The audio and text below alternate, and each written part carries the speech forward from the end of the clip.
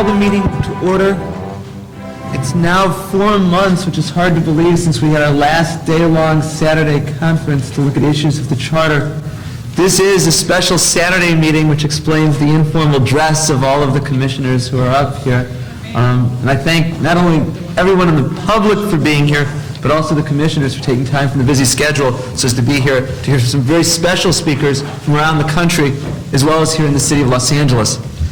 I want to start this morning by effusively thanking Steve Green and the Unruh Institute who are co-hosting this. Finding a room on campus on a Saturday that's suitable for a meeting like this is extremely difficult, and Steve went above and beyond in finding this room. Among other things, he had to track down an adjunct dance instructor and persuade her to take her class somewhere else so that we would be able to have this room. An enormous amount of time and effort was put in, and we're very grateful to you. And if you'd like, I don't know if you on behalf of the Unruh Institute would like to say a few words.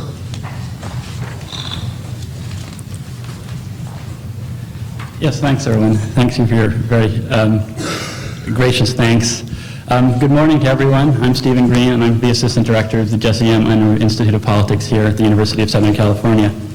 On behalf of the Unruh Institute, I'd like to welcome the elected Charter Reform Commission, the distinguished panelists, the representatives of the appointed Charter Reform Commission, and the members of the public here to USC. Before turning to the topic of the meeting of today's conference, Charter Reform, I'd like to take just a minute to tell you about the Unruh Institute. As most people here know, I'm sure, Jesse Unruh was the Speaker of the California Assembly for almost the entire 1960s, and until Willie Brown was the longest-serving Speaker of the California Assembly. He later served as California State Treasurer until his death in 1987. When Jesse Unruh died in 1987, the executors of his estate donated his remaining campaign funds to USC to endow the Unruh Institute of Politics with the mission of getting students involved in the political life of their communities. Thus, it's very appropriate that the Unruh Institute host this Charter Reform Commission meeting. In addition to events such as today's conference, the Unruh Institute administers an internship program that places each semester over 100 USC undergraduates in political offices around Los Angeles. We also host speakers and debates on timely issues such as the one on Proposition 227, the bilingual education initiative that we're going to be having in a couple of weeks, and we offer undergraduate courses taught by distinguished political practitioners. I'm pleased that the Unruh Institute is able to host this conference. USC is a particularly appropriate place to talk about the future of Los Angeles. We're located in the heart of Los Angeles. We're adjacent to several redevelopment zones, areas whose future we all hope will be somewhat brighter than at least their recent past has been. Across the street from this building are two underutilized sports arenas. Not too far to our north, a new arena is being built. All three of these arenas have been the subject of much political debate in this city. To our west on Vermont Avenue is a small group of stores that are an example of Los Angeles' latest contribution to American architecture. They're a twist on our previous contribution to American architecture, the Strip Shopping Center. The only difference that this Strip Shopping Center is a non-flammable fortified concrete bunker strip shopping center with retractable iron gates. Buildings like these are symbols of the divisions of our community. The future of USC depends on the future of this neighborhood, and the future of this neighborhood depends on having a government structure that can bring together the people of the city, that can make timely and wise decisions, and that can empower every neighborhood to make the fullest use of its resources. To this end, the Charter Commission will be hearing from two very distinguished panels of guests this morning and this afternoon. All of them have a great deal of expertise on issues of big city government. I'm looking forward to hearing their advice and suggestions concerning how Los Angeles can create a government to bring about the goals of empowerment and prosperity for all its residents. I'd also like to make one small request before turning things back over to Professor Chemerinsky to begin today's proceedings. The philosophy department whose building this is has been very gracious in letting us use this building. It's a beautiful building, as you've all noticed from just walking around in it. And I hope you all take the time to appreciate the architecture. However, what I like to ask is that you do it from the first floor and from the courtyard, weather permitting. There are faculty offices on the second floor and other floors of the building, and I'd ask you all to stay on this floor so that we don't impose on our hosts any more than necessary. Thank you very much.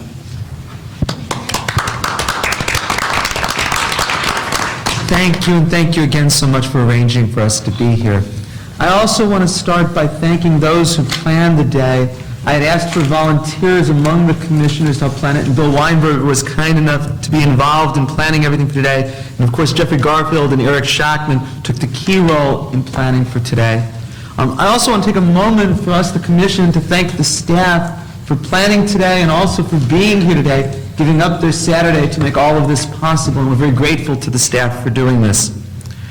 I don't think we could have done a better job of putting together an informative day than what Eric and Jeffrey have done for us today. Let me just say a word about how the day is going to be structured. In the morning, we brought in 3 terrific speakers from other cities to inform us. Way back in the fall, the commission indicated they wanted to have the chance at a special session to hear representatives from other cities, so we've arranged for that this morning. What I think we'll do is let each of them speak to us for a half hour and tell us about the experience of their city with regard to charter reform. We'll then take a short break, and we'll then come back and spend an hour and a half having the opportunity to ask them individually and collectively questions about charter reform and their experience.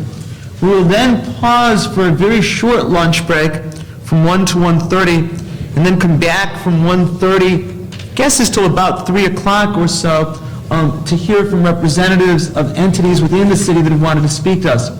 We've gotten many requests over the months from groups such as the Chamber of Commerce, VICA, the Service Employees Union, RAND, the Center for Voting Rights, to talk with us.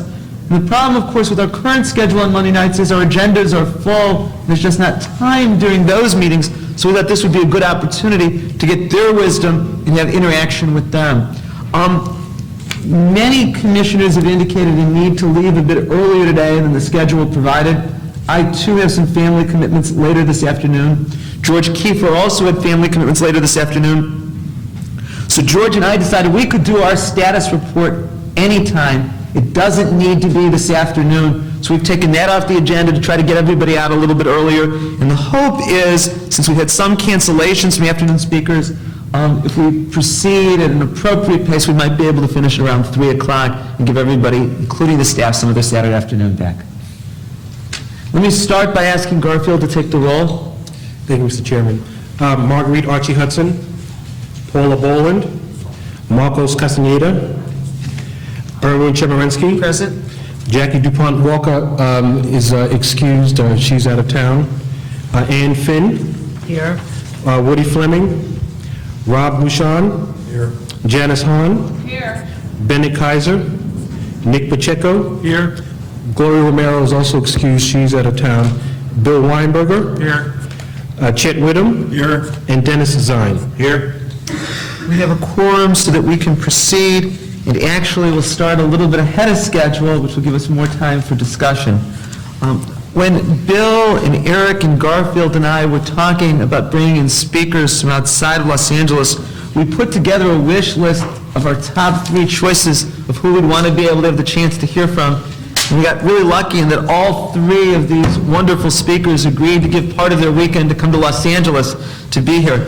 I apologize on behalf of the city and the Charter Commission that we didn't get you better Los Angeles weather, but we're thrilled to have you here. As I said, I think what we'll do is ask each of you to address us for about a half hour, telling us about your city's charter reform experience and what lessons we might take from it. What I think would be best is we'll defer our questions until we have the opportunity to hear from all 3 of you. And what I'll do is introduce each of you in turn, and I'll start with Jeffrey Blaine. Jeffrey Blaine is the Deputy Ombudsman for the City of Detroit. He served as the Deputy City Clerk for 12 years and also as the Director of Elections for the Detroit Election Commission. In 1994, he was appointed the Executive Director of the 9-member Detroit Charter Revision Commission. He's now completing his studies in political science at the University of Michigan. We're delighted to have you, Mr. Blaine, and look forward to hearing from you. Good morning, folks. Of course, a distinguished expert is anybody that travels more than 100 miles to get here, right? The charter revision process, in my experience, and it was unique. Of course, all of you realize it's a once-in-a-career opportunity to do it. Detroit, as many of you know, is a city of about 1 million people.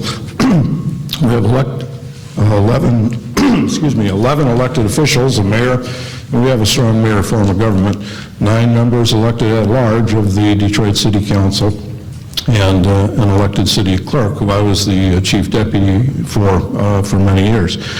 And back in Detroit, the city clerk is like, if I recall, your county recorder out here who does all the election things and is also the clerk to the city council and the city's attic and record keeper and those kinds of functions. So between my elections and clerk duties over 20-odd years, I had learned a lot about the operations of the city of Detroit, which I have worked for since 1967, counting my lifeguard time, okay, one summer.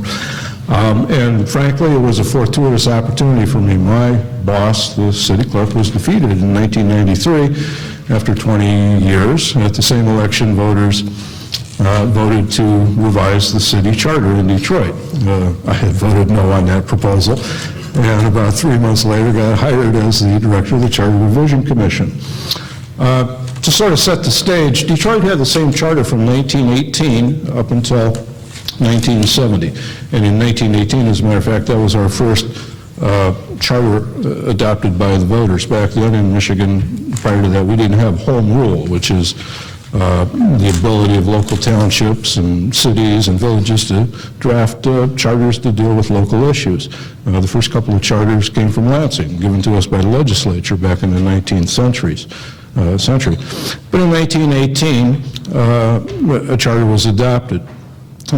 Consistent with some of the movements at the time, we eliminated a 42-member Board of Aldermen elected from 21 districts and elected 9 council members at large and continued to do so to this day. That charter had been amended about 250, 275 times by the late 1960s, and most folks in town, including the current mayor at that time, Jerome Kavanaugh, knew that it was sort of like trying to drive a Corvette with a Model T engine, I suppose, and knew that times had changed since the charter had been drafted, philosophies of government had changed since that time. The city was performing tasks or duties that were not even contemplated, in 1918 or so when that charter was adopted. And in 1970, elected a charter commission. The city council has the authority in Michigan to put that question to the voters. They said yeah, and elected 9 people. One of the peculiarities or conditions, I suppose, of our Home Rule Act in Michigan is that when you elect a Charter Revision Commission, the state law says elect them like you elect your local legislative body, the city council or the board of supervisors. So in Detroit in 1970, we elected 9 people at large to be our Charter Revision Commission. That commission, in all candor, made the most significant changes in, the charter in Detroit, from 1918 to 1970. They operated for about 2.5 years, and their first offering was rejected in 1972, and then later a charter was approved in 1973. Mind you that charter commissions in Michigan may only offer a full charter to the voters. They can't offer a menu of amendments, for example. The reason we did charter revision in 1993 was that the framers of the 1970 charter left or provided for a section because they had really brought the charter forward 50 or 60 years in one fell swoop. And they said, well, ask the voters in about 20 years if they want to go through this charter revision process again, or if this charter, seems to fit the bill. So the question went out automatically to the voters in November of '93, and they said, yeah, let's do it. And frankly, I was a little puzzled at that. There was no organized opposition nor support for doing it. There were a few factions that had particular issues that they thought might be addressed, but certainly the city council at that time, the incumbent mayor, who was not running again in '93, did not support the notion of convening a charter commission. And I was a bit surprised, frankly. There had been about 14 amendments to the city charter in the 23 or so years that it had been effective. But lo and behold, the voters approved it by about a 3-2 margin, and at the same election elected the 9 folks who were going to be the Charter Revision Commissioners. Again, 9 folks elected at large. So that's why we got into it in the first place, and I was hired a couple of months later. Again, in all candor, I will tell you that my commission made about 60 changes to the 1973 charter. Many of them would be characterized as ministerial or those kinds that you would make having 20 years look-back experience of the charter. There were probably only a handful of substantive issues. And one of them, as I understand here, deals with the manner and selection of the city council in Detroit. Since 1918, we've done that 9 at-large thing, and as a matter of fact, in 1972, when the earlier Charter Commission proposed a charter, as a second question, they let the voters decide the manner of electing council members, whether to continue the at-large system or to increase the size of the city council. And their suggestion was to have some of them elected at large and some from districts. We did the same thing in 1996, when our charter was adopted. And I guess I was puzzled by that. Detroit, somewhat homogeneous, is about 70% black, maybe 20% white, 10% Hispanic or other minorities. There are not great cultural, economic, social differences from one side of town to the other, except there's something in the water over on the east side of Detroit, and those are the folks that feel underrepresented, and honestly, for reasons I cannot fathom, and wanted district elections for the council members because they felt underrepresented. True enough, most of the council people over the years have been elected from the west, and particularly northwest side of Detroit, but the streets are not paved with gold there. It's moderately higher income. But the east siders in Detroit feel unrepresented. But I would caution to point out to them that most of the people lived on the west side of Detroit anyway, which is where I lived. And I said, you know, if we do elect folks from districts, most of the folks are going to be elected from my side of town, and then your underrepresentation is going to be institutionalized. You know, we're going to have 7 out of the 9 council people elected probably from the west side. You know, at least in a citywide election, you have the opportunity to, you know, elect a number of people, and some of them may address whatever concerns it is you think you have on the east side. We spent considerable time on the idea of neighborhood councils, subunits of government that would ostensibly provide representation or other access to City Hall by all areas of the city in perhaps a structured manner, electing little local boards of community representatives. Considerable debate about that because not many folks other than the charter commissioners thought that that was a good idea. It was criticized, I think, for adding another layer of bureaucracy before you can get to elected officials. It didn't prevent anyone from going around that group and going directly to elected officials.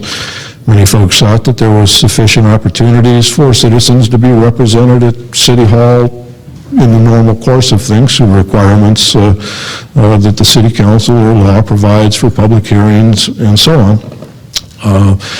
But nonetheless, it prevailed and was included as part of the charter, so it's there.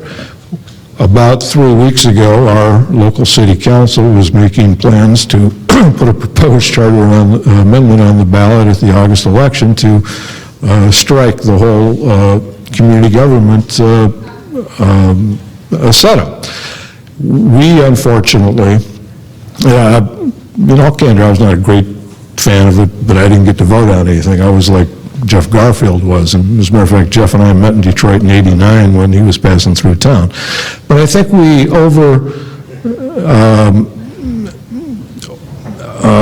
perhaps encumbered the group.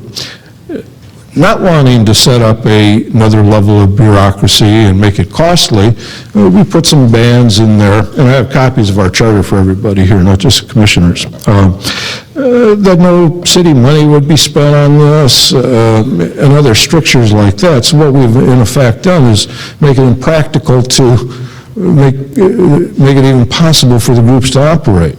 So there's practical objections to it now, or difficulties, as well as the philosophical opposition to it.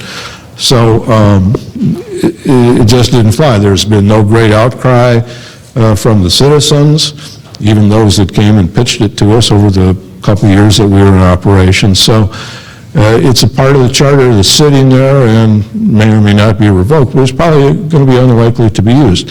And I'm trying to think where we got sort of a model. I think Pittsburgh or perhaps Philadelphia has these little neighborhood council things enshrined in their charter. But there may be different conditions there or whatever that required or find it useful. I don't think we're going to. We are discussed at length, unless they argue, the concept of a strong mayor form of government. And Detroit has a strong mayor form of government. The mayor's in charge. Okay, and the 9 council people are there to fulfill a legislative function. Mayor Coleman Young was mayor for 20 years, and even out here you've probably heard of him, and he was a fairly strident, strong-willed mayor, and took the charter, which made him a strong mayor, and between that and his personality became even stronger. You know, in Detroit they used to say the mayor proposes and the council disposes. We did not seriously consider the concept of a city manager, which is a lot more common out here in the West than it is back in the Midwest or back East. We had some come in and talk to us, but we felt it practical to leave the strong mayor form of government. You know, who's in charge here? The mayor is. And we hold that one person largely accountable for most of the stuff that goes on in Detroit. Council has a role, but they're not the mayorettes. They provide a check on the mayor, but don't run the city. And if you accept that point, a lot of decisions flow easier from that. And we had former mayors come in and talk to us, one who is now a Court of Appeals judge in Michigan, and he said, he was incidentally the last person to operate under the 1918 city charter, which was a very decentralized document. We had more autonomous and independent boards and commissions than you could shake a stick at. And Mayor Gribbs, back in the 70s, argued for making a moderately strong mayor even more strong, because our older charter actually provided for civil servant heads of departments. And the mayor would tell us, he says, you know, I was up at the city council and I was pitching some planning scheme, and then, you know, when I left the city council table, the civil servant head of the planning department was running up and down the hall lobbying against my plan, you know. And in Detroit, under both of the recent charters, with very few exceptions, the mayor has a complete authority to hire and fire, to appoint and disappoint the heads of the major departments. There are only a couple that require council confirmation: our police chief, head of the law department, and our human rights commission. Other than that, who's in charge here? The mayor is. There's a strong mayor form of government, and as former Mayor Gribb said, you've got to let the mayor be the mayor. You can't charge the mayor with all the responsibility and then put handcuffs on him, either in the charter or you know, through overly empowering the city council. Legislative role is, you know, to act as that check. We have, you know, legislative vetoes and those kinds of things, but the strong mayor form of government is here to stay. We had, just as a last thought on that, we had some folks that were probably not just Coleman Young's biggest fans, who came to us in, you know, 94, 95 during the Charter Commission era and said, boy, you know, we got to make sure that that never happens again. Have, you know, some guy, you know, have so much power in his hand. And, you know, I would try to explain to him, you know, look, the next lady or man that comes along, maybe you're mayor, and you want them to have the appropriate authority, and you don't want to shackle them. And, you know, just as a general comment, too, and I'm only starting to become aware of some of the issues out here, one way to ensure that your charter will be outdated quickly is to use it to solve this week's problems. okay? Because when those problems aren't here anymore, you know, what good is the charter? It's antiquated.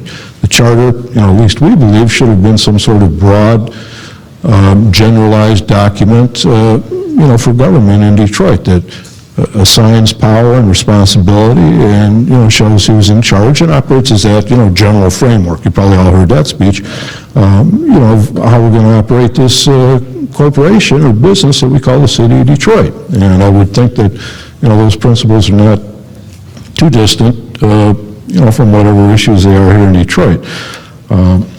In Michigan, charter commissions have a life of 3 years, and we made it with about 4 or 5 months to spare. And the meter starts running once they're elected. They have 3 years to come up with a charter and get it adopted, and they can make 3 offerings if they're rejected or their history. And we got ours adopted the first time out in August of 1996. And whatever time span you have, it looks like all the time in the world. And then it goes by. And, you know, you come up with the deadlines by which you've either got a certified ballot question or in Michigan, we have to send it up to the Attorney General to let them scrutinize it, you know, for a month or 2. So, you know, the meter's ticking. And I understand you're trying to get on the ballot for April of '99 when you have some municipal elections, but it will be here before you know it.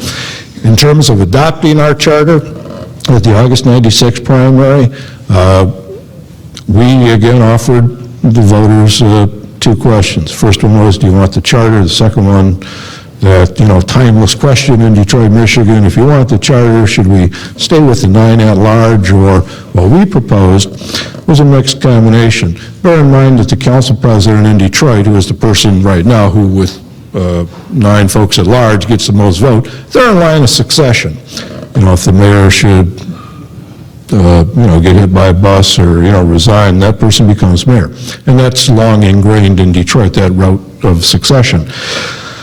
So as we considered offering the voters the option of electing most folks from districts, we sort of stumbled on the fact that if the council president is going to be in the line of succession, maybe that person should have a special, you know, blessing from all the people. And we ended up offering 9 at large, the way it is now, the status quo question, or a total of 11, 9 elected at large, and, I'm sorry, 9 from districts, and 2 elected at large. And the 2 at large would be the president and president pro tem of the city council, that are in line of succession, chosen by the city as a whole. The 9, it would have increased our city council to 11 people instead of 9. And you can figure out that today each, you know, council member represents something over 100,000 people, you know, a million divided by 9. The voters, let me say again, by about 3-2 margin, same as 1972, said, no, we want this 9 at large. You would have thought that we were, you know, offering to triple the taxes of everyone in Detroit by increasing the size of the city council from 9 to 11, which we thought was, we didn't recommend that, we let the voters decide it, but, well, many people thought we were nuts for even offering that. Even with 11 council members, you know, it's a ratio of still around 100,000 per council member, whether they're, you know, by district or not. I think if you get a chance to pick this up somewhere in the back, there's sort of a short analysis of city councils around the country. You have 15, if I recall, and, you know, the ratio has got to be 1 to about, what, 250,000 or something like that. You go back east and you find municipalities, I think Baltimore or some other place like that, you've got a council member for about every 30 or 40,000 people. So, you know, folks are all over the map on this issue. By the way, the Detroit City Council meets every day, okay, unless they're on recess. In Michigan, a state house member represents about 85,000 people. State senators represent about 240,000.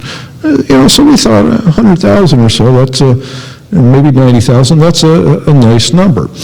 If you believed that you needed the districts, and I'm not saying I did, but this was the argument we offered. If you think you need the districts to make government more representative, you want them of a size that might be likely to do that. You know, 80, 90,000 people seem to be a nice number in Detroit to do that. You wouldn't want to have two districts with $500,000 apiece. That's not going to enhance that representation. But by and large, it was rejected all over the city again. So, we continue to elect folks 9 at large. There's one area of the city of Detroit, southwest side, if anybody's familiar with that has a concentration of Hispanic folks. And I don't want to say all or even a majority, but a number of speakers from that area wanted district elections so that they could be representative. However, the Hispanic population in Detroit, again, we're about 1 million, is probably not more than, 25 or 30,000 people. And when I would talk to some of my friends down there, I said, when we start drawing districts, if we did, to make them all, compact, contiguous, and nearly as equal in population as practical, whatever district Southwest is in, the boundaries are going to have to kind of come back into the central city to get, even within shouting distance of 90 or 100,000 folks. I said, no, it's not going to be a Hispanic district, is it? It's going to be something else. It's kind of like my East Side argument to the folks. I should say also that the charter was adopted by about a 3-2 margin as well. We had absolutely no support. Mayor didn't care, the council was largely against it, and that's not unusual. People get elected under one set of rules, and you're kind of familiar with those, and you understand them. Why change the rules? Because change is traumatic to some folks. We probably spent about $25,000 on printed material, including some of the stuff I brought, distributed it around the city, my 9 commissioners, and we had 3 staff members. I had myself, an assistant, and a secretary, and a couple of interns that would come and go. We got on TV and radio when we could beg or otherwise get on. And so I was a little surprised. There was not terribly organized opposition to it either. But it passed and became effective January 1st of 1997. And other than the neighborhood council thing, there's not great objection to it. And again, in all candor, my board did not make a lot of substantive changes. Okay, our budget, Garfield swimming in money. Our budget was was about 900. Yeah, I'm going to write that in big letters. Okay. We spent $950,000 over the 2 years and 10 months or so that we were in existence. And I left a couple of months early once we got the stuff on the by the voters to go take my next position. As I've seen in your clips, when the Charter Commission was elected in November '93 and took office in '94. City Council said, "Fine, you're elected, but we're not going to give you any money." Okay, the mayor, he didn't care. The new mayor coming in, he had about 1,001 things that he was more concerned about than the 9 Charter Commissioners, who incidentally, by law in Michigan, cannot be city employees or government officials. And as a matter of fact, of my 9 commissioners, I had a couple of attorneys, but there was only one person with direct municipal experience who had happened to be an attorney that worked for our city council some years prior to the commission, and it was Josephine Powell, Jeff, and had left and gone into private practice and ran. So clean slate to work with. And, that's the way it's supposed to be. It's not supposed to be the bureaucrats or the city hall insiders or the city council and the mayor writing the city charter. But it made things a little bit more difficult. It took us a while to get some money. People had approved charter revision. We weren't real sure why. And I had an inexperienced board, well-intentioned, intelligent, but largely inexperienced in municipal government. It took us a while to get going. They didn't hire me for about 4 or 5 months. It was about April when I came on. In the interim, they were trying to have some organizational meetings. In summary, and it's not a criticism of them, it's just that they were a commission without a mandate. And I think you got some issues here. Now, whether or not they're charter issues, I'm not sure. And, we can answer some questions later. the last thing I wanted to mention was that as my commissioners, some of them, thought that being elected to the Charter Commission was roughly comparable to being elected to the United States Senate, and it wasn't that. It was a little more down to earth. And it took some of them a while to figure out also that no matter what you put in the charter, you can't guarantee that the garbage is going to get picked up in Detroit, that street lights are going to come on every night, that other things that we want to happen are going to happen. Now, you can make sure we know who's in charge or who's responsible for that, and perhaps, provide some redress and access. But, no matter what, other than using the charter to address today's problems, to make it quicker that your charter goes out of date, I would say, and everybody probably knows this, but some of my commissioners didn't, that, you can have the worst charter in the world in Detroit and elect 11, in Detroit anyway, the mayor, clerk, and council, 11, wise and honest people, and you're going to be okay. You can have the greatest charter in the city world and elect 11 nincompoops, and it's not going to work. So a lot of the problems are either managerial problems that the charter really can't address, or are those things that require, political solutions. In Detroit, because only a third of the people are voting in municipal elections, to me, and particularly having been in elections for 22 years and thought voter turnout was bad 10 years ago, it's heading straight south now, it seems, beyond my wildest expectations anyway. But why should you try to tie everybody's hands at City Hall trying to seek solutions when, 28 or 35% of the folks are voting in November? Sooner or later, folks have got to realize that the access and the solutions in our form of government are political, and you change them by getting out and voting. And, Lord knows it must be pretty easy to put proposals on the ballot out here in California, because we always got a ton of them. And I'm not sure the status of your recall laws or anything else, but, sooner or later, everybody comes up for a vote every once in a while, and, that's when you pull your chain, their chain. The last thing I want to say, and this is really the last thing, is that we had a short discussion on term limits and discarded the idea. It was perhaps a bit more of a national issue, back in 93, 94, 95. We passed it up, and the City Council of Michigan was long tenured. And while we've had some folks resign, not run again, and move on to the U.S. Senate or judicial positions or Congress, or just go away. Between 1965 and 1989, no incumbent council member got beat, which means people in Detroit were either, reasonably satisfied or, otherwise didn't care. But we did not see that term limits was going to serve anything in Michigan, particularly by about 93, through some of the retirements and one or two defeats. 4 of the 9 council members were on their, first or second term. And sooner or later, the voters or Mother Nature cures some of those problems. But there's no great groundswell for that. Oddly enough, in Michigan, 2/3 of our legislators are coming out now because statewide, some years ago, the voters adopted term limits. So,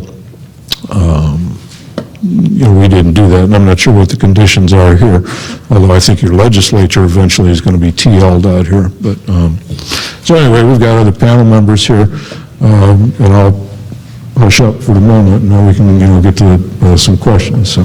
Thank you so much. One last thing. My commissioners only got paid for 90 meetings, and we were meeting about bi-weekly. And once they saw the 90th meeting, that was the biggest motivation to wrap up the process. Okay, they ended up meeting 110 times, but they only got paid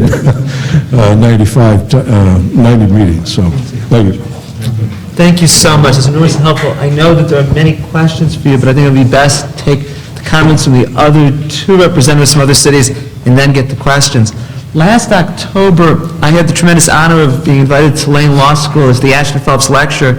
As I was being driven from the airport to my hotel, I mentioned to the faculty member who had picked me up that I was involved in the charter reform process. He said, well, you're here, you have to meet with David Marcello, was on our faculty because David had served as the chair of the Charter Commission in New Orleans in 1994-95. David was extremely busy those few days, but took an hour to talk with me, and I found it tremendously helpful, and some of the advice you gave me I've continued to follow. You then sent me a good deal of material, which was very helpful. I'm just thrilled that you're here today so we all can learn from you. David is the executive director of the Public Law Center, which is a joint venture of the Tulane and New Orleans Loyola Law Schools. From 1994-95, as I said, he was the chair of the Charter Revision Advisory Committee for the City of New Orleans. He has served as a chief deputy city attorney, and he was also counsel in transition to the mayor-elect, Mark Morial. He's a Phi Beta Kappa graduate from Williams College and a graduate of Tulane Law School, where he graduated Order of the Clive. Thank you so much for coming. We look forward to hearing from you. Well, thank you, Erwin. Thanks for the chance to come. It's very gratifying when you can get invited from Louisiana to go and talk about good government issues. In Louisiana, we're usually satisfied with pretty good government, more than satisfied with it. We have what is euphemistically referred to as a colorful political history.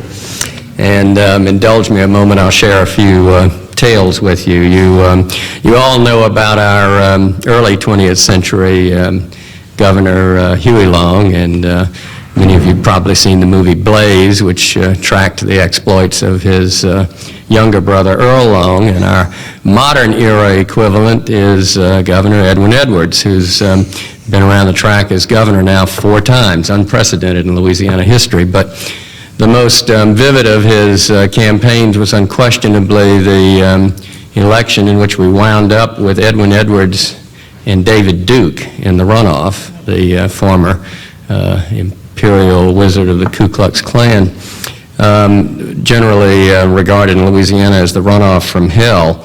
One of our columnists at the time characterized Edwards as a twice indicted womanizing gambler, and she said, "I never thought it would sound so good to me." Edwards was confronted at one of his federal trials on the steps of the courthouse by an angry voter who said, "You're guilty as hell, but they're not smart enough to convict you." And he said, "You're half right." He said of one of his successors in office, Dave Treen, it takes him an hour and a half to watch 60 Minutes. And his most quotable comment about David Duke was, "We're both wizards beneath the sheets." In any event, Erwin has mentioned my university affiliation. I often think in connection with university affiliations about the 2 guys who were up in the hot air balloon rapidly losing altitude, and one of them turned to the other and said, we better figure out where we are here. So he leans down and he shouts at a guy below him, "Where are we?" And the guy down below shouts back up, "You're over a cornfield." So he turns to his colleague in the balloon and says, "That man is a university professor." His colleague, much impressed, says, "How do you know?" He says, "Well, his information is entirely accurate, but perfectly useless." So I hope that I can bring you wisdom from New Orleans that will be accurate and helpful to you in your important business of charter reform. Whatever I say, and I think we could probably all agree, whatever any of us say here has to be filtered through your history, and your current choices clearly are going to be limited and informed by the history that you've come through. I'm also from a strong mayor city, but I recognize that the history that gave rise to the charter that you're operating under currently probably makes a strong mayor of the type that we have in New Orleans and the type that Jeffrey described in Detroit perhaps not fully realizable here. So, what we offer obviously needs to be filtered through your own background and history. Now, New Orleans is a city of about 500,000 population. We are governed under a mayor-council form of government. Our council consists of 2 at-large members and 5 district council members. The state of Louisiana first authorized home rule government for the city of New Orleans in 1921, And the charter with which we were working in our charter revision effort had been adopted effective 1954 and had not been much revised since then. There had been term limits added to it as a result of a voter initiative, but the basic document had remained pretty well unchanged, although there had been general agreement for some years that there needed to be changes made in the charter, and there had been several failed attempts to do so. Our charter process got underway shortly after the inauguration of a new member and a new mayor and new city council members in May of 1994. All of those newly inaugurated city officials had run campaigns built on a notion of charter revision. It may not have been the dominant issue, but they had all committed themselves in the campaign to the need for charter revision.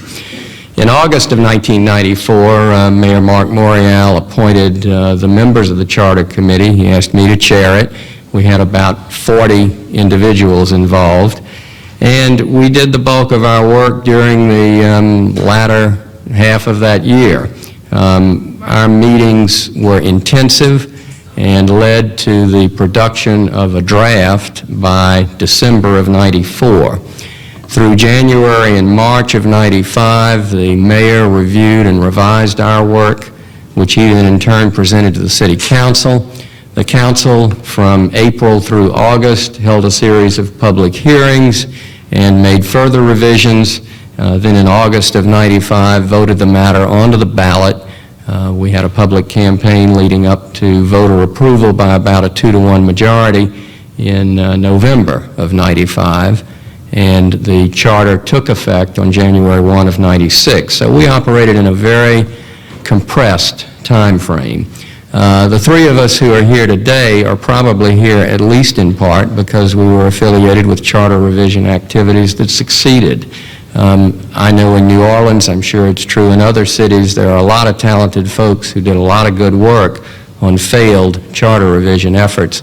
So as you negotiate these tricky waters, do keep in mind that the legacy is a document that succeeds at the polls, regardless of what compromises it takes you to get there. I broke down our charter revision process into 3 phases. Phase 1 was the actual work of rewriting, revising the instrument, which, as I say, took place through to about the end of '94.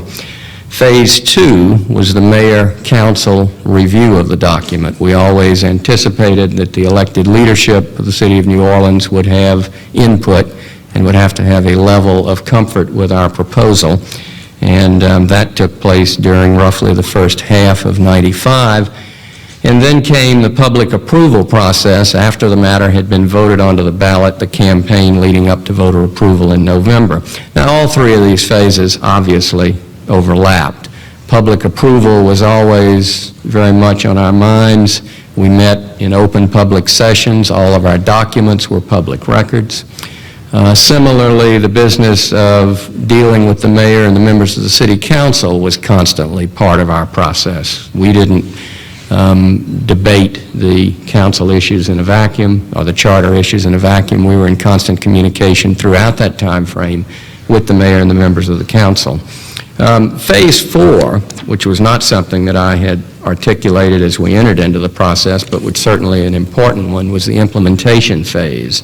And, Erwin asked me when we met in New Orleans, what was the most serious shortcoming of your process? And it was a good question, and I pretty rapidly figured out what it was, and that was the inadequate attention paid to the implementation challenges.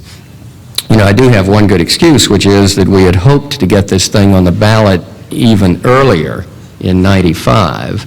We didn't allow enough time for the council to work through its process.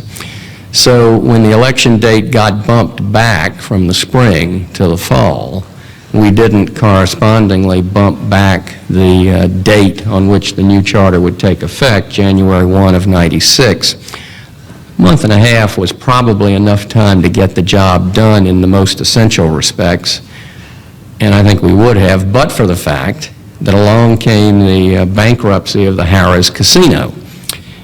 took place in November, shortly after the charter was completed or approved by the voters, and that absolutely wiped off the agenda anything else in terms of city government. So, as a consequence, we arrived January of '96 without the really detailed implementation activity having been accomplished, and it's easy to do that, because by the time you get done with the charter revision process, you've expended an awful lot of energy. What energy you've got left goes into getting public approval of the document, and all I can say is try to save some time, some staff resources for implementation, even though it is a challenge. Let me talk about a few process and substantive dimensions of our charter revision effort. At our first meeting of the Charter Revision Advisory Committee, I articulated some guidelines within which we would operate, and one of them was that we would try to decide the easy questions first and would defer to the subcommittees, the challenging ones. I also wanted it plain with everyone that we would regard all of the decisions that we reached, from the earliest through to the later ones, as tentative and preliminary.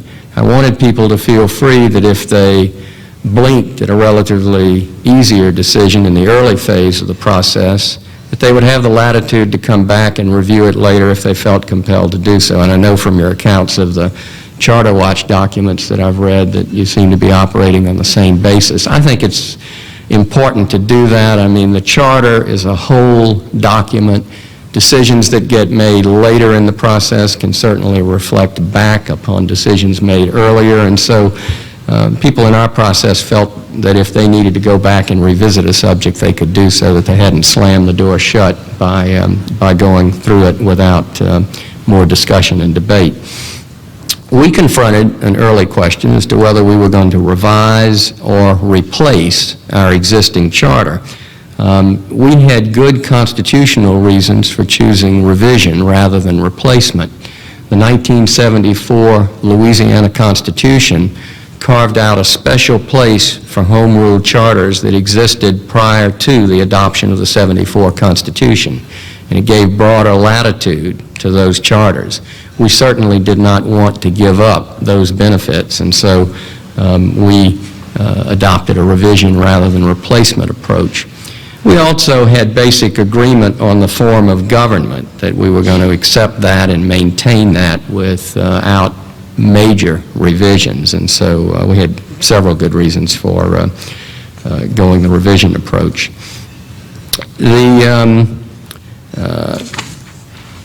The prior failed charter revision efforts had more than a little bit to do with the fact that the mayors who had attempted them had left charter revision for late in their terms. Obviously, Mayor Mark Morial took a very different approach, appointing the Charter Revision Committee within the first 100 days of his administration. We were benefited by those earlier drafts.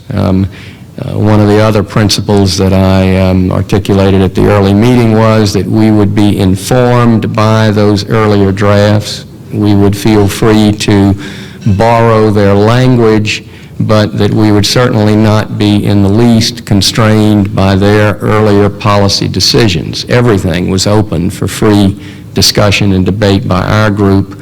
If we arrived at the same policy position, then we would be benefited by having the earlier drafts to draw upon. All of the earlier charter revision efforts agreed on the need for flexibility in government. Our 1954 charter had been done at a time when the whole notion of blue ribbon boards and constraints on the hoi polloi were kind of in favor in government, and so we had been given a very rigid document. If you wanted to create or dismantle certain departments in city government, you could do so only through a charter amendment process involving a full electoral campaign. So everyone agreed as we entered into this process that we needed to create some greater ability to reorganize city government without the need for a full-fledged charter amendment election. Another process observation is that when the time came to release the document for public review, we coded it with strikeouts to indicate deletions and underlining to indicate new language so that people could fairly easily see at a glance what was in the existing document, what we proposed to remove, what we proposed to add. I noted some discussion about the whole question of a preamble in the new charter. We already had a preamble. We added some language to it which had some real specific punch to it. We put in there a very definitive statement that our objective with this process was to extend to the maximum our home rule authority, that we wanted to seize for the City of New Orleans whatever was permissible to the maximum limits set by the Constitution of Louisiana. So it wasn't merely precatory language, it was an effort to establish a legislative intent on the part of the voters and the drafters of the charter that we wanted to maximize home rule authority. We also committed ourselves early on in the process to a gender-neutral drafting process, that we were going to remove all of the gender-specific terminology. There's now a program that will do this for you.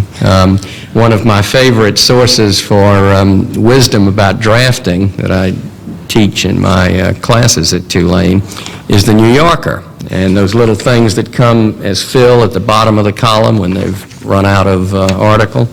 Here's one from some years ago. Sexist expression. Avoid using dame except as a British title. Microsoft Word for Windows grammar check of the sentence, I graduated from the University of Notre Dame. To which the New Yorker adds, they don't call them PCs for nothing. Further, with regard to the limits of technology, I have a copy of minutes from an aviation board meeting in New Orleans where they no doubt did spell check, but it missed this one. Dr. Mumphrey informed the board that in the area of community relations on the Duncan Canal enclosure, he said not only will the airport close the Duncan Canal, but 2 giant culprits will be installed to expedite drainage from South Kenner. So, when we released the charter document for review, and we put copies of it in every public library. It was available upon request. We did right at the outset a 3-4 page insert called Charter Amendment Highlights, assuming that most of the voters weren't going to pore over all of the details of this charter and trying to give them a quick entry into what were some of the things that we had accomplished. We had a section dealing with ethics. I mean, our charter created the opportunity for an Office of Inspector General within city government. It also created an ethics board, and it dealt with professional services, competitive selection of professional services for the first time. We had a section on fiscal responsibility, which talked, among other things, about a revenue estimating conference to control the whole business of projecting municipal revenues. We had a section on governmental reorganization, which dealt with the matter of flexibility in city government. I can talk about this later as we get into questions, but we created an opportunity for the charter to be amended by mayoral executive order confirmed by the City Council with regard to Article 4 executive branch agencies of city government. We had a section on mayor and council powers. We had one dealing with zoning matters. In New Orleans, the moratorium ordinance had been used and abused for some years.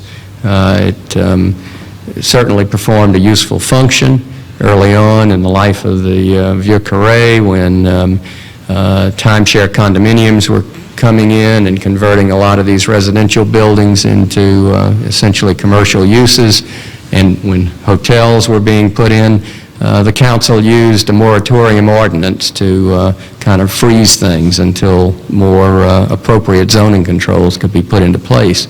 But we had instances of moratorium ordinances that were intended to be short-term controls that had gone on for 5 and 6 years and been renewed multiple times.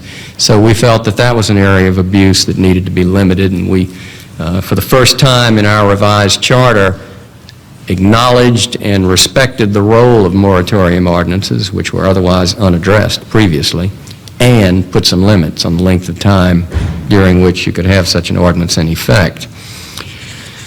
Historic preservation, an important issue in New Orleans particularly. We had a section on that in our charter highlights provision.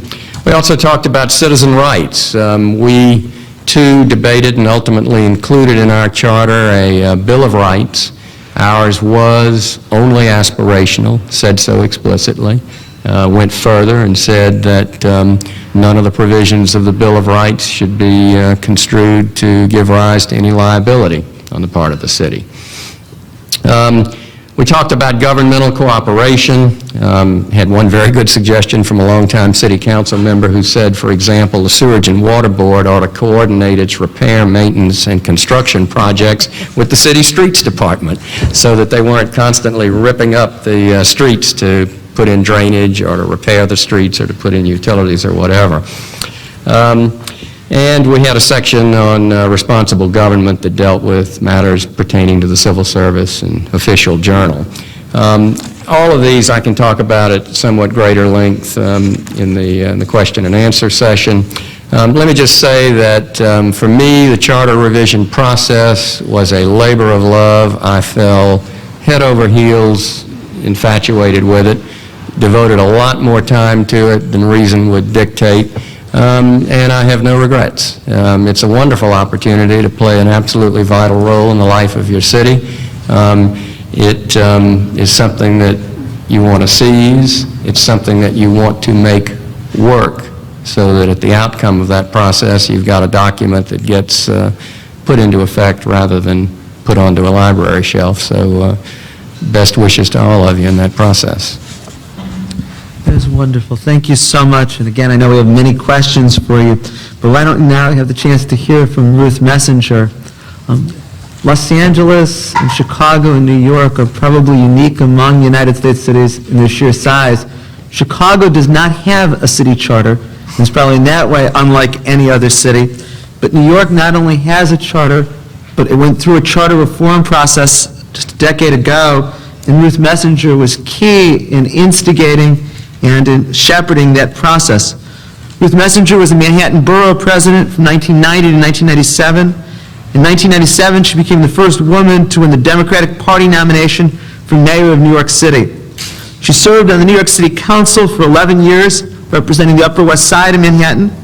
She was co-founder of Citizens for Charter Change, which was instrumental in developing charter reform in 1988 and 1989. Prior to her election to the City Council, she was elected to the Community School Board.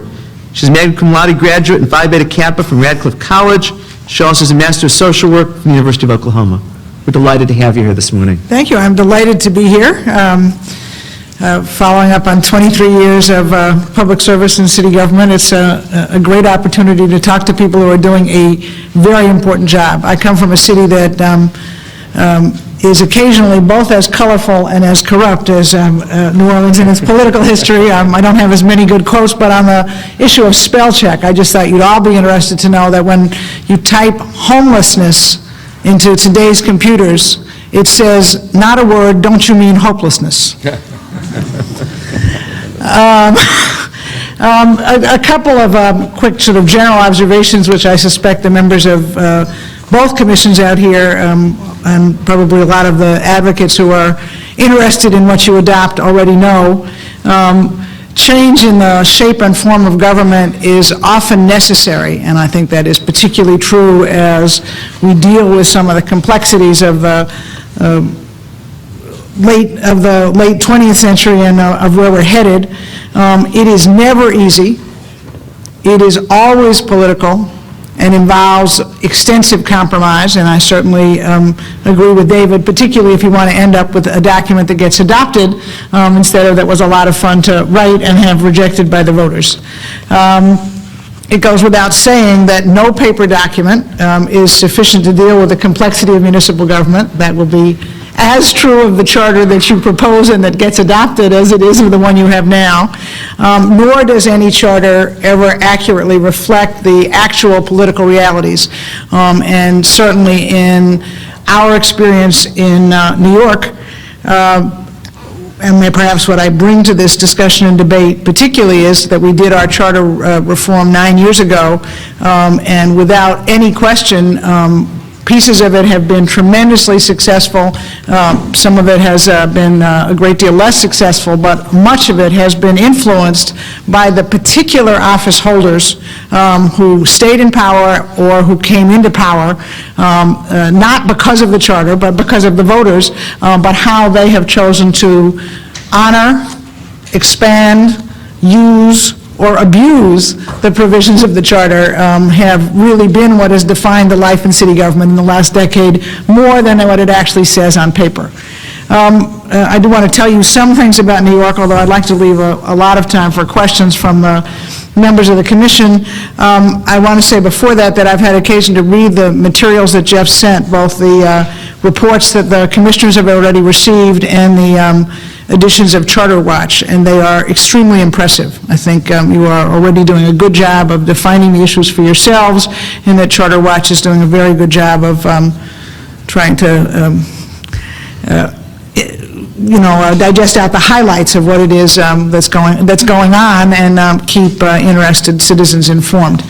Let me trace the New York history a little bit, although New York likes to believe I'm not reflecting this point of view. I'm just reporting on it, that it is unique, and therefore nothing that happens in New York should draw any benefit from anything that ever happened anyplace else, nor do New Yorkers really believe that what happens in New York has any relevance anyplace else. I don't agree with those observations.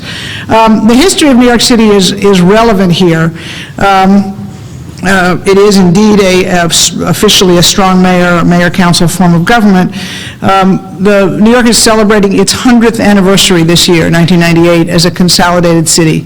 The city that was created in 1898 was created from two fully formed cities, so-called New York, which was Manhattan, which I've had the privilege of representing for 20 years, and the city of Brooklyn.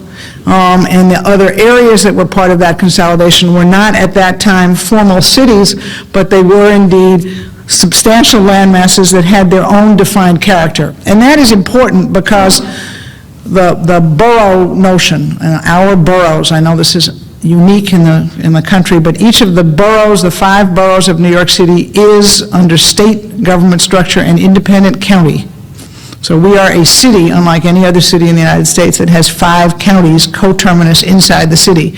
And I say that only because this notion of having a borough president, about which I have lots of good things to say since I was one for 8 years, comes to some extent with the history of the city, and was therefore been a formal part of the charter for some time. Our charter is an absurdly unwieldy document, both before and after reform and revision. It does not have a preamble, which I regret. We tried very hard to get them to adopt a preamble 10 years ago. It has undergone 5 or 6 major revisions in the last century. The interesting thing about the 1988-89 charter reforms, and actually I think it turned out to be an advantage that this commission doesn't have, although it was seen in New York by most players in government in New York as a moment for sort of depression and weeping, but the structure of our city government was challenged constitutionally. And the city lost. So we didn't have much choice except that we had to change the charter, and that provided an impetus both to the commission in terms of what it would leave on the table and what it would take off the table, and the commission was able to use that in some very good ways to share an impetus with the voters that if this wasn't adopted, we would really be in a great deal of trouble.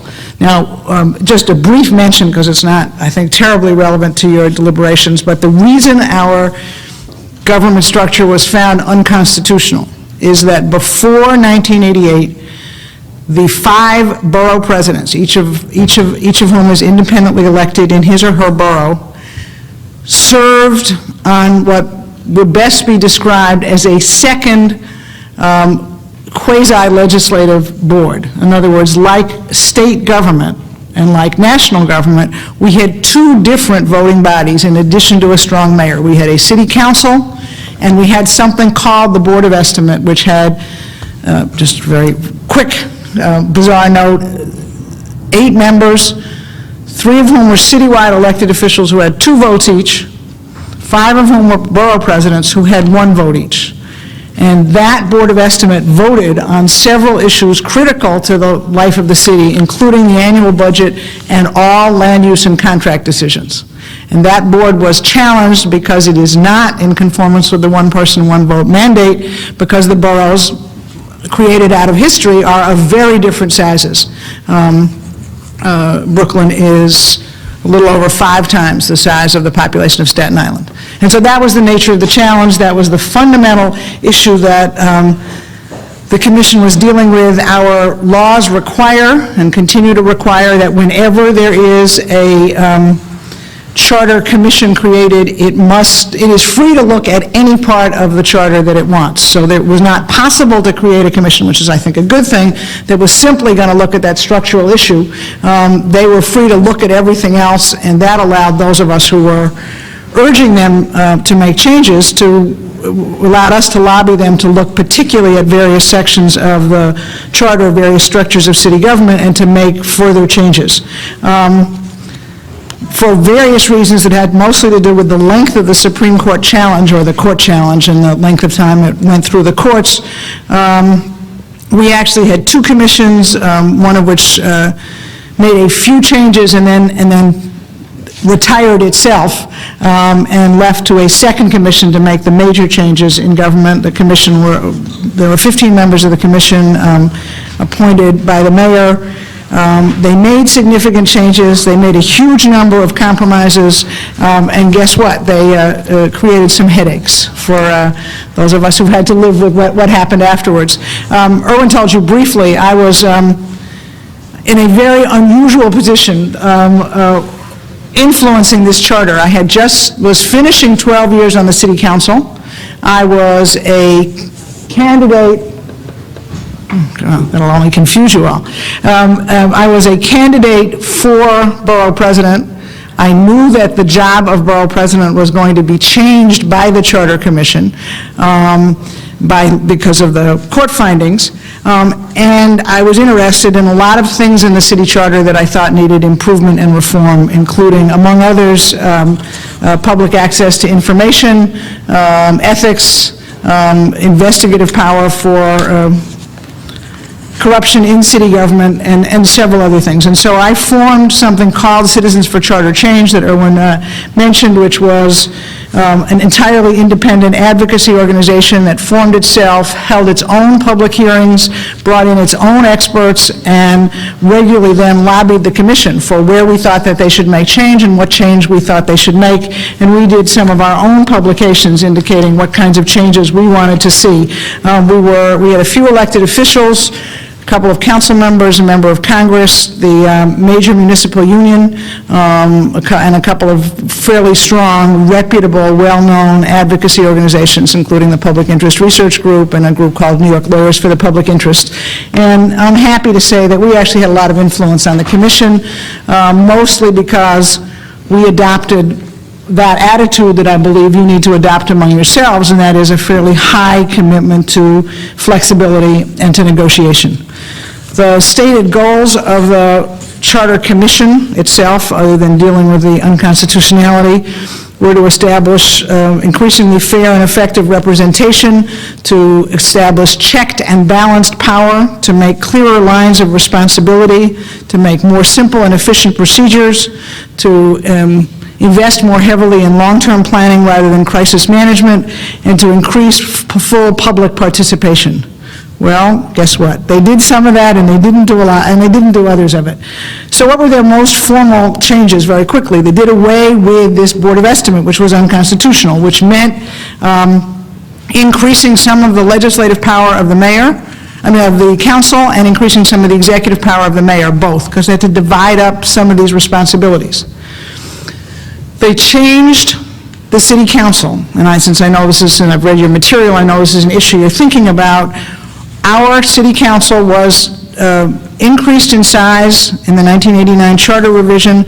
I know this sounds high to everybody, but from 35 members to 51 members. And I want to say something about that. The council had always functioned less like many city councils and more like the state legislature. It had always worked through committees.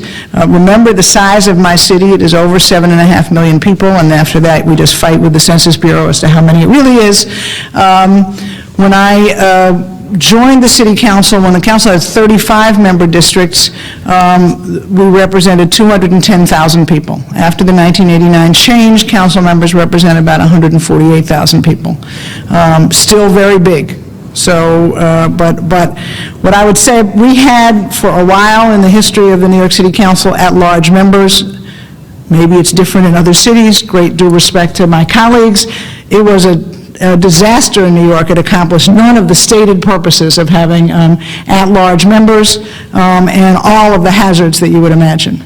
Now, the change from 35 to 51, that size of increase in numbers was very important to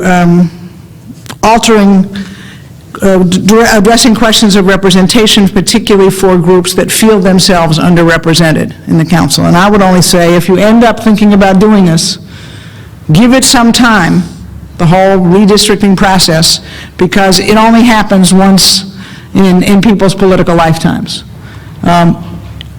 Whatever I do or don't think about the city council and that varies, or individual council members, the change we made from 35 to 51 really did newly empower some parts of the city. We elected the first Caribbean American to the city council. We elected the first Dominican American elected to any office, any place in the United States. But it's a big shift. The redistricting process, as you know, is immensely complicated. I think your report raises all of the questions and all of the issues. In our charter change, we went for the first time to a redistricting commission. You actually have that as part of the appendix to your report. I know it sounds like the most complicated thing you've ever heard. It does not eliminate politics from the process, but it is better than having the council redistrict itself, in my opinion. The council got sole legislative authority over the budget, that is subject to mayoral veto and/or council override, and got substantial new powers for land use. Our borough presidents, and I'm going to leave most of this to questions because I have no clue as to whether you're going to move in that direction, got very different responsibilities, changed from a quasi-legislative function to a quasi-sub-executive function, with some authority in our own boroughs over preparation of the budget, selection, site selection for various facilities, and some significant power of land use review.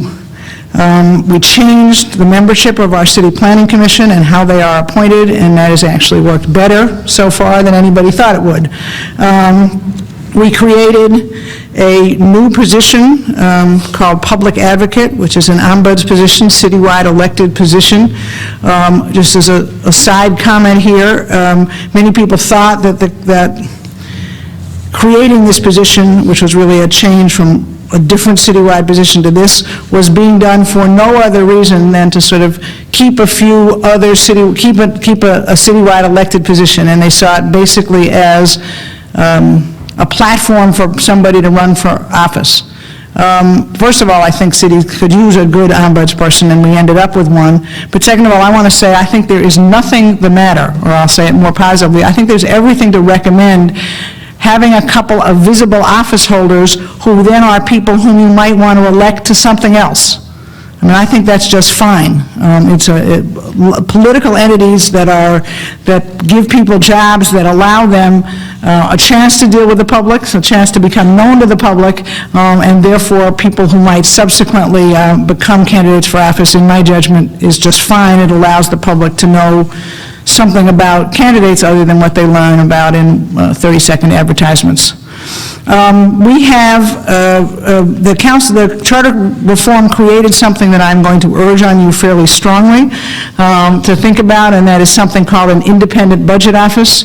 It is, in fact, it is best drawn, best analogy is the congressional a budget office, a general accounting office in Congress. It does independent analyses of parts of the city budget. It is independent of the council's finance committee and of the mayor's budget offices and of the controller. Guess what? They all hate it. They are regularly and constantly trying to defund it. It has gone through more court challenges than you can imagine, but in fact, right now, at least it exists. It has as a mandate 10% of the budget of the city's budget office, and it is available to independent citizens to provide fiscal analyses of issues, and it works quite well. It's done some very impressive work in the last 2 years, and since access to information and knowledge about money are equivalent to political power in cities today, I would urge it on you very strongly. Since I've read your material, let me just note that our independently elected citywide controller is mandated to do both fiscal and performance audits of city agencies, and this is a source of some built-in tension and check and balance on the power of the mayor that I think works quite well. Two other comments, and then I think I'd like to leave it all to questions. We have a system of community boards, which is what you're looking at when you think about neighborhood councils. That predates this charter commission. They were created over a period of time in New York and built into previous charters. They function, in my judgment, have always functioned reasonably well. The good news is the Charter Commission gave them a few more clearly defined powers, which was an opportunity to enhance their functioning. The incumbent mayor has cut their budgets, and that has made it hard for them to continue to operate smoothly, much less to grow into their expanded authority. Very briefly, there are 59 community boards in New York. They have 50 members each. The members are appointed by a combination of the local council members and the respective borough presidents. They have a budget, they have some staff, they have some reasonably well-defined but almost exclusively advisory powers over budget and over land use decisions. There are some ways to make their authority and power a little bit more substantial and real. One was addressed in the last charter, and it's, I don't know anything about this in LA, but in New York it was quite significant. They have always had the power in the city, under the city charter, to create plans for their own neighborhood.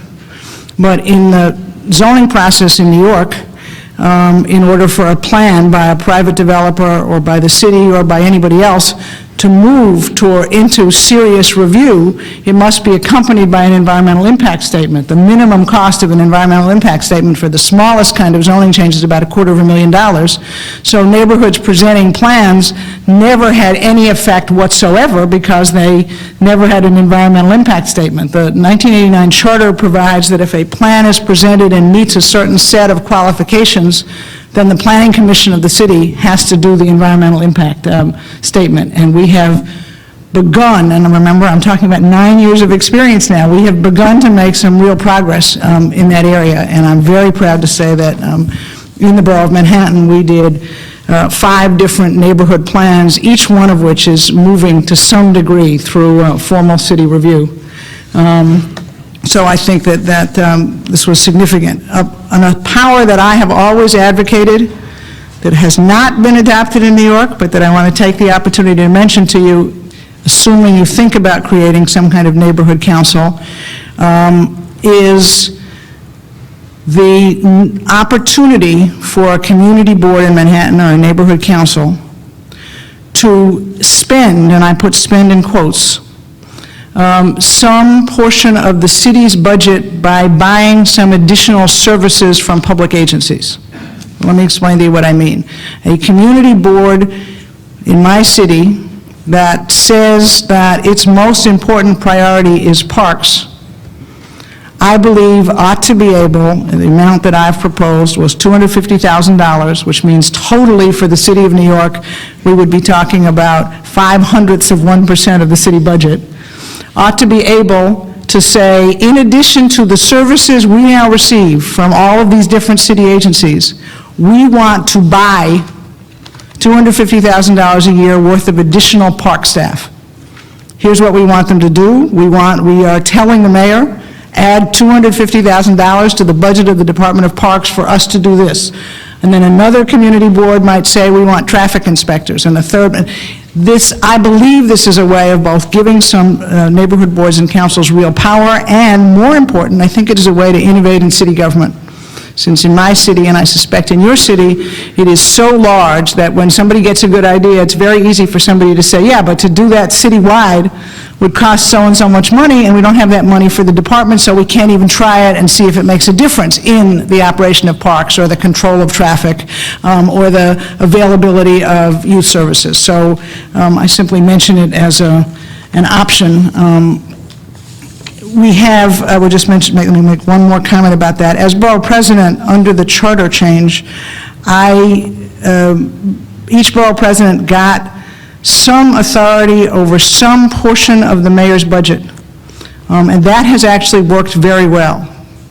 The mayor is required to notify borough presidents of a dollar amount that each borough president can expend in each year's budget, both in the expense budget and in the capital budget. In the case of my city, it is defined as 5% of the additional spending in any given year. When the executive budget, the expense budget increases, the capital budget increases, 5% of the increase must be made available to the borough presidents to spend. The formula for dividing it up between the boroughs is complicated, does reflect one person, one vote, but that money then gets budgeted by me. Now, it has to go through the regular budget process. It goes back into the mayor's executive budget, which is reviewed by the council. But it means that we were able to get some dollars spent on things that were of local importance to local groups as an antidote to the concern, legitimate in New York, that the mayor is only interested in, is more interested in citywide issues and changes and less interested in what the citizens of South Brooklyn or the people of the West Bronx most particularly want in their neighborhood, either to be built or to be spent on city services. So it's that model that I would extend down to the neighborhood council or the community board level. Let me stop there because I think you probably have lots and lots of questions, and I can reflect on particular pieces of what I've talked about in response to what your members are interested in. Thanks. Thank you so much for the wonderful presentation. This is a special Saturday meeting of the elected Charter Reform Commission. We're spending the morning session hearing from representatives from New Orleans and Detroit and New York about their experience. My suggestion to my fellow commissioners, because I know we all have so many questions, is why don't we simply go down the row and each ask one question, and then, time permitting, we'll go back through the row again, and everybody get to ask a second question, and then back through the row again. I will leave the last 15 minutes for the public to have the opportunity to ask questions of the panel. So it gives us an hour and 20 minutes for our questions. But I think the fairest way to do this, since we all have so many questions, is simply go down the row and everybody ask a question, and we'll go back through again, unless anybody objects to that procedure. Seeing and hearing no objections. Rob, do you want to start? Well, I think that format just upset Commissioner Pacheco, so, but maybe we'll go back. I actually had two quick questions. One was, what is the composition for the Planning Commission in New York? And secondly, how has it changed? And secondly, this $250,000 appropriation, though it was not adopted per planning board or community board, was part of the proposal that the community boards were somehow equal in population? Where did that number come from?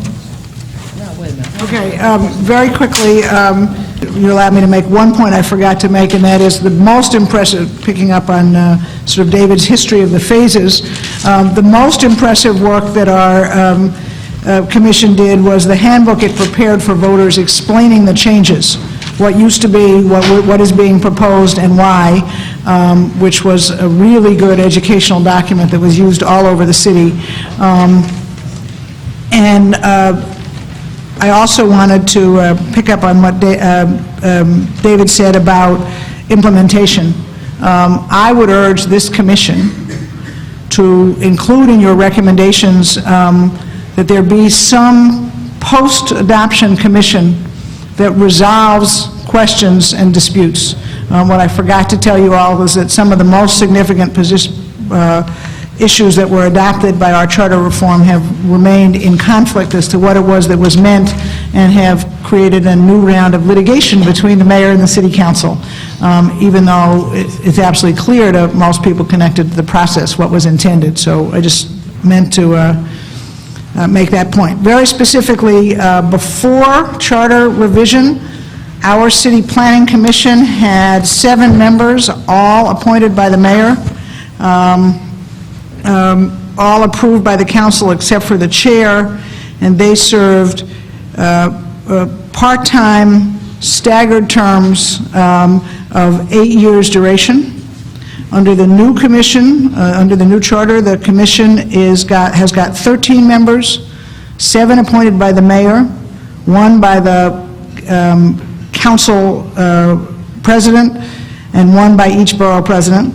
Again, all approved by the council, 5-year part-time staggered terms, and some clearer provisions and prohibitions that have to do with ethics, who they can and can't be, who they can and can't represent. And as I said, this has worked very well. People were sure this was going to destroy the commission, polarize the commission, politicize the commission. It's actually worked just fine. The answer to your other question is our community boards are not equal in population.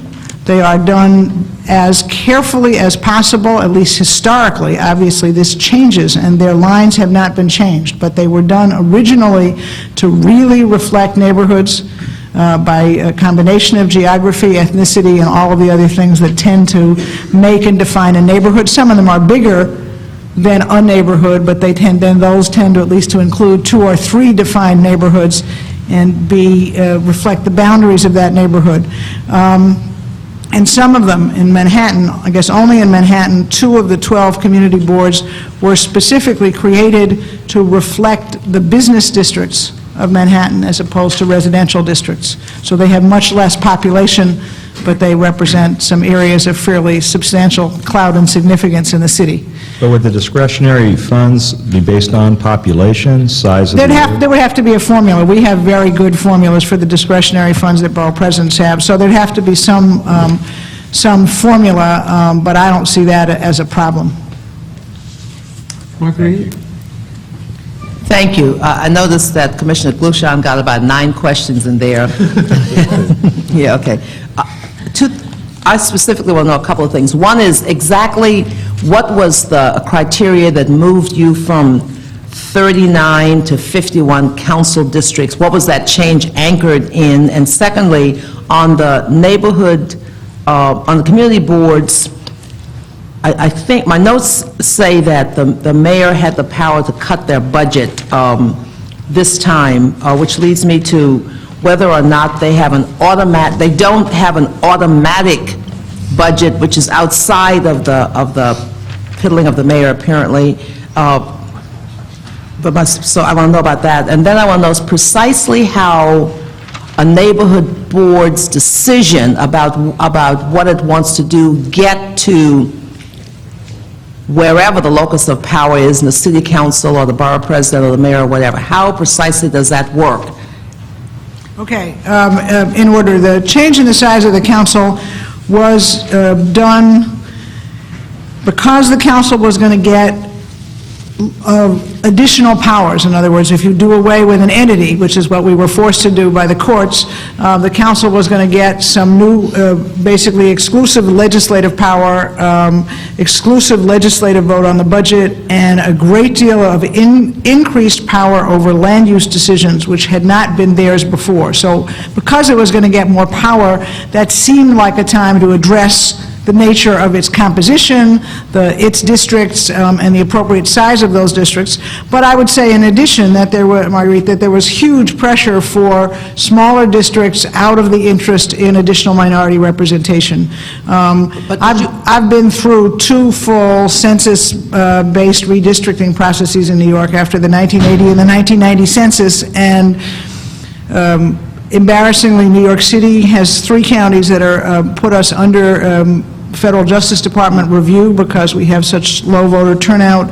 But to be blunt, the Justice Department of the United States, regardless of administration, has never dealt with the fact that in some jurisdictions, and this is true in LA as to some extent dramatically true in New York, we have lots of different so-called minority populations, and their numbers and they don't account for that at all. They think there are majority populations and minority populations, but they're used to jurisdictions around the country where the minority population is almost all the same minority.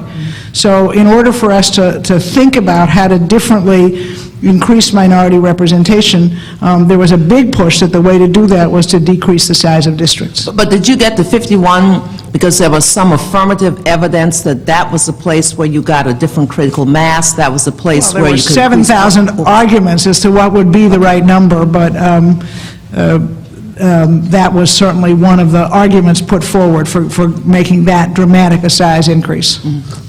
The second question is, yes, the mayor of the city, because it's a strong mayor form of government, the mayor prepares the budget for every city agency, and the council then votes on that budget, and under a variety of procedures can make changes. But certainly one of the areas of jurisdiction for the mayor is community board budgets, which are, you know, a minor, tiny part of the overall city budget, but they're not insignificant, and community boards had gradually built up from simply having what's called a district manager, that district manager having a large enough budget to have 3 or 4 staff people. And when I was on the city council in the 1980s, we provided that, for example, that every community board would have enough funds to hire a youth coordinator, which we thought was critical for coordinating services to young people. When this mayor became mayor, he had with some legitimacy a need to make some cuts in the budget, and he was more than happy to make some of those cuts in areas where he thought the less staff, the fewer headaches. And that's what he did. And I need to note, because this is an issue for you politically, that our city council as a whole is not particularly amenable to strong community boards. And so this was not a budget cut that they had any interest in challenging, and they didn't. There is a real concern in New York, as I suspect there is among some people here, that community boards produce strong new contestants for political office, including the office of the council members. And we actually have a few historical examples where that's been successfully true, which makes council members like it even less. And your third question was?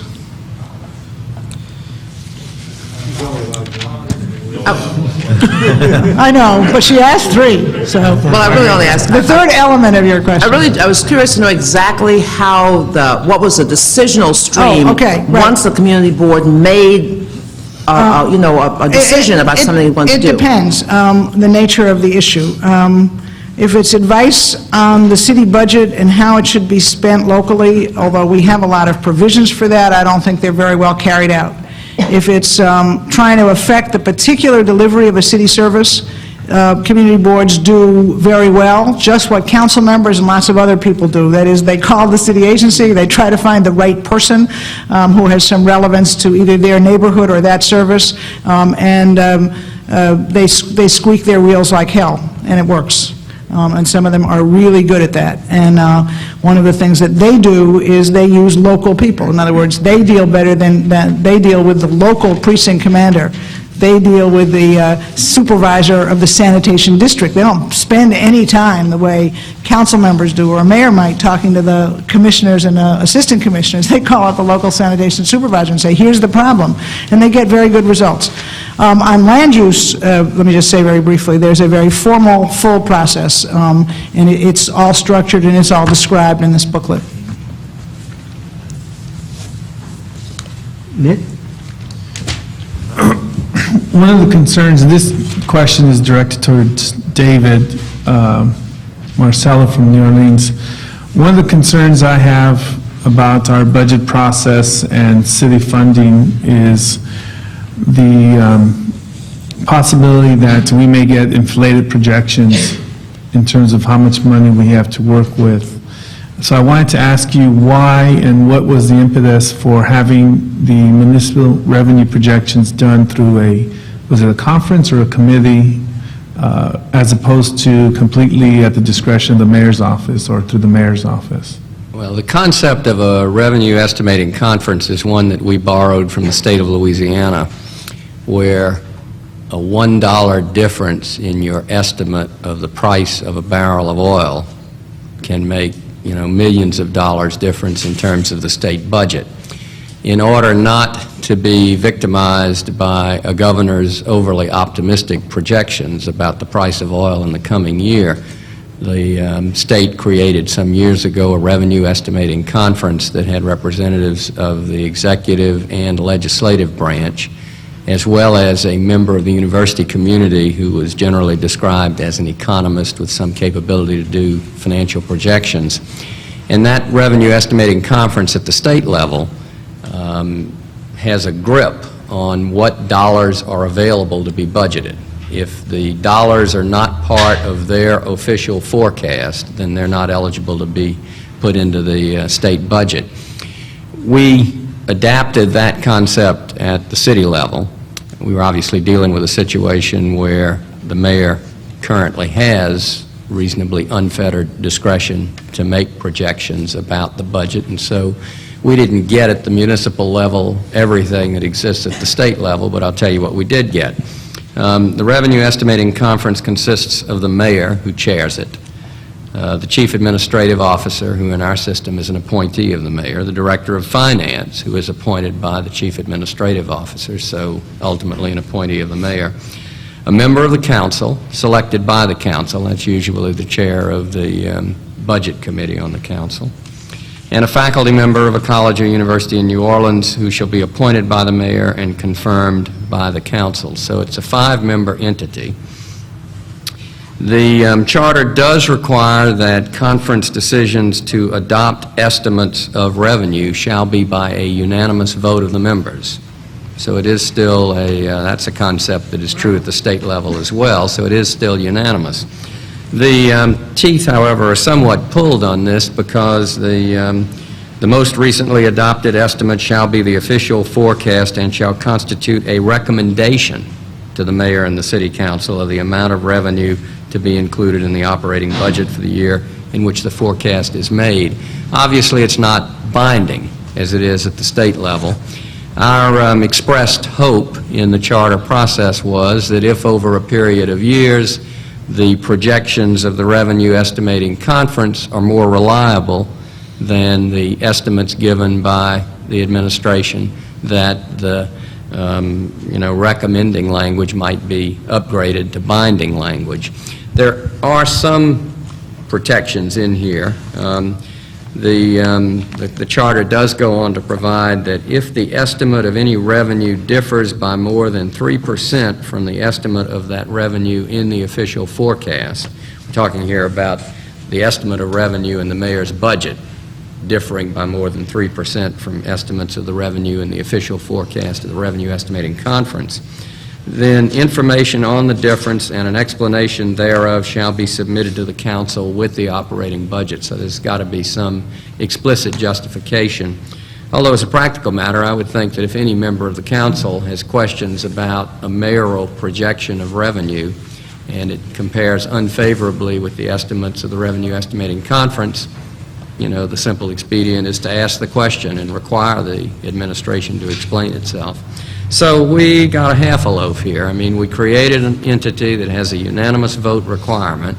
Its official forecast is, however, only a recommendation, but hopefully over a period of years we'll be able to get it into a position where it has more binding effect. Ann? Yes, Ms. Messenger, I'm interested in your recommendation as to the size of the community boards and how you would select these members, since we don't have the borough Right. process that you do. You know, I think that's obviously up for grabs. If you have, let me say a little bit, and then if you have some more specific questions as we go on, try to answer them. I'm not, New York's experience right now with voter turnout in general, and with voter turnout on community school boards in particular, which are held, whose elections are held at a separate time, does not lead me to favor election of neighborhood council members. The size, and therefore you need to look for some appointer. Our charter and law is very specific about the appointments needing to reflect, I don't have the language here exactly, but I can get it for you, needing to reflect the diversity of the particular jurisdiction. No, there's never been a challenge or a suit under that provision. There ought to be in some parts of the city. But I paid very careful attention to that in putting together the composition of the boards. As I say, we have 50 members. I serve on each community board. It's not that I would advocate that specific number, Ann, but I would say that you want a fairly large body, both because this is a voluntary position, and as someone asked me, with no stipend, and so attendance is not perfect at their either full monthly meetings or at their committee meetings, and you want to have enough people show up so that they can deal with concerned members of the community.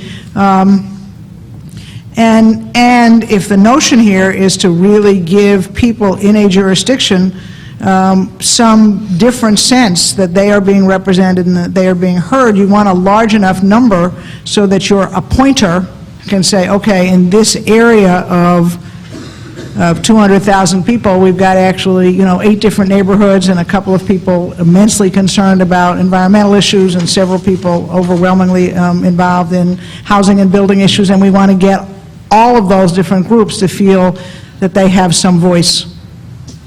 And so that's sort of what led me to that. I think that's the history of New York that I'm reasonably satisfied with, although it is a fact that when I became borough president, I did a comprehensive review of the extent to which the boards, under the 12 boards under my jurisdiction, were or were not fully reflective of the diversity of those neighborhoods, and we made changes accordingly. And by the way, in New York at least, people apply to be members of these boards. They have to fill out an application. It is competitive. People really want to be on these boards. They do think once they've been appointed that it's a life appointment, and they're amazingly insulted when you don't reappoint all of them forever. And I would just note, this is not something that's specified under law, but I actually ran a process for making decisions on appointments that it required people to come in and be part of a mock deliberation or discussion of a neighborhood issue. Bill?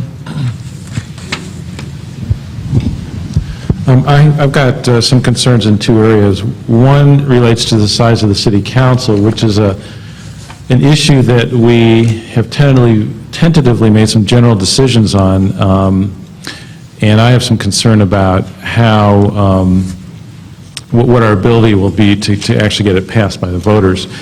I want to ask Ruth and Jeffrey, what support or opposition were you aware of, or did you try to, what support did you try to gather for expanding the city council before it was put on the ballot? What kind of opposition were you aware of before you put it on the ballot?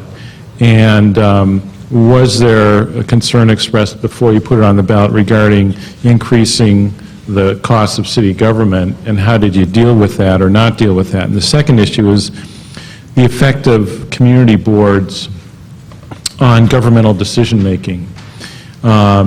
and whether there was any concern about, I think there's a consensus on the commission that there has to be some devolvement of power to the neighborhood level. I think there's also concern among some of us about adding to the difficulty of government decision-making and what it's going to mean for the ability of the government to make decisions in critical areas. So those two questions.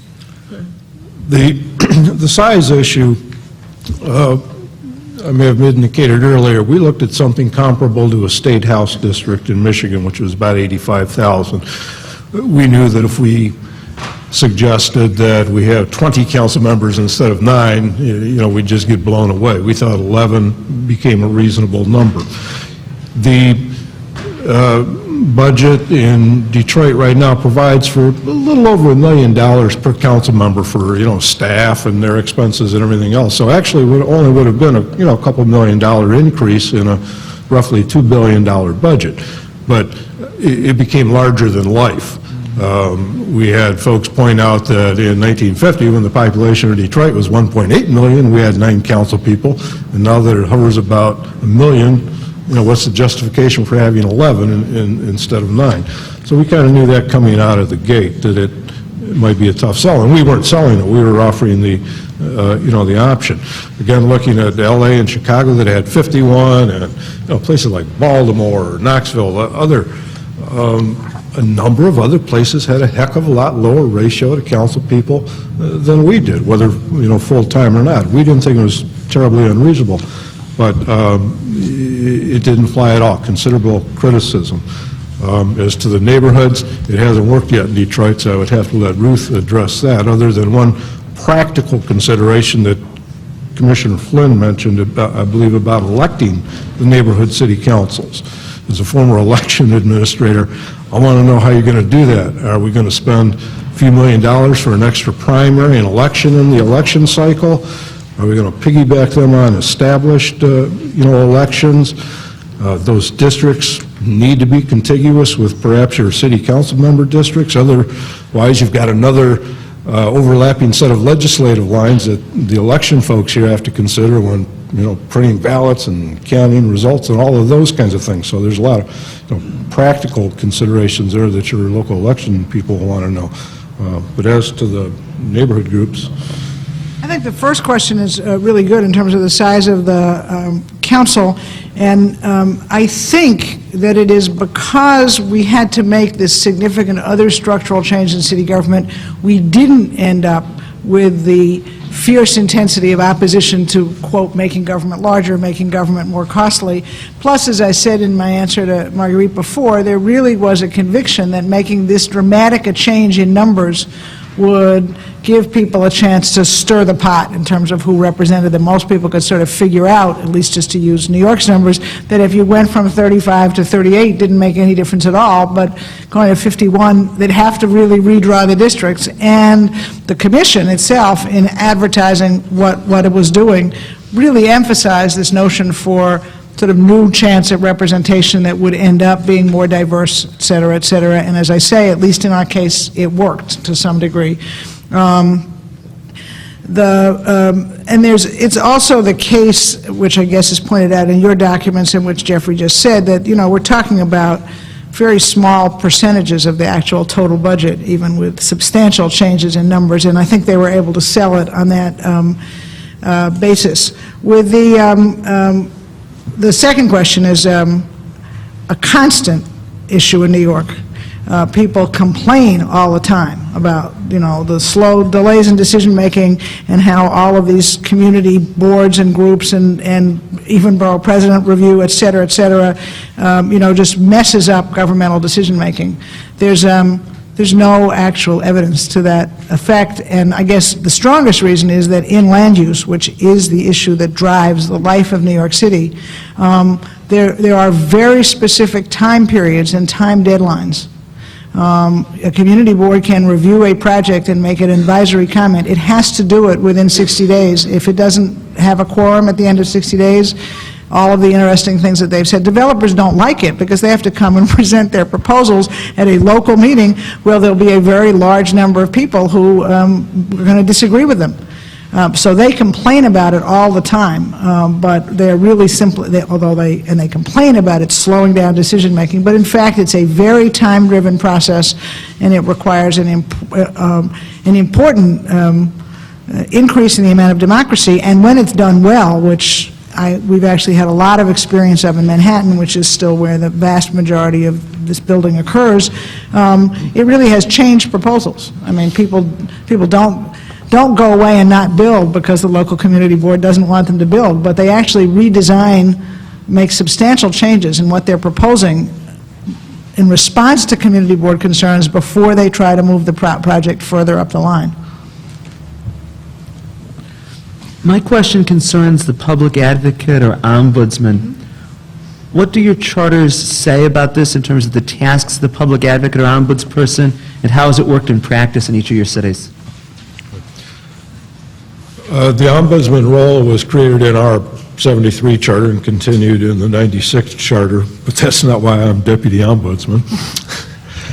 It was probably, the Times in Detroit in, 1970, 72, thinking that there needed to be another place for the people to go when they couldn't get satisfaction from the mayor or the council.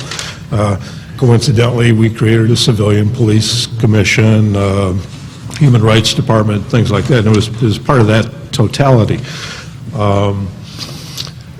The ombudsman is appointed to a 10-year non-renewable term, and in our case, cannot take any other city position or run for office for a couple of years after their period expires.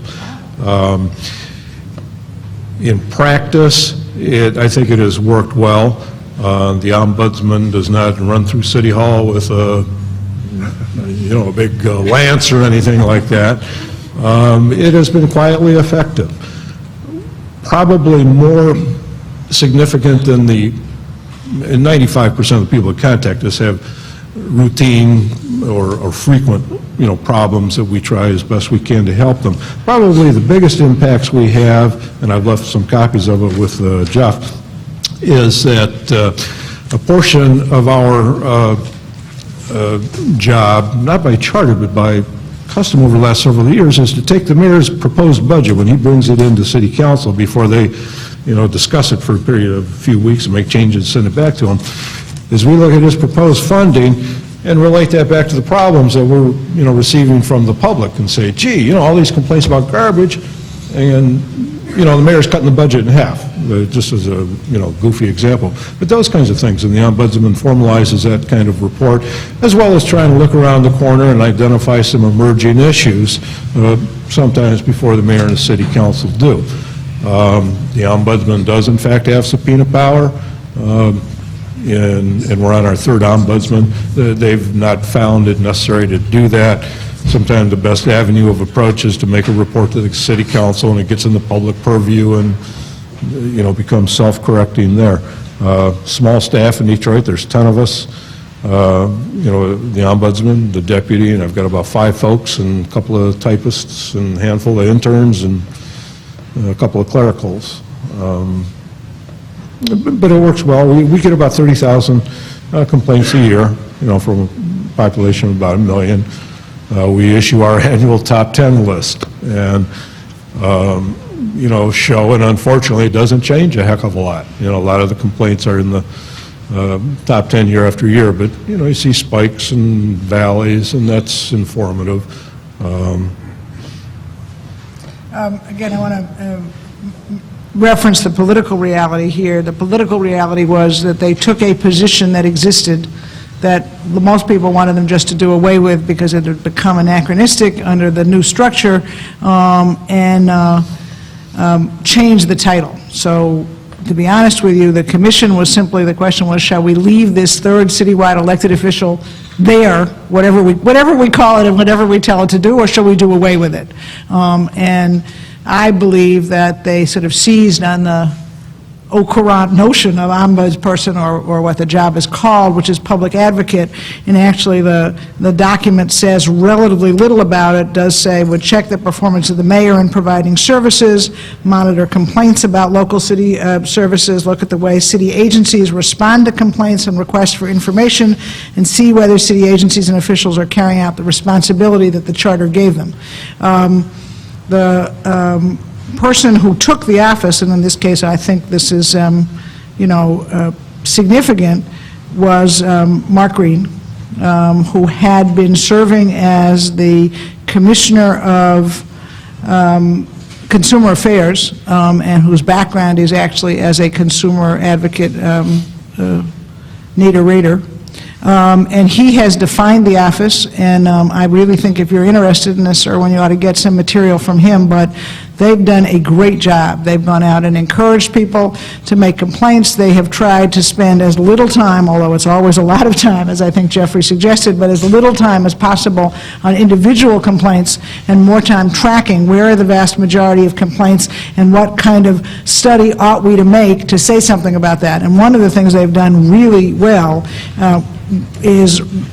which is specified in the charter, is look at the way city agencies respond to complaints or to requests for information. They'll put a bunch of people, both staff and volunteers, assigned to call every city agency and pretend that they are people out in the field and ask certain questions, and then they'll report on things like how long it takes the phone to be answered, how long people get put on hold, how many times people are promised responses and nothing happens. And they've really sort of shown up the operation of city agencies in several significant regards, and they've done it all around the notion of more access to services. The other thing is that the public advocate, this public advocate has done is work with a couple of the rest of us on an issue that was addressed in our charter but is not being addressed by our current city government, and that is access to information. And so I think our public advocate probably has brought 3 different suits against the mayor on the issue of public access to information.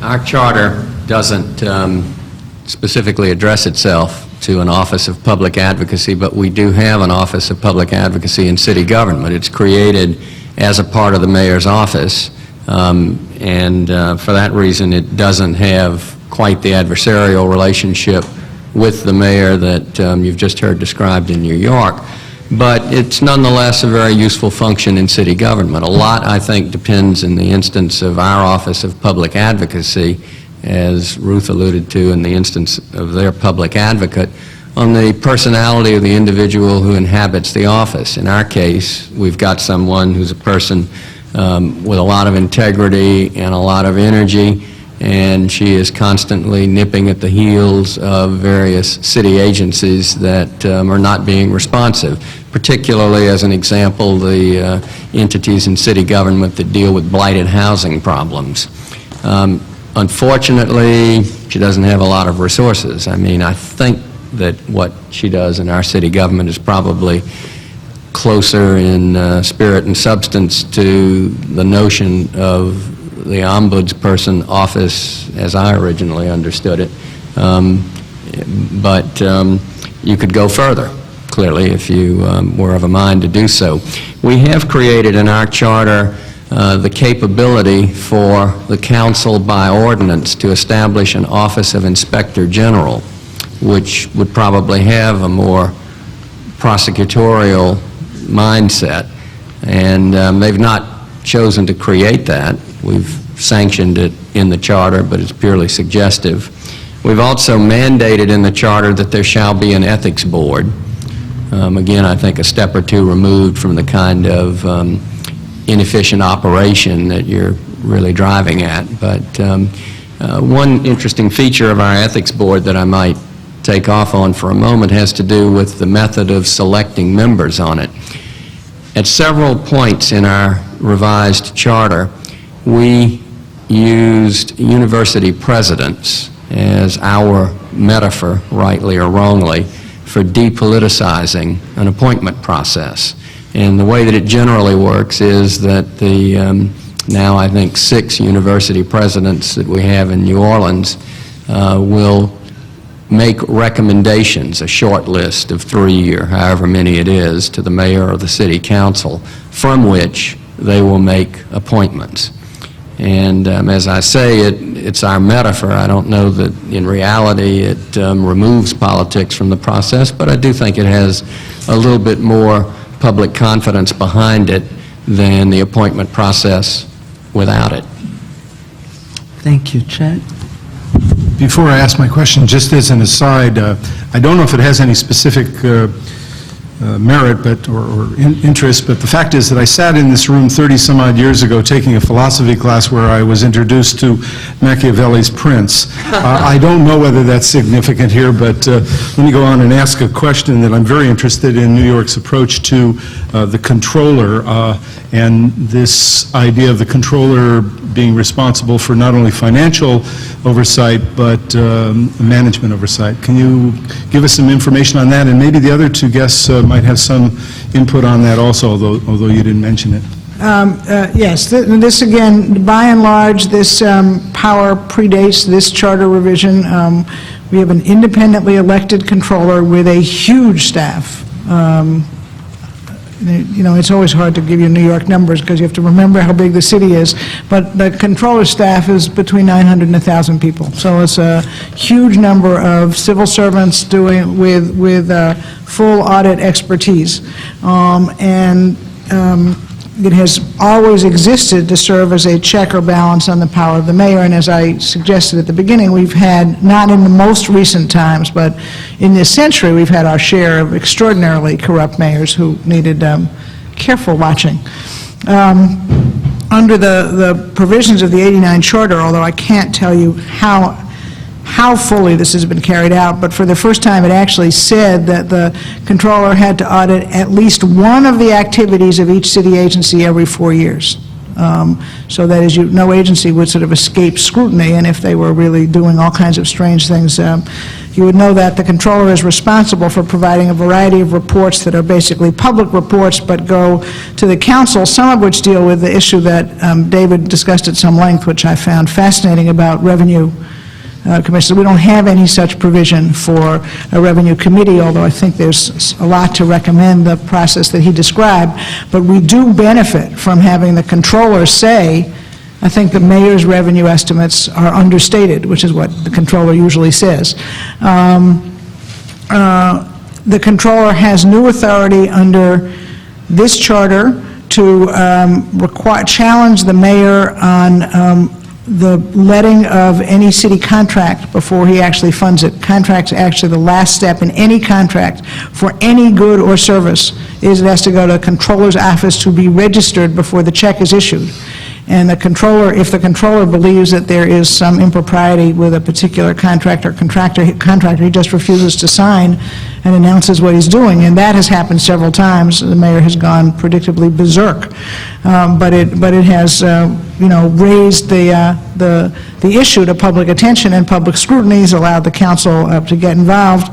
But historically, not in this charter, but historically, our controller has also done performance audits, and those are extremely valuable. In other words, they don't just look for sort of some gross error in the handling of money, but they say this agency is or is not getting its work done on time. For example, right now, as in many other cities, our Administration for Children's Services, which deals with handling of cases of abuse and neglect, is under fierce attack and scrutiny, almost all of it generated by those very unfortunate, ugly cases in which disasters occur, and that leads lots of us to criticize them ad infinitum. But to the controller's, to the interest of fairness in government, the controller just completed a performance audit of that agency and said, sort of, yoo-hoo, I would like to point out that whereas they, and I'm making up these numbers, but whereas previously they only dealt with 70% of their cases in the time that they're supposed to review them, they've now got that up to 85. Whereas they've been criticized by advocates and other people in government for a long time for the size of their caseload, they've actually brought it down citywide. So that performance audit, unlike many, was entirely supportive of the changes that the mayor believes he's making in the improvement of this agency, and because it came from the controller instead of from the commissioner of that agency or the mayor who appointed him, it had a very different amount of traction in the public eye. Bennett? Oh, I'm sorry. The finance, or the money responsibilities are divvied up in Detroit. We have a finance department which, they're the bean counters. They do the purchasing, the, treasury collection, the assessment issues, all appointed by the mayor, under the, finance department. We have a budget department that deals with budget development and appropriations. Those are the dreamers, appointed by the mayor. We have an auditor general appointed, much like the ombudsman, to a 10-year non-renewable term, who does the performance audits of all the city agencies every other year. So kind of a three-section setup there. And in New Orleans, we have preparation of the budget by the chief administrative officer, who is the mayor's appointee. He's required to deliver that, or the mayor actually delivers it along with the mayor's message by the beginning of November each year to the city council. They have budget hearings and are required to approve the budget for the new calendar year, fiscal year, by December 1st of each year. We do provide that the council shall annually contract with a CPA or firm of CPAs for the purpose of preparing an independent audit of the city's accounts, and provide that the accountants not have any kind of relationship with the city, no member of a board or agency, or be an employee of the city. So we do leave the ultimate judgment about the nature of the budget with the legislative arm of government, and the council does have a fiscal office to provide it with staff to help in evaluating the budget as proposed by the executive branch. Bennett? Yes. A few minutes ago, Ms. Messenger, you mentioned that New York has a strong mayor system and that the mayor is the one who creates the budget and then sends it to the council for approval. In Los Angeles, we keep hearing that we have a weak mayor system, and our mayor creates the budget and sends it to the council for approval. So I'd be interested actually to hear from all three of you to tell me what is a strong mayor and a weak mayor system, so that I might have a reference point here to help better judge in Los Angeles how strong or how weak our mayor is. Well, I don't know about my co-panelists. I learned as an active participant in the National League of Cities to reference my city by that description as simply a counter to city manager forms of government. That's I know this doesn't deal with some issues in LA, but the evolution of descriptions of city government as it appeared at the National League of Cities level, where we were dealing with every city in the country of all different sizes, was you either had a strong mayor form of government or you had a city manager. So that's the first case, is that's the language. New York is so far from the notion of a city manager, it would never even look at it. Second of all, with due respect to what you say is said about LA, the mayor in New York City has extraordinary authority over the operation of the city. The mayor appoints every commissioner, let me be clear about language. In New York City, commissioners, I'm talking about heads of agencies, who are almost all called commissioners. And all agencies have a single head, which looks to me from the material I've read from Los Angeles to be quite different. The mayor appoints a commissioner of transportation who runs that department. It is a full-time job subject to all kinds of ethics constraints, and that person inherits a department that is significantly but not exclusively civil service, and becomes the transportation commissioner. And that's true for this is an issue where this chart, by virtue of only being ordinary size, is deficient. There's this vast network of city agencies. We have, after recent rounds of budget cuts, about 200,000 people who work for the city of New York. We remember include not only those things that are part of municipal government around the country, but many things that are are in other areas part of county government. All social services, all education are under the city of New York. And unlike Los Angeles, almost none of the mayor's appointments of agency heads are subject to any review by the council whatsoever. as I said, members of a city planning commission are, but for example, there's a head of the city planning department. The chair of the commission and the head of the city planning department are neither one of them subject to council review. So certainly one of the things that qualifies New York for that description as compared to several other so-called strong mayor cities and some so-called weak mayor cities is there's very little council review of appointments. There is of some. The huge authority of the mayor, without any question, at least in New York, is the budget. Now, you understand, this is a city with a $32 billion budget. And so the power to determine the revenue estimates, which is what David was talking about, and then say how that money is going to be spent, is substantial. And even though the city council in the last 20 years, both before charter reform in '89 and since, has been looking to increase its authority over the budget and has now an independent staff, it is hard to make substantial changes in the budget because of the power of the mayor over control of those numbers. One quick follow-up before the others speak. Does the mayor also have the right to terminate the commissioners without the council approval, or does the council get involved in that decision? He has exclusive right. They get involved and make noise, but he has exclusive power. Yeah, I think with regard to our strong mayor situation, certainly the veto authority, which requires a two-thirds vote, we've got a much more to override. We've got a much smaller city council. I mean, with 7 members of the city council, you know, he needs only to have 3 votes reliably in his corner, and he's veto-proof.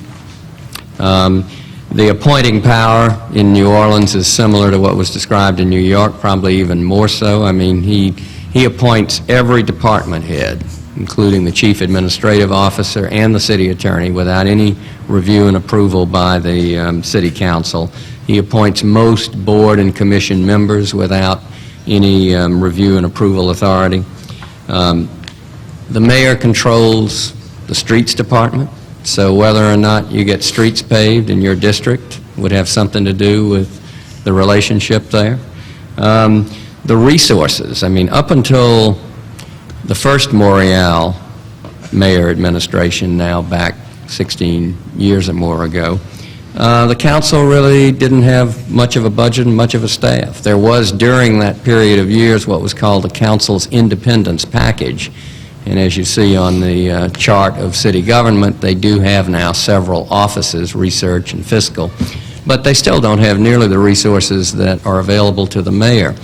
The city attorney is the legal representative of both the mayor and the council. Some years back, the council found that sufficiently unsatisfying that they contracted specially to hire a lawyer of their own to be the council's lawyer. The mayor has the explicit authority under the Home Rule Charter to sign contracts. I mean, I am aware of instances where contracts, much desired by members of the city council, have sat for weeks and months on the desk of the mayor at the bottom of a large stack of contracts, not executed. Now, one of the things that the council members got out of our recent charter revision was some explicit authority for the president of the council to sign contracts that pertain specifically to matters that are given by the charter to the city council, utilities being the most significant of those that come to mind. But, you know, the mayor could keep the council from hiring its favored team of utility lawyers and consultants simply by dragging his feet on signing the contract. Similarly, in Detroit, the mayor, if you can throw out that Detroit charter, if you've got a copy of it, you know, the people in the, it's upside down like most of Detroit is. The people in the upper left-hand corner there are the council or legislative agencies. Everybody else is the executive branch. The mayor appoints all department heads, all deputies. There are very few, as I've indicated, that require council approval. The commissions that exist for public input are virtually all appointed by the mayor.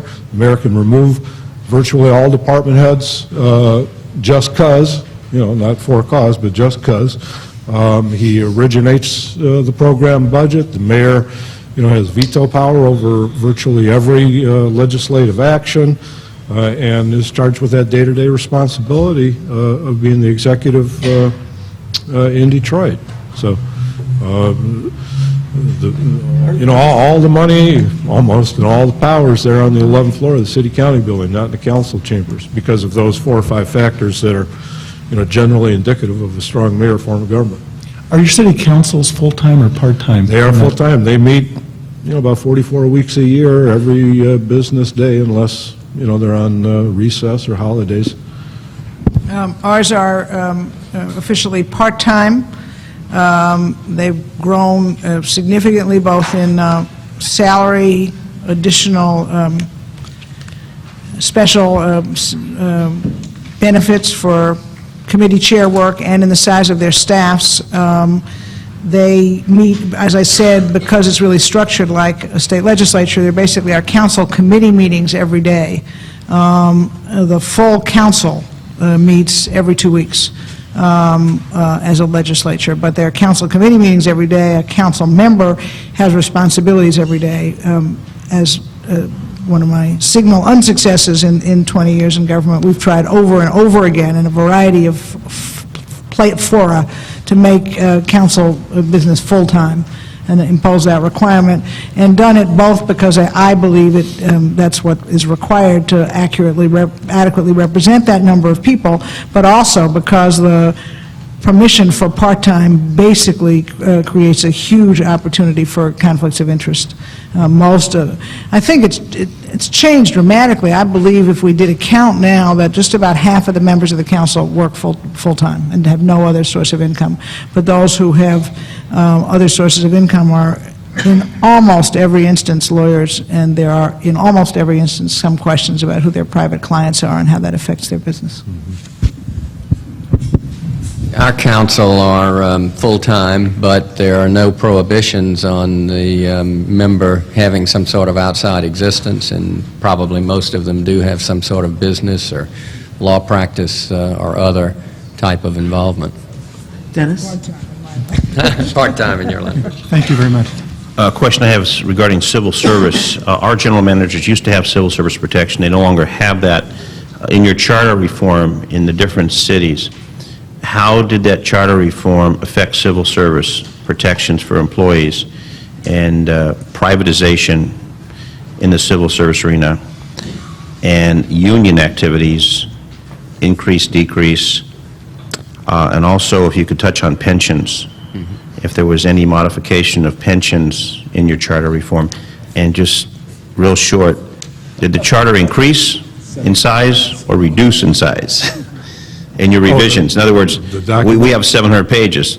We'd like to thin it out. Did you increase your charter in length, or did you reduce it? All three of you, please. Thank you.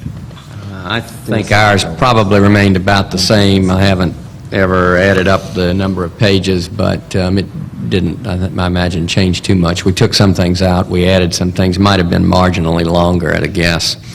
We didn't touch, other than to update without any substantive changes, pensions or civil service. In fact, in our situation, civil service is really driven by state law. It's in the state constitution. We have a civil service provision. It becomes operative only in the event that at some point in the future the state constitutional and statutory imperatives go away. So it would kind of spring into existence. The privatization question, I think there is currently, under the Home Rule Charter, the authority to enter into contracts. We didn't deal with privatization as a separate subject. It's simply a matter of city's discretion as to whether it wants to do that, and of course in any given instance it would confront and deal with whatever city employee problems that might entail. But we didn't carve out privatization for special treatment. Pension? Pensions and civil service, we pretty much left as we found them. I actually don't know the answer on numbers of pages. I don't think there was a substantial change either way.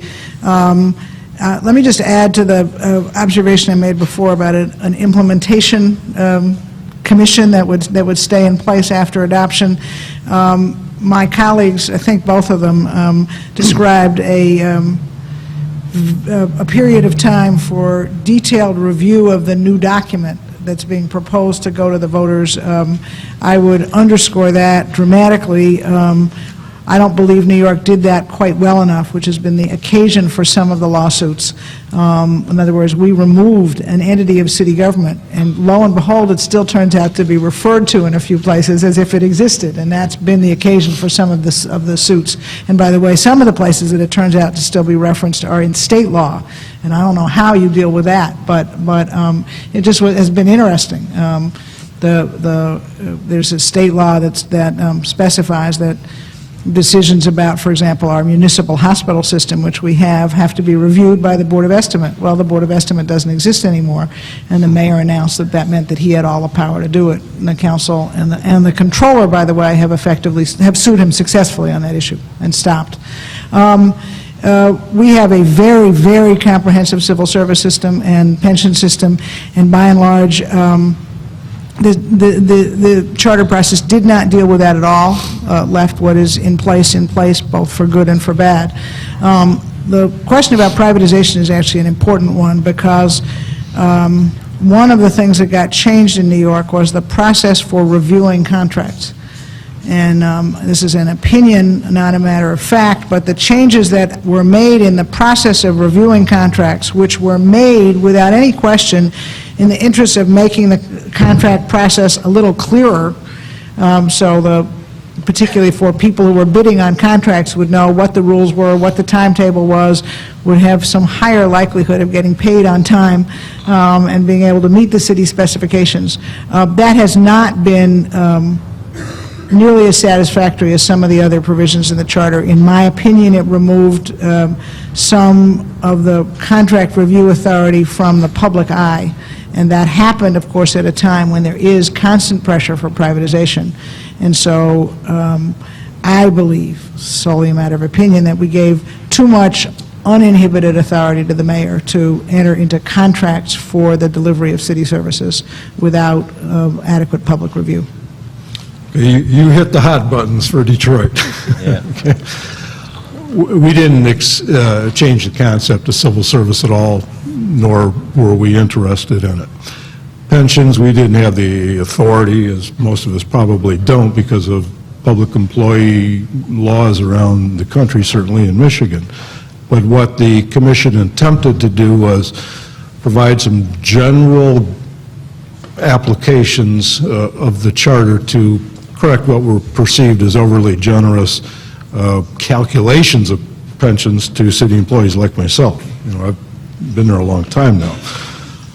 We got sued on that. That was, I hadn't mentioned this, but that was ordered struck from the August offering of the charter, which, you know, passed, and then after the litigation was resolved in September, October, that question as itself was ordered to the ballot, and it got the tar beat out of it because all the local unions and city employees were against it. So, you know, the details, I suppose, are cumbersome, but it was an area that you may not have the authority to tread into anyway. With the issue of privatization, and this is my personal opinion now, I'm not speaking for my commission, I think they made a grave error, as you will see perhaps if you look at the copy of the Detroit Charter. There was considerable pressure put on my 9 commissioners by the unions, the city employees. Detroit is obviously, you know, 101% Democratic, and the issue of jobs was, and municipal employment was a, you know, really big issue there. We have set up, it's in the charter and adopted now, a very detailed process for examining proposed privatization of municipal services, which, you know, if you think about it, in the normal course of having the city council approve contracts for goods and services, they're going to, you know, sort of examine those issues anyway. Is it, you know, better to lay off 50 people and save $1,000 to privatize it, or should we do something else? But look at our section, and we've really, I think, put up an impediment to the reasonably quick obtaining of private goods and services by private contractors. It seems to me to be too narrowly suited to, employees. And this charter was supposed to be written for the million people in Detroit, not the 12,000 that work for the city of Detroit.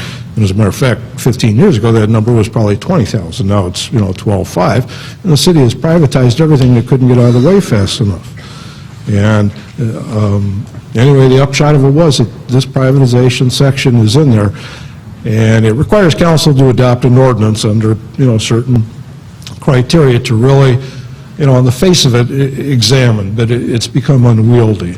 And, we're a town rich in labor history, so that's just the way things work out. But most folks outside of municipal government, have criticized it as being too parochial or protective of employees' rights rather than the citizens' rights to get, goods and services at a decent rate. So, it's a personal opinion, but take a look at the detail of it somewhere in Chapter 6, under the finance purchasing area. May have been an error, but, we'll see. Let me just add 2 quick points, Dennis. One is that the charter does actually require some additional information on civil service and personnel in its whole section on requiring additional public information. It asks for some things to be available on an annual basis that weren't the case before. And I would call to your attention that outside of the charter process and to deal with some of the issues raised by privatization and contracting out, the Council of the City of New York, which is the legislative body, passed its version of a living wage bill, not as strong as the bill in Baltimore, but for New York, fairly strong, passed it against the wishes of the mayor and overrode his veto. Thank you. I went back and looked at our charter to see, because it seemed to me I recalled something about language being put in there saying that we could provide by contract for certain things to be done. And, we did in 2 departments, the Department of Sanitation. We added language that explicitly said to authorize it to do things either directly or by contract. And in the Department of Property Management, again, we said that it could perform certain functions by contract or by ordinance. But I don't think that language added anything that wasn't there already.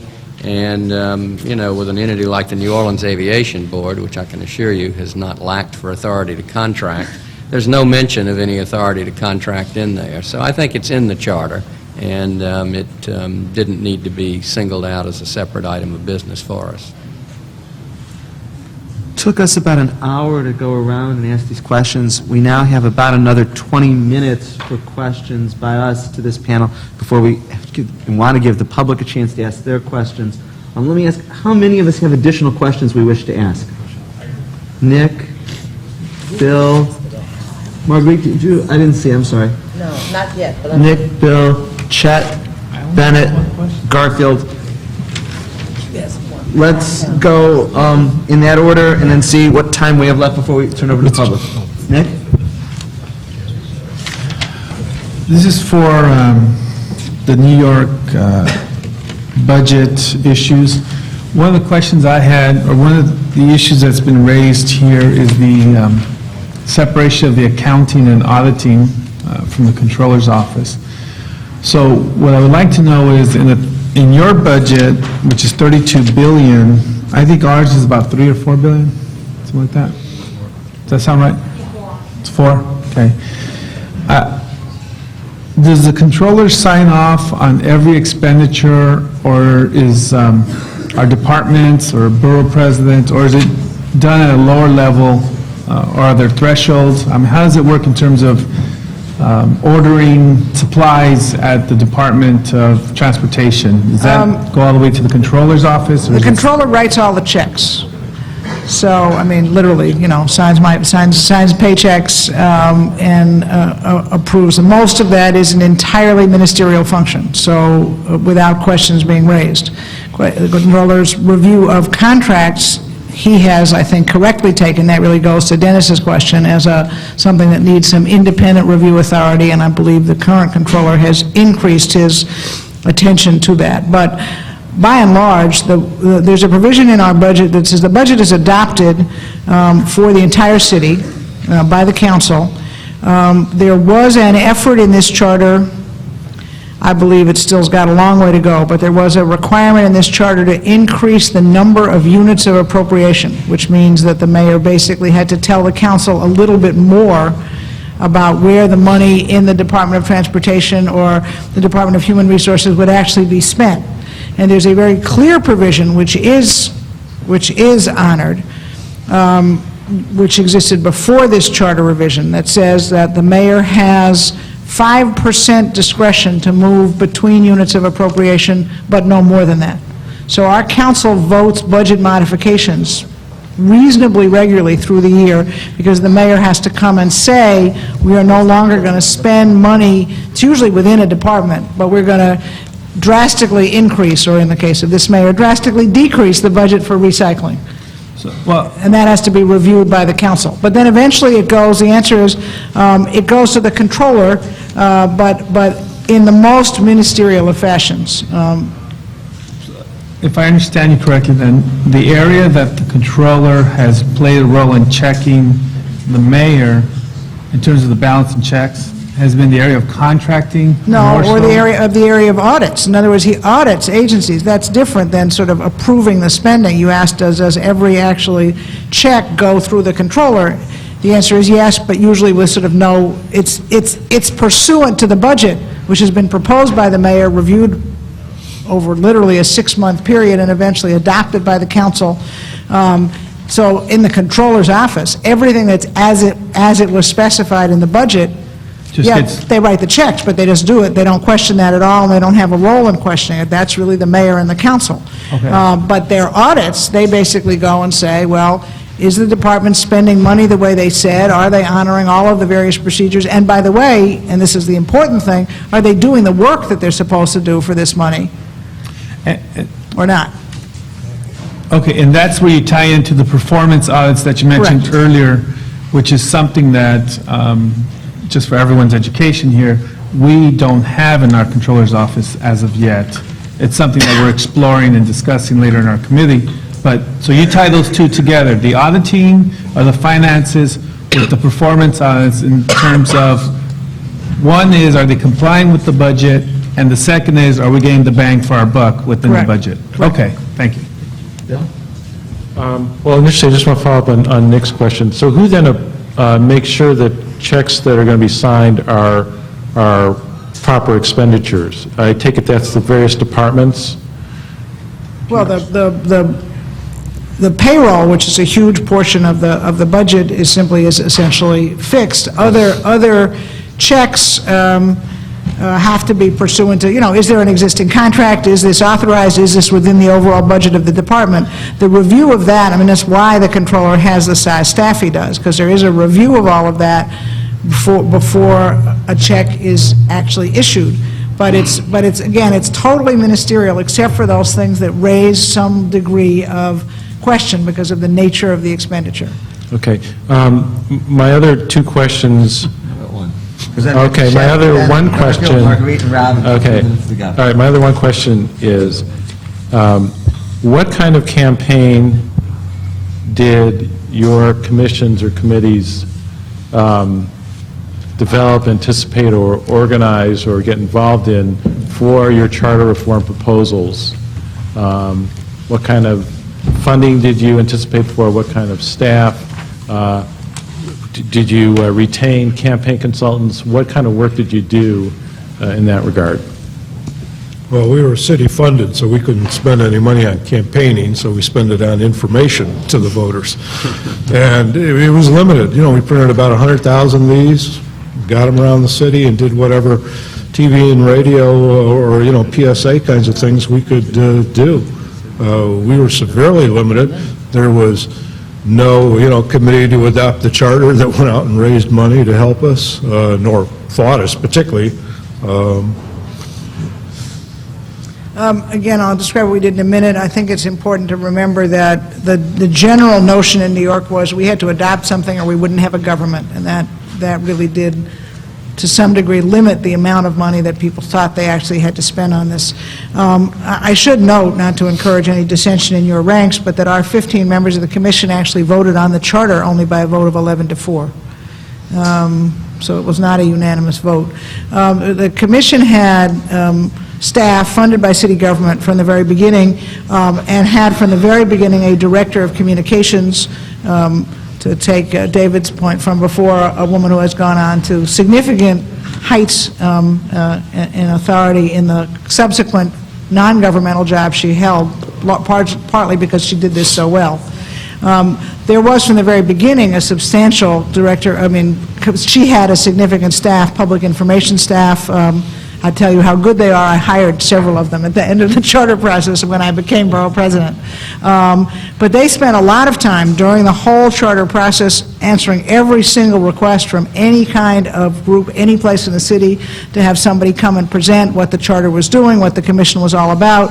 And then they did a lot of time with this voter's handbook. This handbook was printed in 4 languages, and in the English version was paid for as an advertising supplement in 3 of the city's 4 daily newspapers.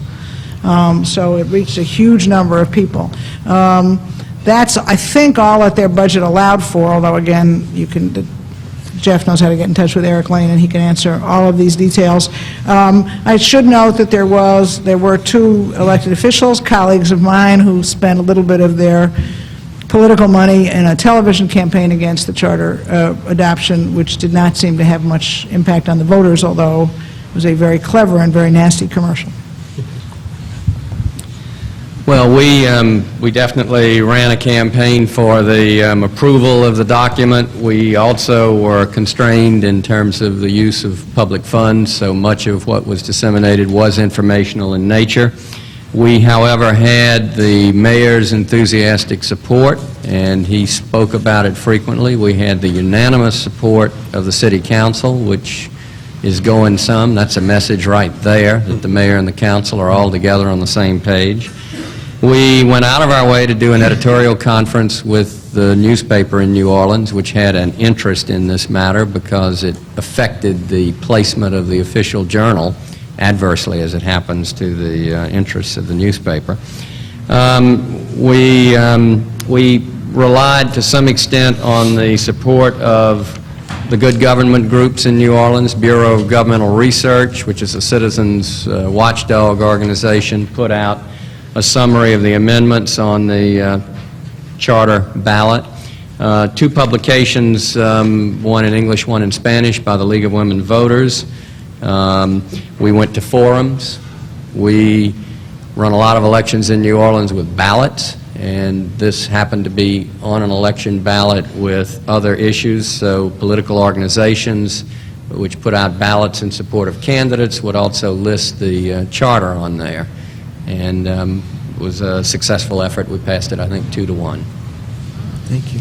I have down Chet, Bennett, Garfield, Marguerite, and Rob, and a little over 10 minutes to do this in. So if people could be brief in their questions, then everyone will get the chance to ask their questions. Commissioners ask the questions. Pardon? Why don't we have the commissioners ask questions first? Okay, Chet, go ahead. We have 3 proprietary departments, Department of Water and Power, Airports, and Harbor, which in essence are businesses. There's some thoughts on our part, how do we allow them more flexibility to run as businesses, but at the same time keep the responsibility or responsiveness to the overall city, to our citizens' requirements? How do you handle that, those issues in your cities? With regard to the one that's immediately under the jurisdiction of the city, not, I think, terribly well. The harbor questions, the port issues, are dealt with through the Board of Commissioners for the Port of New Orleans. That's set up under state law. The city, maintains a cooperative working relationship with them, but has little to say about the management of that enterprise. The Sewerage and Water Board is a little closer to the city of New Orleans. It again, was a product of that 1950s Blue Ribbon Board and Commission impulse. It is also alive in state law, although it also has a charter existence, so it's got a foot in each camp. It tends to operate a bit more independently of the city than some entities. The New Orleans Aviation Board is the commission type of approach to running the airport. It is very much a City of New Orleans enterprise. It's in the Home Rule Charter.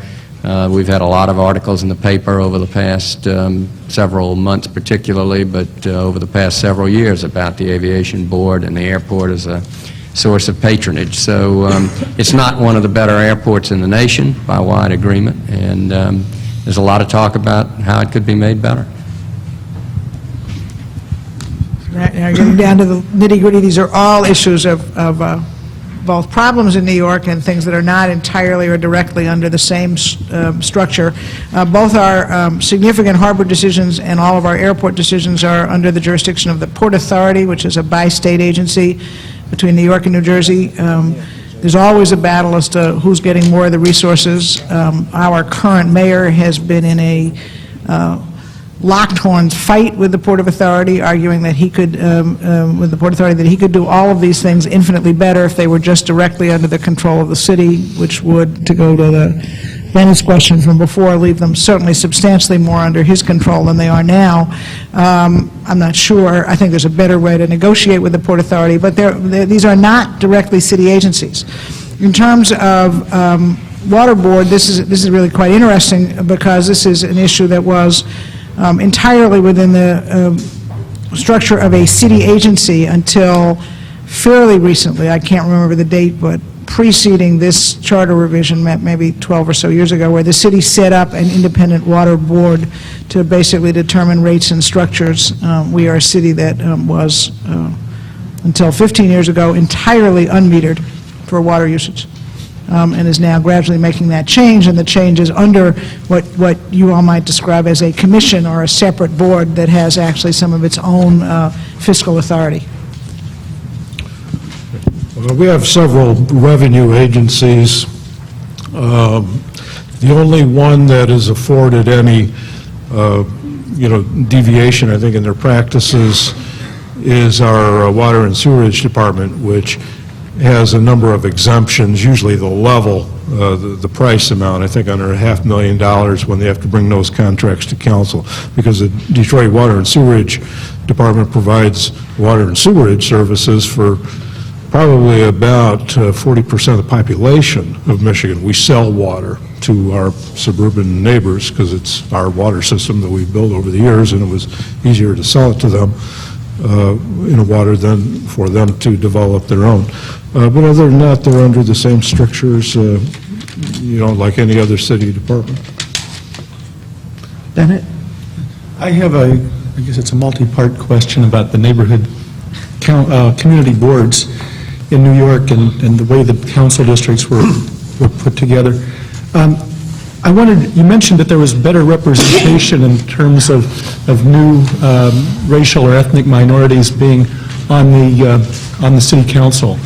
But did people feel that they were being better represented when the number went from 200 and some thousand to 140,000, just in terms of when they called the council office? Did they feel that made a difference? They both seem like very large numbers to me.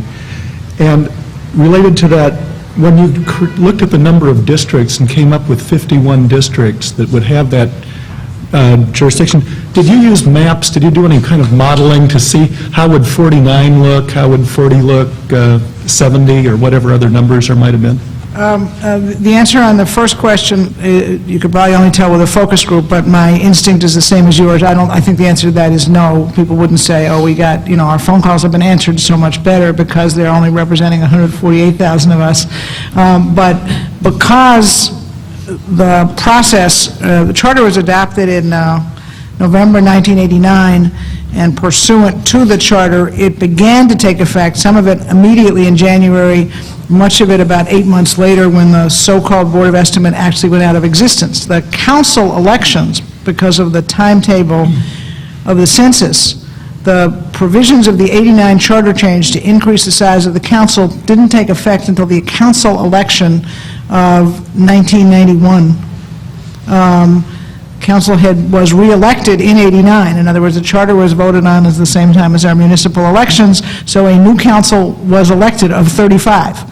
And the provisions to change didn't occur then for 2 years. A special council election was ordered as part of the charter for 91, which was the first moment at which we would have the results of the census. So the answer to your question is yes, modeling was used extensively twice. We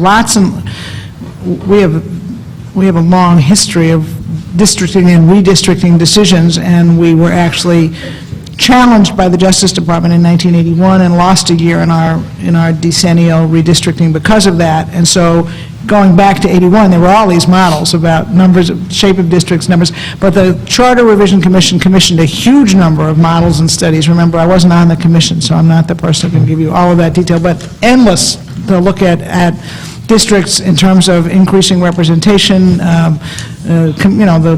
demand issues that are in your briefing book. How can you do compact and contiguous districts that will be more representative of the population? And then that process was repeated once the number was set.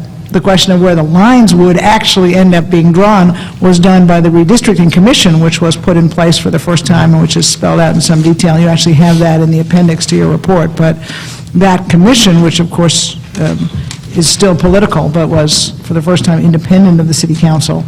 How were these selected? Oh, it's very complicated. That's what's in your appendix. But it's a serious effort to take what is clearly going to be just a 15 people, highly politically charged, and try to be sure that they somewhat reflect the diversity of the city, both by party and by ethnicity. And it took them 4 pages to explain how to do it, but it wasn't bad. And that commission did all kinds of line drawing and redrawing, as you would imagine, some of it challenged by the incumbents. Garfield? Did you have a question, Garfield?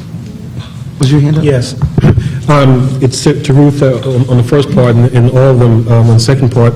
Ruth, what's the difference between the Corporation Council and the Mayor's Council? And to the entire panel, have your cities ever had an elected city attorney? And what are your personal views on having that as an elective citywide office? To the best of my knowledge of New York City history, no, we've never had an elected city attorney. The difference between the Mayor's Council and the Corporation Council has never been entirely clear, and you know that because you've worked in politics in New York. But the mayor is simply free, again, going with the substantial power of the mayor. He has, again, not shown there, but the mayor's council is shown there. The mayor has huge discretion in how many deputy mayors he appoints, and sort of there are a large number of things is the only word to call them, in the mayor's office. The mayor gets to, set up an office of this or an office of that, which creates some additional round of tension with existing city agencies. Mayors for time immemorial have had their own council, who basically is a personal legal advisor to the mayor. Very often somebody put on a variety of different commissions and boards and whatever at the mayor's request. The Corporation Council is the city's attorney, heads a very, very large law department, and deals with huge numbers of issues for the city. Just gigantic amount of business, some of it in court, but much of it not. The city has always provided in the city charter that the Corporation Council is the lawyer for the entire city.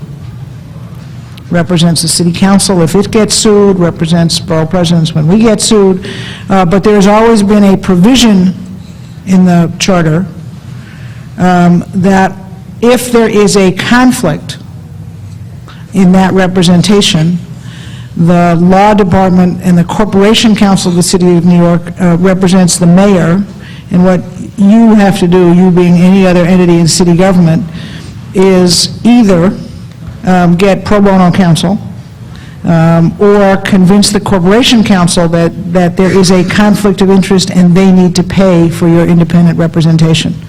And that happens all the time, and it has happened much more under the current mayor because he regularly takes his fights with the city council to court. And when the council sues him or he sues the council, then it's quite clear that the city will pay for the council to get independent representation.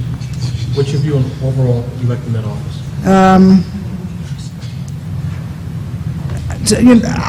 I've never had any problem with the structure in New York City, and the law department has been, through many different mayors in the last 30 years, quite scrupulously attentive to the business of law and the law department, given good legal advice, fought a whole bunch of issues on behalf of the city, has from time to time represented other players in city government very, very well, and has been quite honorable in this issue of dealing with conflicts. I'm not an attorney.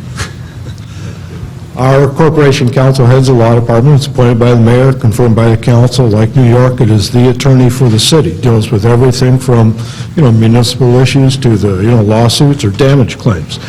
I think on the electability, though, it's a significant need for the mayor to have an attorney of his choosing who can then help, implement his philosophies, regarding the legal issues confronting the city. Where there are differences between the mayor and the council, and there are from time to time, they go out and hire their own counsel. They're, authorized to do that, and they routinely now put aside a couple of bucks in their budget every year, and that's not a, unusual issue in Detroit for the mayor and the council to, every few years, have some difference of opinion that, winds up in the local court. I was executive counsel to the first Mayor Morial, and his successor in office, Sidney Bartholomew, perpetuated the position. We had not had one previously. Mark Morial has not kept the executive council function, so it was about a 16-year phenomenon. The city attorney is the chief legal officer of the city of New Orleans and is appointed by the mayor, again with no approval of the council. I would say that the city attorney does a reasonable job of representing both the executive and legislative branches of government, although you won't be surprised to learn that there's a tilt toward the mayor's side of the equation, and that accounted for some period of years for the council hiring its own legal representative.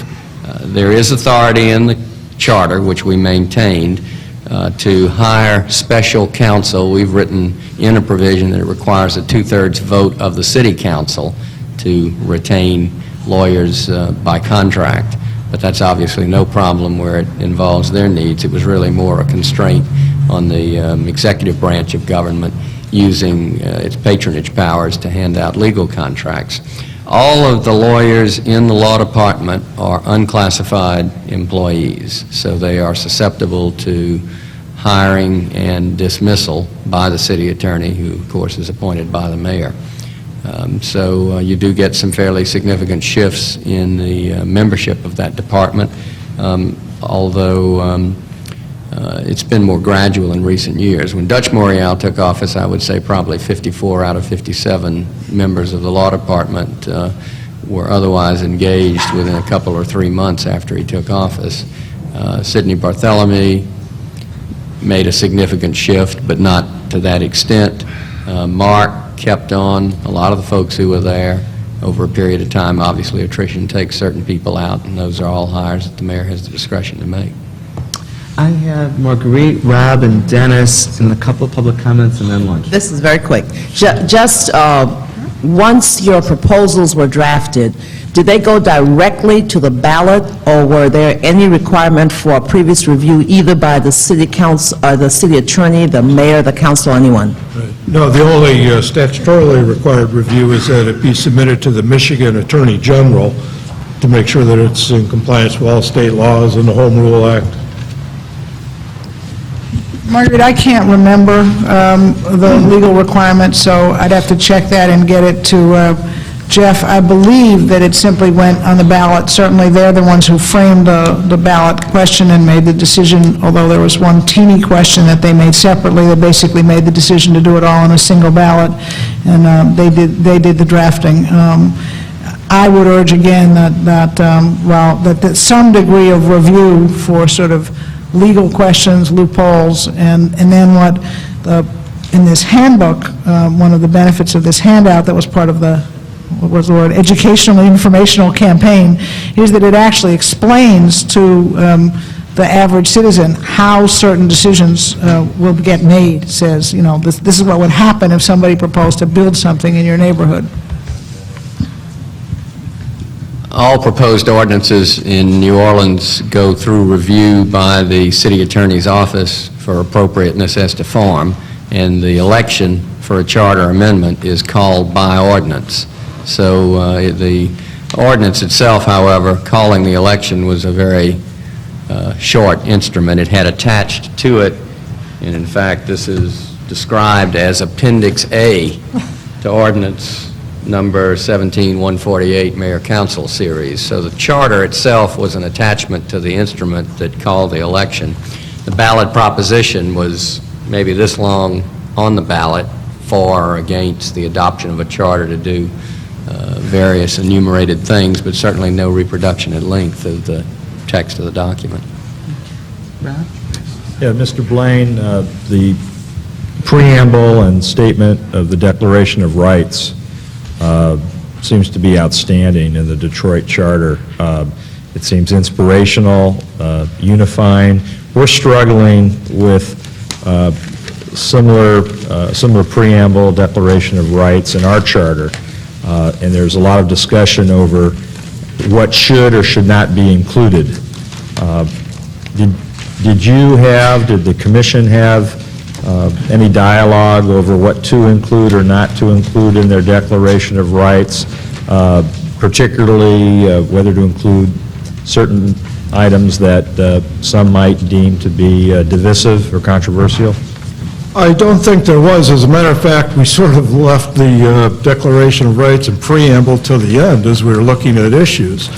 And one of my commissioners said, I've got amendments to the current preamble that I'd like to discuss. And, we may have spent an hour or two looking at it and then sent it to our attorney for review.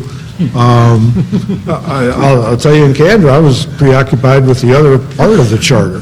But it's not all new. A lot of it's continued from the 73 charter, which is why I grabbed my copy to look at it after you mentioned it. It was done near the end. I don't recall a lot of discussion about it. So the substance of the preamble and Declaration of Rights is really from the 1973 charter? Largely, yeah, but we had one commissioner who says, I want to make some changes, and, give me a week and I'll bring it in, and this is largely her effort, amending the 73. Thank you. Dennis? Quickly, how critical to getting your individual charters adopted are there provisions for the public advocate, ombudsman, auditor general, and controller? Are there provisions? No. How critical to getting the charter adopted were the provisions for the individuals, the public advocate, ombudsman, auditor general, and controller? In other words, was that a critical issue in getting those adopted, or sidebar? Non-issue in Detroit, because we had made little or no change in any of those. Controller and auditor functions, they made virtually no change in. The public advocate, I don't think was critical, although it probably stirred a little bit of interest each way, again, because this was a position previously with a different title that people thought, well, let's get rid of it. You want to cut out the number of people in government. So that was the negative on the one hand, and the positive was we're actually going to, this charter gives you an ombudsperson. The Independent Budget Office, which I talked about before, again, I can't tell you what actually was critical in the voters' minds, but that was a major selling point, both by the commission itself and by those of us who undertook some strong advocacy in behalf of adopting what they had proposed, was that there would be this independent budget office and easier access to the kinds of information that community organizations need in order to challenge the city. Yeah, I echo that. I don't think any of the individual changes necessarily carried the day. I tend to probably overestimate the substantive import of certain provisions in passing the document, and in fact, its success probably had a great deal more to do with the mayor and the unanimous city council support and all of that. But part of getting that was having some good talking points to take out into public forums, and there is an accretion of changes and improvements that ultimately carry the day. I mean, the fact that we could go out and talk about having university presidents involved at multiple places in here making nominations of people to serve on boards and commissions was a plus with the public. The fact that we created the authority for an Office of Inspector General, the fact that we mandated an ethics body and a new ethics code, the fact that we had a Bill of Rights aspirational in nature, all of those things lend weight to the public's support of the instrument. One other thing that we haven't talked about, but that I feel is responsive to the concern all of you have about citizen participation. It's not a structural, but rather a procedural means of encouraging citizen participation, and that has to do with the promulgation of agency law. In most cities in the country, it is possible for example, the director of the Department of Finance to retire to his or her office on a Tuesday afternoon, sign the name on a sheaf of papers, and the following day have a new set of regulations out on the street pursuant to which taxes are collected. That is not an opportunity similarly available to the director of the Department of Revenue at the state level or at the federal level, because we have what is called notice and comment rulemaking under our state and federal administrative procedure acts. So I urged, and the Charter Committee agreed, to include in this document a notice and comment rulemaking procedure at the municipal level. Now, in order not to tie the hands unduly of future administrations, we provided that it would be established by ordinance, but we gave certain guidelines that required any proposed regulation to first be published, notice of its existence published. We required that the ordinance provide citizens the opportunity to come in and comment on it. We provided that there should be an emergency adoption procedure in instances where that was necessary, but that it should not perpetuate the regulation in effect for any longer than 180 days.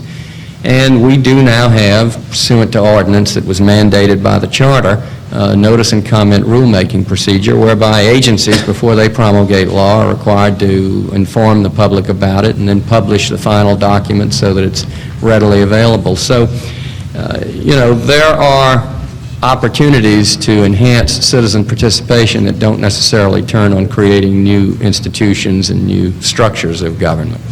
I have three requests. We did that too. I didn't mention it, but we have a Comprehensive Administrative Procedures Act that was referenced in the Charter and adopted and spelled out subsequently. Thank you. I have three requests for public comment. Julian Blomley, Marshall Diaz, and Ivan Corpino Chavez, and we'll hear from you in that order. Julian Blomley, citizen of Los Angeles. I would like to take this opportunity to thank the Commission and the speakers for a very informative session this morning.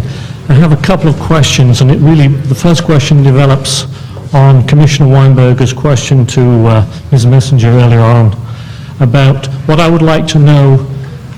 Some of you may know that this week that the UK government actually proposed a new Greater London Assembly with an elected mayor and 25 officials, and they're proposing its $32 million operating budget and $32 million to set it up. Now, what I would like to know from each of the three city representatives is a specific quantitative to at least 3 decimal places response of what the cost of the councils, community boards, and the like is a percentage of your city's operating budget. And with the last charter change, how that percentage changed, and what that, because I realize you may not be able to answer it here, but I think a written response to staff would be helpful, because generally the people are upset about when we increase the numbers and it's going to cost us more. And then specifically to Ms. Messenger, how is the head of the Independent Budget Office determined and dismissed? And finally, a question to the Commission staff, how come the New York City's annual budget on a per capita basis is 4 times that of Los Angeles? Thank you. Let me take the first crack at this since I have a couple of other questions. I can't begin to give it to you at any decimal point. It's a relatively small portion of our total budget. Community board budgets, as I indicated, have increased slowly since they were first instituted in the city, which was in the 50s and 60s. They were instituted in Manhattan before they were actually required by a charter. So the number of boards that existed and the way in which they worked and their actual budgets increased slowly over some time. They are a portion of the mayor's budget, and which I indicated this mayor has cut, and they're a very small portion of the budget. And in pursuant to a question I was asked during the break, the members of the community boards serve entirely as volunteers. They get no stipend whatsoever. On the council, again, I don't know. I know that the total amount as a percentage of the budget is reasonably small. It certainly did go up with the addition of council members, but given that we removed one entity from city government, probably the overall change was not quite that substantial. The Independent Budget Office, which is had a very clear procedure spelled out for representatives from the council, from the borough presidents, I think from the controller and the mayor, so a commission to select this person.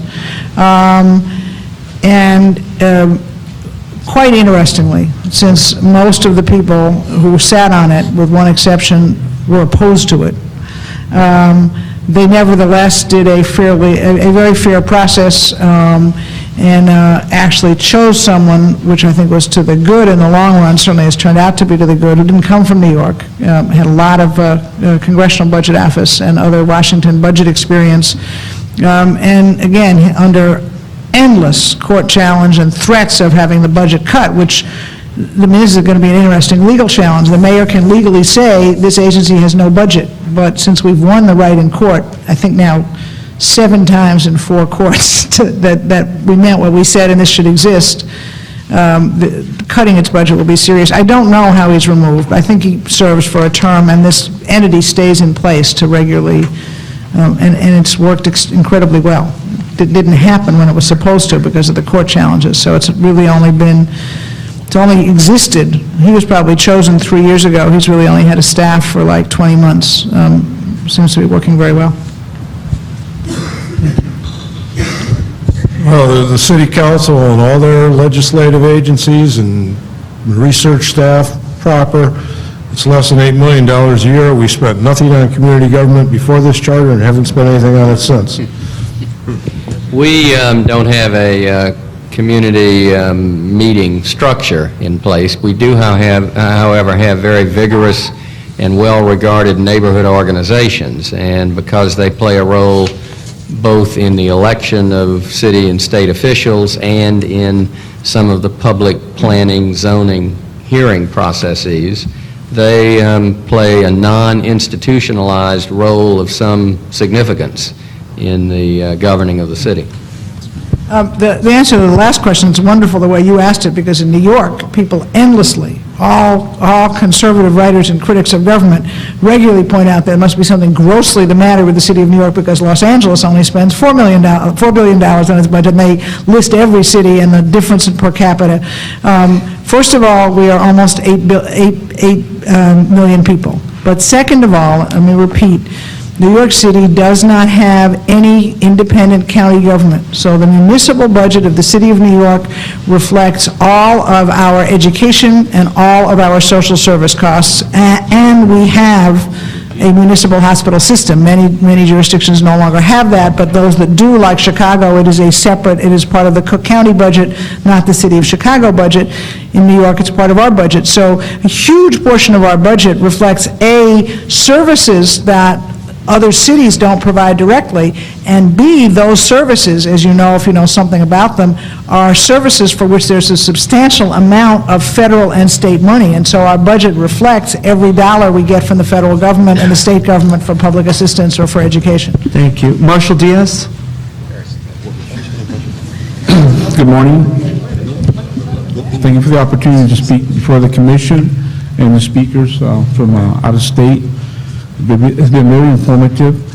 And I believe this is going to be televised on television. Yes, it will. And I will make a real strong effort to get the word out to the community relations and other people that are interested that we're not able to attend, and to make sure that they watch the hearings held today. Because they get a lot of information, a lot of input that we've been asking for. My name is Marshall Diaz. I'm with the Los Angeles County Latino Redistricting Coalition that have been involved in the redistricting process for the last 22, 23 years. And my concern, and our concern, is because of the lawsuits we've had here in Los Angeles County, both against the City Council and the Board of Supervisors. And we have been building our representation in the City Council.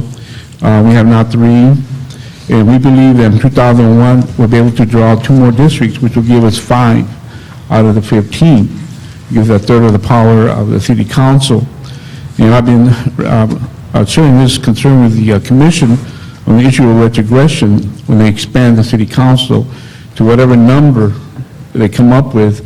You know, I believe that we need to be able to have a third, you know, if we keep the 2001, what we could do with 15 districts, or else we'll have the issues called retrogression. That's, they're being violation of the law. So my concern has been, because I thought they were going to be drawing the lines to present on the ballot, you know, for the people to vote on. And my understanding is they're not going to draw the lines, but come up with a number. And I know you mentioned about how you look at different models. And again, my concern is that for any expansion number goes on the ballot, that they got to have some kind of real idea, the reflection of that, because, I mean, if we lose our power, so a retrogression issue, we will, you know, pursue a lawsuit and talk to other civil rights organizations that they also will probably pursue the same thing. So, you know, to me, it's like, what can they do to really kind of ensure that what they're drawing or the number they're going to be endorsing for the ballot really deals with the issue of retrogression, because that's what I think what we're really concerned about, and I think the African-American community is all concerned about that. And another thing too, I just learned today is the issue of the council persons there in New York are all part-time, is that correct? By law. Most, more than half of them work full-time, but by law, they don't have to. Okay, because I don't think the commission here has spoken about, you know, if they went to expansion, whether they would be part-time, also a consideration of being part-time. I think it would be very important. So I have a lot of questions, but I know it's been pretty lengthy. I'm just really concerned, any recommendations from you to the commission about really looking, you know, at whatever number they come up with. And when you talked about, you looked at models, we didn't actually talk about looking at districts that are drawn for you by somebody before it went to the ballot. Thank you very much. Thank you. Do any of the panelists wish to comment?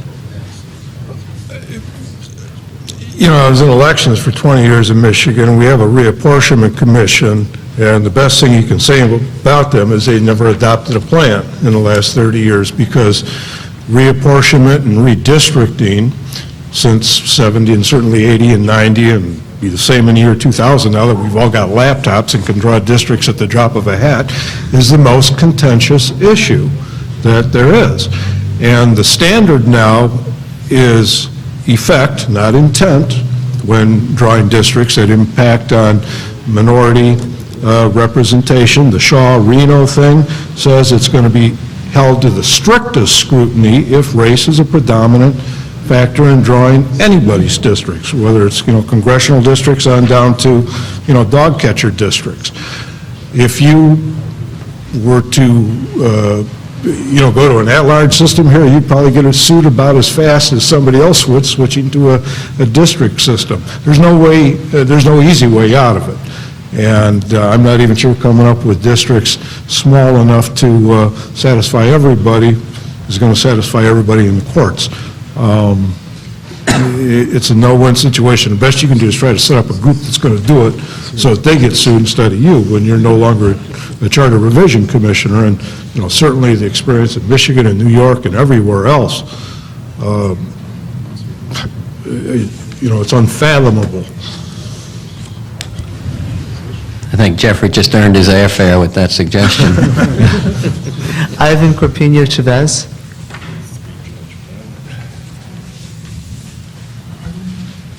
Good afternoon. My name is Ivan Corpeño Chavez, and I represent the Librarians Guild ASME 2626, a city union, professional librarians with the city library department. And in looking at your charts and listening to you, I noticed that certain departments, specifically the library, are not mentioned in your charter. Now, in our charter, certain departments are mentioned in there specifically. And also, the governance of them, a lot of them is commissions.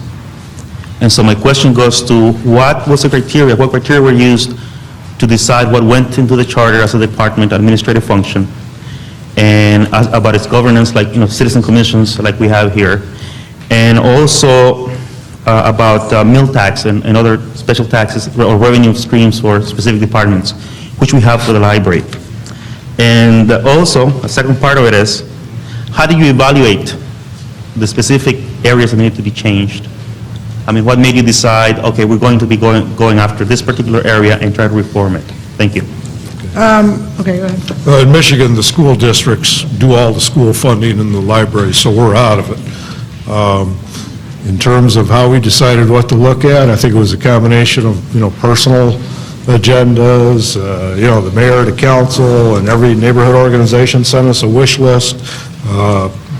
As did many people, and we had a sifting process as we went through the whole revision process. Again, similar answers to both questions, or all three questions. Our library system is in fact independent. It's funded by the city and does very well at some points and not well enough under others in fighting for funding, but it is in fact got its own board. Interestingly, just as a curiosity of history, the libraries are one of the few things in New York City that never got entirely consolidated for the city, so there actually are 3 library systems covering the 5 counties. But it's not directly under the mayor's jurisdiction except for the adoption of the budget, and it fights for its money like it actually. Not that this, not advocating this for everything, but there's an interesting process in New York City, I assume every place, in which there are some structures. In New York, the libraries are probably one of the best examples in which there's some real independence, so that unlike, the Commissioner of Transportation, who's entirely appointed by the mayor, gets hit with a huge budget cut, he's got to find 7 different ways to let people know he's not happy with that budget cut without saying so, because he's solely at the discretion of the mayor. Library systems never had that problem, so they can come in and yell like blazes about cuts to libraries, and as a result have occasionally been effective.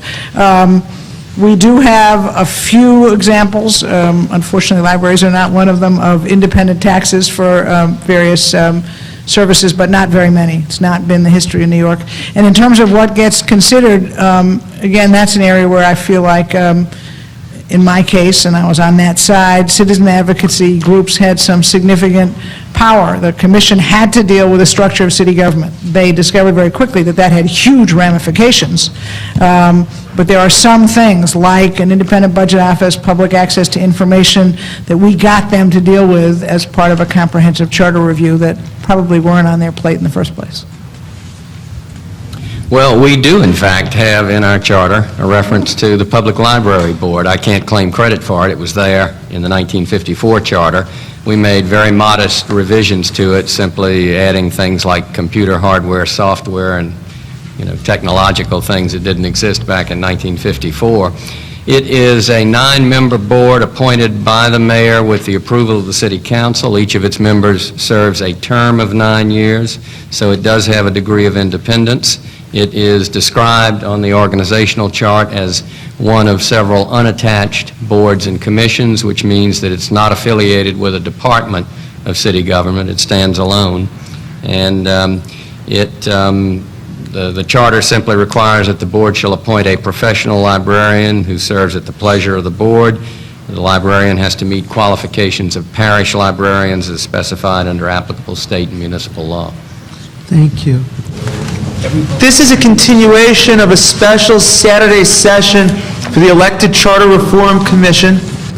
This morning we had the terrific opportunity to hear from representatives from Detroit, New York, and New Orleans. And this afternoon we're going to have the opportunity to hear from several groups in Los Angeles that are quite important in our civic life that want to have the opportunity to make presentations from us. What I'm going to ask is that each of the speakers confine himself or herself to a 15-minute presentation, simply because of the press of time, and then we'll take questions from the commissioners, but still try to stay to our goal of being out not too late this afternoon. The first speaker is Jerry Jaffe, who's here on behalf of the Los Angeles Area Chamber of Commerce. We're delighted to have you with us. Thank you. I'll definitely be able to keep to the 15-minute time limit. Mr. Chairman, members of the elected Charter Reform Commission, thank you for asking the LA Area Chamber of Commerce to come today. We appreciate the opportunity to give our views on charter reform. My name is Jerry Jaffe, and I'm staff to the LA Chamber's Charter Reform Task Force. That task force is headed by Bert Pines, who is the former city attorney of the City of Los Angeles. Bert is also a member of the Executive Committee of the Chamber of Commerce, and he's also a prominent attorney in Los Angeles. Jack Walker is the vice chair. Jack is a member of the board of directors of the Chamber, and he's also a prominent attorney in Los Angeles. Both wanted to appear today, and they both wanted to let me tell us that if other commitments did not come up this afternoon, they would have come today to speak before you. And they hope to have an opportunity to meet with you later on in your deliberations. I want to take this opportunity to thank this commission for the hard work they've done. We've monitored your activities, and we've talked to several of you from time to time, and we appreciate the thoughtfulness that you've had and the time commitment you've had on this issue. Last September, the Chamber of Commerce Board of Directors adopted a number of principles dealing with charter reform. In January of this year, they adopted additional recommendations, and last Thursday, they adopted some additional recommendations. And because those were just adopted, I'm not able to have those in a written form to distribute to you. What I will do next week is send to you the recommendations that were adopted previously. Some of you may not have received it, or you may want them again to refresh your memory of what we had adopted. Another thing is quite very significant, and I'll give you just some of the key principles that the Chamber has adopted.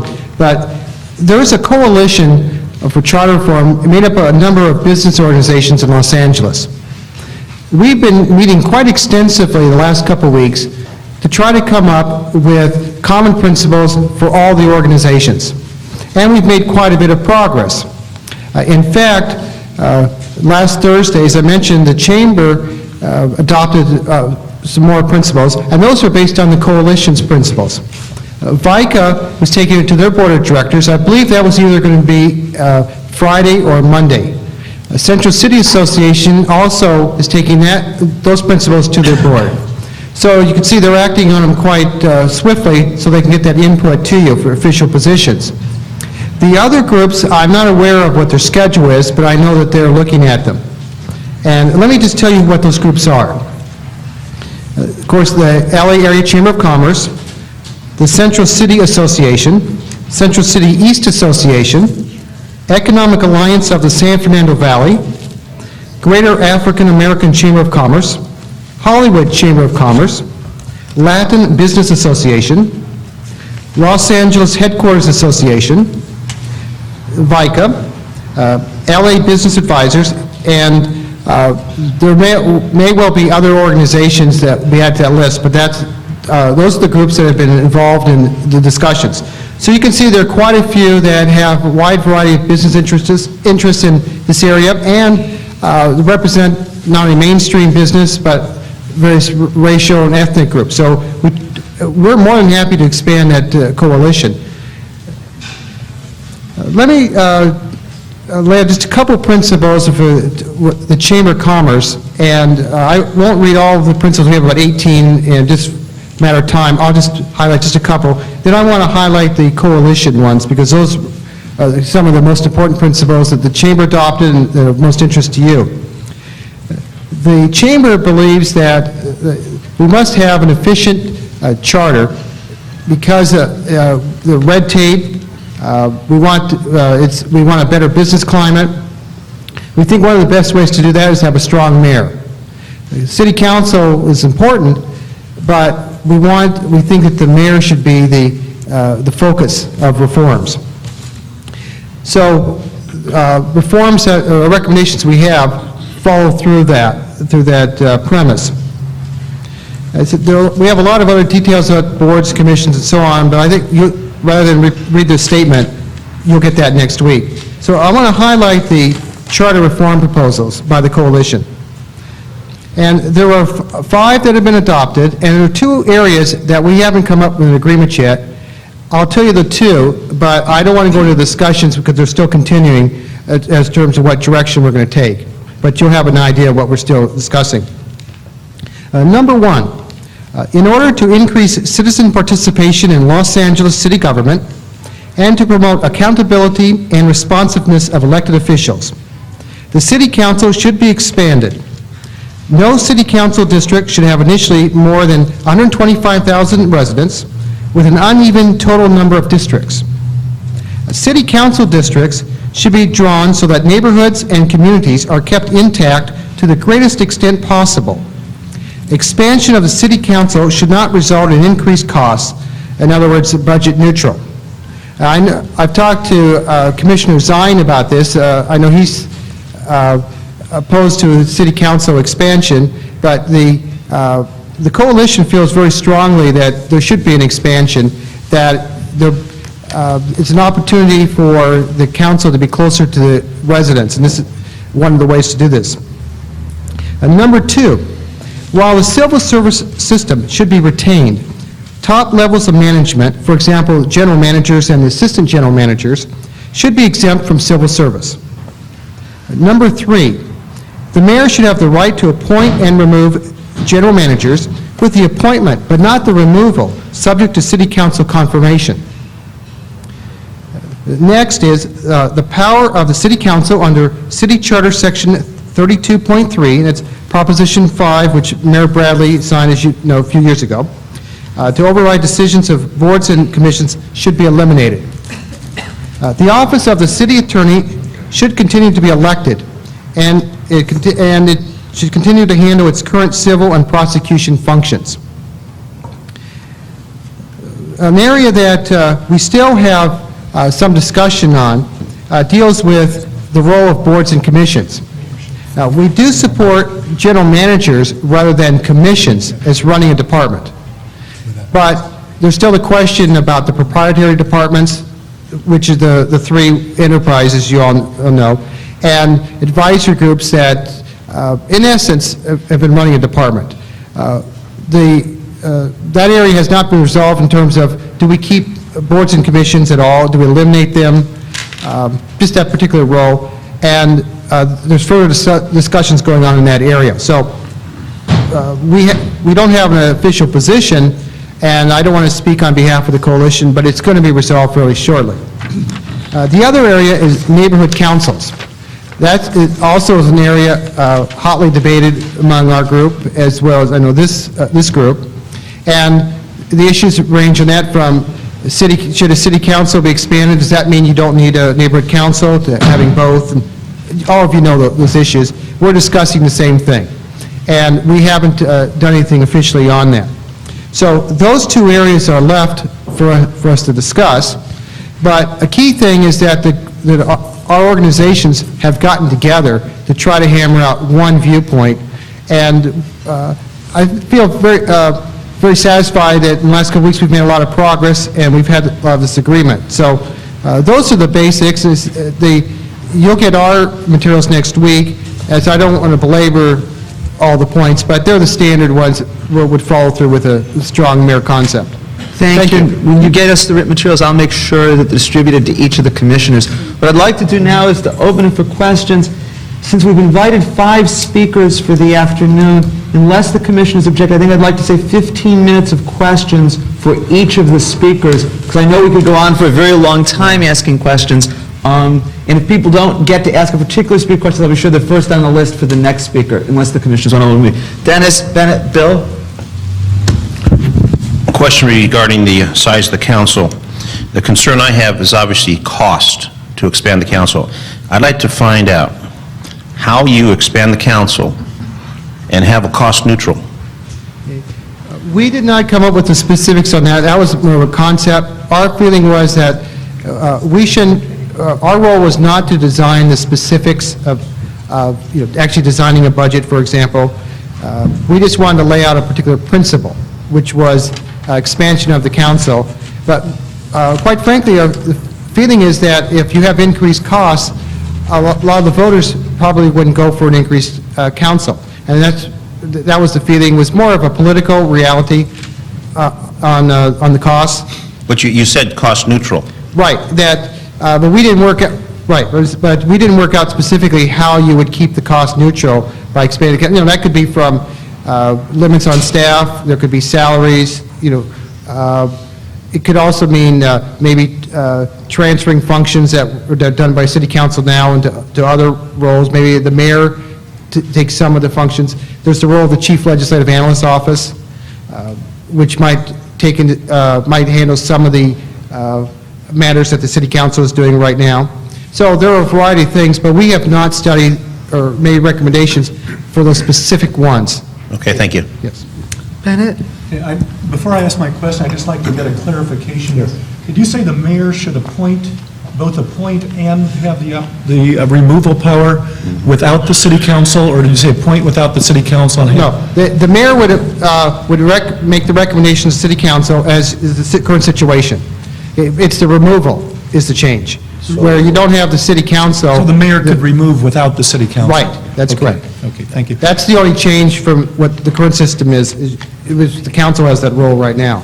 Okay. Thank you. I'm going to be very interested to hear your recommendations about neighborhood councils, and hope that if we can't get them brought directly to a full commission meeting, that they would at least come to my committee when it is doing its deliberations on neighborhood councils to present to the entire commission. Right. I can tell you that it's no surprise, that's probably the most controversial area, the most discussion.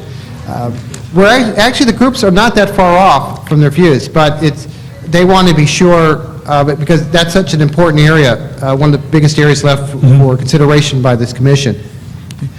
You'd mentioned having city council districts that would be no more than 125,000 in size. Yes. And one of the things that the commission has voted on at a previous meeting is the concept of having our council districts drawn in such a way that they won't break up the communities, the named communities, Van Nuys, Silver Lake, Hollywood, whatever, throughout the district, or throughout the city. What I and our committee staff have discovered as we've begun looking at some of the sizes of these communities is that many of the communities are about 60,000 to 80,000. It's kind of a typical size. So if we had to have two communities side by side that are each 80,000, if we kept that 125,000 as a firm number, it would mean that one of those communities would need to be split into two districts. And I wondered if the idea of having maybe a larger district, maybe in the 140,000 to 150,000 range, would still meet the needs of the chamber in this proposal. Well, the number is, quite frankly, is an arbitrary number. There was a goal on that, but some of the organizations are talking about 250,000, for example, or 200,000. That's the current. That's what we have. Right, and some still stick to that. Some have cut it down into between 100 and 200,000 group. And we tried different numbers, and we came up with the 125. We thought that was the ideal situation, but we also know that that number might change. It was hard. The problem is that you don't until the census comes out, you're not quite sure what the final numbers are going to be. And in fact, one of the organizations, I don't want to speak on their behalf, but I just can tell you for information, VICA has been talking about having a commission, a group like this, reconvene every 10 years to look at the numbers of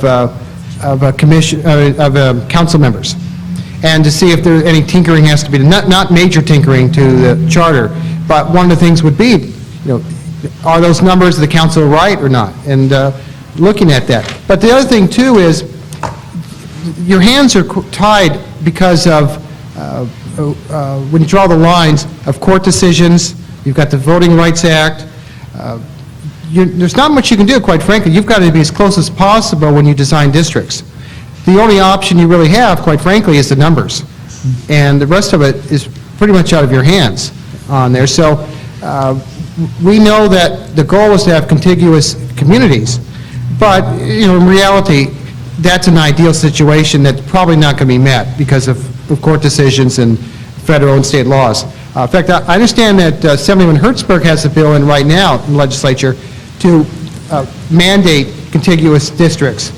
And I haven't looked at the bill recent days to see if it's been amended or not, but that's the same goal. It would just try to keep everything together. Thank you. Thank you. Rob and Janice? Thank you. First, I want to answer Dennis's question. I think you can make council expansion tied to budget neutrality by simply taking the amount that we currently spend for the CLA's office and the 15 council offices. That's the total budgetary dollar amount.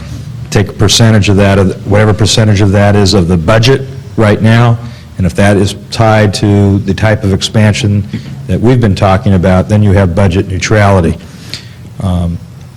The second point I wanted to make, or actually I wanted to ask Jerry, is if you can, our Committee on Structure is making recommendations to this full commission with respect to the role of city commissions and boards.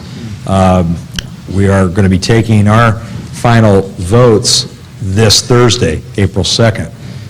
So to the extent that you have any input that you can share with our committee, we'd sure like to have that before. Actually, I can tell you, we're actually going to have a decision on that this Tuesday.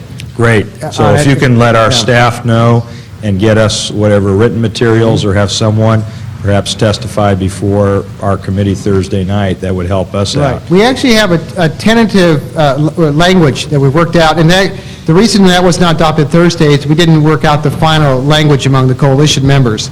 And we're actually having another meeting this Tuesday morning to wrap up that language on that very item. Okay. Hopefully we'll be able to come up with a recommendation at that time. Thank you. The third point is, I'm just expressing my opinion.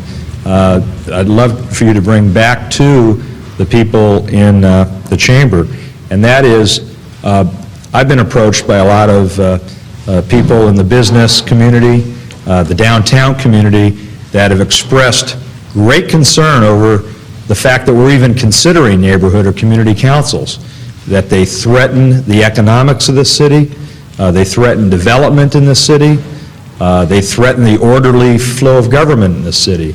And the message I would like to send back is that that is not true, and how you define the councils, how you set forth what limited authorities they may have, the kinds of things that I know members of this commission are talking about, most of which would not do any of those parade of horribles. If you give community councils limited authority over prioritizing their own tax dollars for discretionary projects in their district, the type of things that Ruth Messenger was telling us about this morning, that I've challenged people in the business community. They agree. That's not going to upset their apple cart or their agenda, and that is an appropriate topic for community councils to deal with. I hope that in your discussions of neighborhood councils, that can be one item that you bring to the table that perhaps you'll bring up favorable recommendation on. Well, I can tell you that Bert Pines, on a recent business trip to New York City, actually took time out of his business to meet with representatives of the city on neighborhood councils, and actually went out and visited them to see firsthand how they work, and came back with a report prepared by the city government on neighborhood councils, and we've actually distributed that and studied that report. So we have looked at what other cities are doing, and actually have done surveys around the country. So that input has come in, and we're not acting, in a vacuum. What you just mentioned has been discussed great length, as well as the other views of not having a neighborhood council. And what we try to do is try to get everybody on board with one view, if possible. And not everybody is on board with one view. So that's what's delayed that particular area, neighborhood councils. I said it's probably the most controversial area that we have of trying to come up with something. And the views have been shared, but I don't want to tell which organizations. I don't want to be that much detail in our discussions, but we've had people from, we're gung-ho for neighborhood councils to those who are adamantly opposed to it. It's all over the map. That's probably no different than it is with this commission, as well as the other commission. Well, I would just hope that the business community collectively, as you say, will come back with that type of cooperative effort, because the fact is that even if the city council's expanded along the lines that you're suggesting, that still leaves a huge vacuum with respect to participation. Janice, and then Gloria, and then we should move on. First of all, I would like to extend my thanks to the LA Chamber and to this coalition on charter reform. I think it's great that you all are spending this kind of time to weigh into this process. I know when we began, we wanted to make sure all the stakeholders in Los Angeles participate in the process, and I really want to thank you for being a part of this process. I'm one of those that is yet to be convinced about some of these recommendations. More power to the mayor, more expanded city council. Standing here representing the LA Chamber and a wide variety of business interests, I want to make sure that we know what's broken with the city in terms of how we deal with businesses before we attempt to fix it. And in attempting to fix it, are we really, will the things that you recommended actually fix some of the problems that businesses have? I would just like to hear from you, in terms of business, what's wrong with LA? What doesn't work? And does it really have to do with the power of the mayor, or is it about our planning policies or lack of planning policies or permitting? Or I want to know what's wrong with our city in terms of how we do business. Well, I just want to limit it just a couple areas. There's a lot of concern about the permit process, and you have to go through a lot of paperwork to get things done. If you look at surveys of business licenses and various taxes, the city of LA has one of the highest rates around. A lot of cities don't have business license or a low rate. And there's a concern that if you want to do business in LA, you're going to have to pay, you're not competitive with a lot of neighboring communities. A lot of that is with the structure. Also, you're dealing with, we're concerned about accountability questions. If you have commissions that are running a department rather than a general manager, then who's to blame if something goes wrong? It's you don't know. So we feel that you get a more efficient department. If something goes wrong, the mayor can remove that department head. Of course, you've got a commission too where the mayor made the appointments, and he can make that change too. But you're looking at 3, 4, 5 commissioners.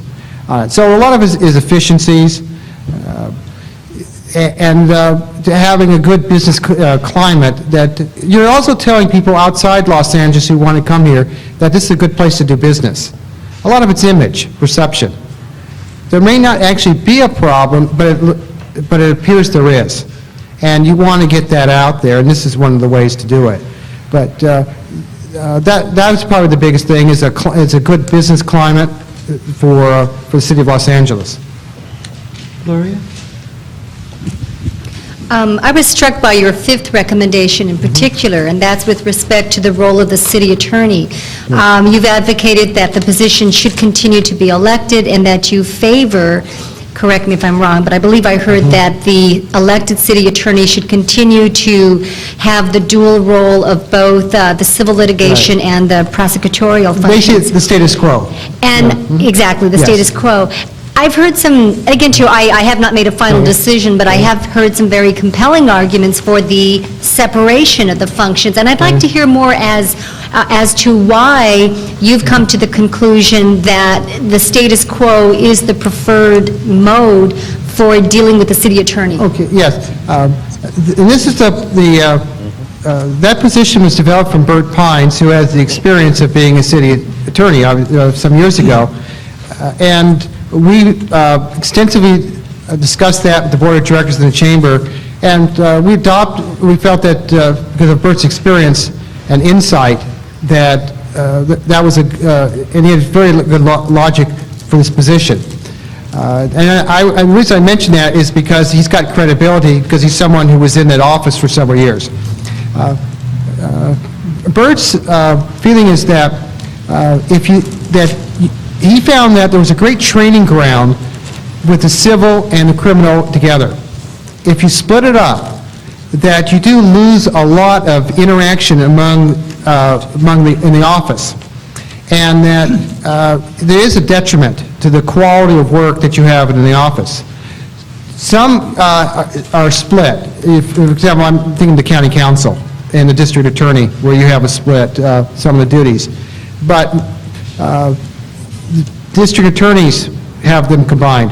And he feels that you really miss out on more promotional opportunities and the quality, quite frankly, that you lose that interaction. That's the main reason. It's the quality of the work.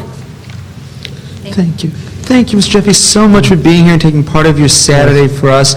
We really do look forward to the written recommendations of the coalition and look forward to continuing to work with you throughout the process. Hey, thank you very much. Thank you. We'd invited a representative of VICA, the Valley Industry and Commerce Association. Is there a representative of VICA here this afternoon? If not, then we'll move on and hear from Kevin McCarthy from RAND.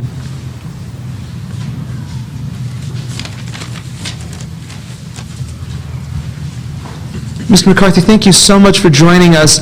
We did get a copy of your report, and we circulated it so that every commissioner has had an opportunity to read it through, and we look forward to your presentation now. Well, thank you very much. If I might, I would like to view some slides here. I actually prepared a brief written presentation that I'll be happy to give the commission, but I thought it might be more useful to have interaction if I use slides. And if you can read these, I will try and give you the essence of what we're doing. Let me begin in thanking you for the opportunity of coming today. This report was actually commissioned by a group called the Los Angeles Business Advisors, which is a group of downtown businesses. They specifically asked us to identify issues and to create or suggest a framework for charter reform, but they specifically also asked us to avoid making recommendations. So as you've read the report, you realize it's short on recommendations and long on description. The description, of course, is RAND's findings, not the LABA findings. I expect, as I told one of the commissioners before, right after lunch, that I will be writing some op-ed pages to give you my opinions on recommendations, but the report, as you'll see, is short on those. Let me begin by just giving you a little bit of background. That we start our report talking about the changes that have occurred in the charter over time. As you're very aware, the 25 charter was a very short charter, less than 100 pages, that set up the basic structure of the tripartite structure of government in Los Angeles, the mayor, council, and the commissions, designed specifically to minimize the effect of politics. It was also a progressive document that established one person, one vote, and anti-discrimination principles back in 1925, and interestingly enough, as I'm sure some of you are aware, also created the possibility of borough-level government in Los Angeles at that time. It has subsequently evolved into a cumbersome operations manual that's over 600 pages long, mostly because of 400 piecemeal amendments that have been made over time. In fact, over 550 amendments have been proposed on the ballot. The net effect of these has been to create an operations manual rather than a statement of principles, and to shift power somewhat from the mayor and the commissions, who were the winners in the original 25 charter, to the council per se. And as you're very aware, comprehensive efforts, in contrast to the piecemeal approach, have failed over time. What's interesting in a sense about this whole debate about charter reform is that it's, even though people believe that charter reform might be necessary, it's not the real trigger for what's been happening. That really is the valley. I don't need to cover the various points here, but I think it is significant to note that the debate is not really driven by any kind of consensus on reform, but really other factors which have led to it. In our work, we began by trying to get a sense of what both the opinion leaders, people that we interviewed through the course of our research, felt about reform, as well as the general public. And what's interesting here when you talk to opinion leaders is that although they believe that reform is needed, they don't believe that reform is going to solve all the problems that the city has. Many of these problems are independent of the issues behind the governance and will continue to be so. Like the mayor and the council, there's no consensus among these various leaders as to what the problems are, and they also suspect, as I'm sure all of you are also aware, that the political divisions within the city make reform very unlikely, which poses a real challenge to you.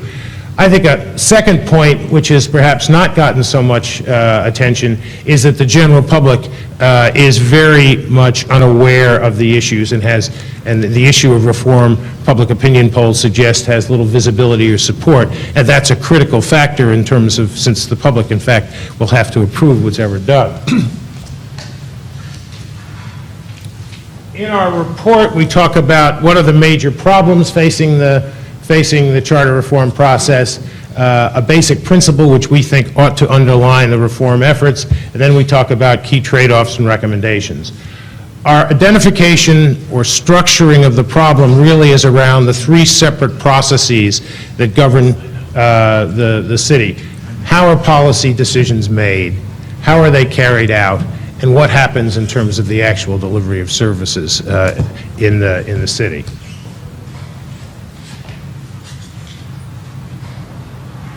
In terms of policy making, there really are two very central issues that seem to be critical to the reform process. One, there is a very clear sense that decision-making is not representative. And this has several different components dealing with the different aspects of decision-making.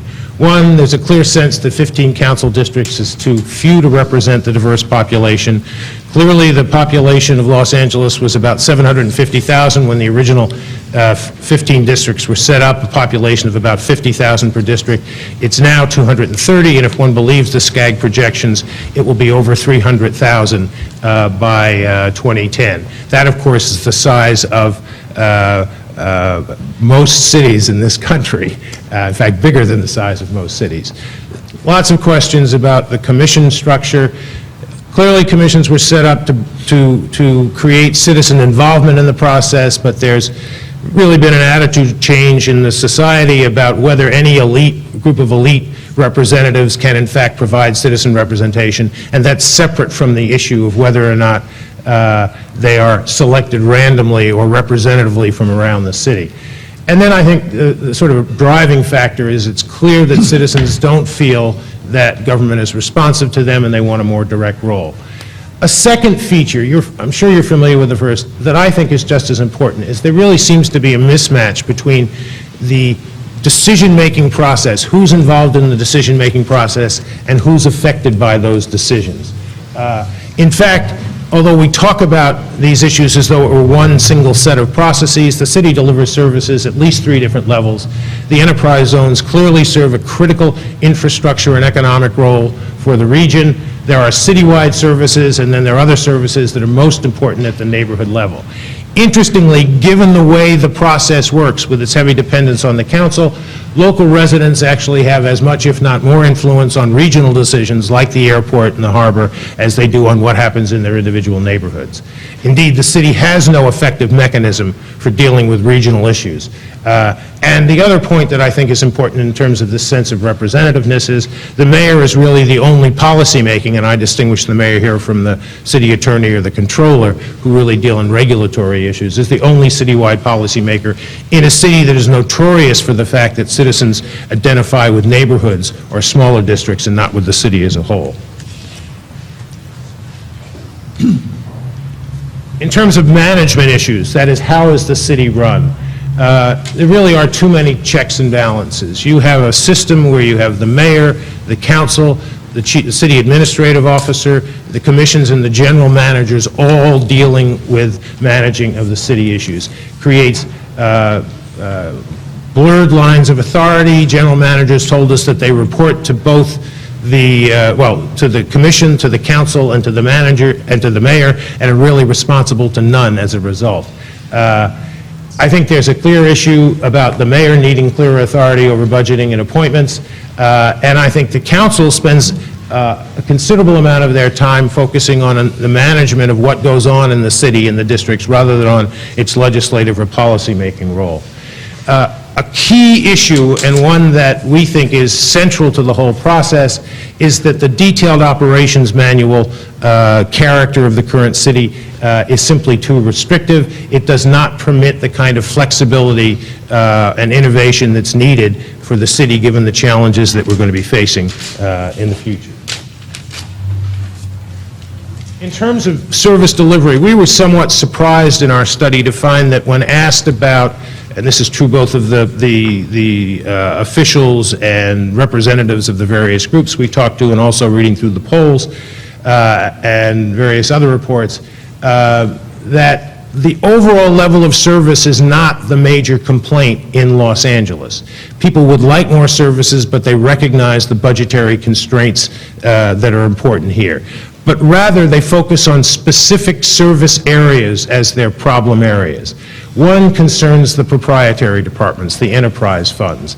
And there's a central question here whether these should be viewed as, or should they be private or semi-public? Should the city get should the residents of the city, like stockholders from a corporation, get a return from those things, or should that money be poured back into the investment in infrastructure in the enterprise departments? The regulatory function, you asked the question, Dr. Romero, about the regulatory function, or excuse me, the other member of the commission asked about the regulatory function. There is a very good report that was done by a commission headed by Mr. Garcia about the regulatory function. The regulatory function in this city is really broken. You have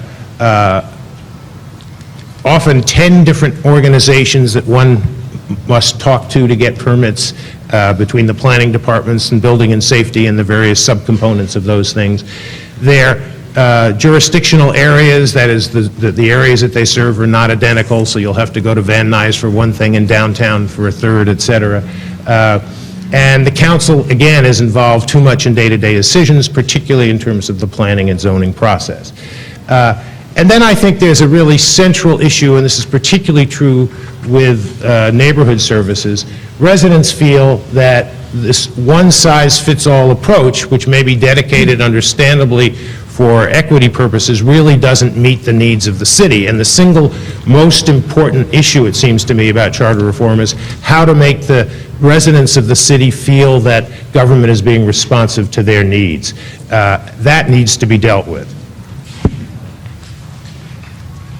The next issue really has to do with a framework for reform, and our single most important recommendation has to do with building in the flexibility to the charter to adjust to a changing environment. I won't go through the details here, but those 550 different amendments that have been proposed over the last 70 years reflect the dramatic change which has occurred in the city over time.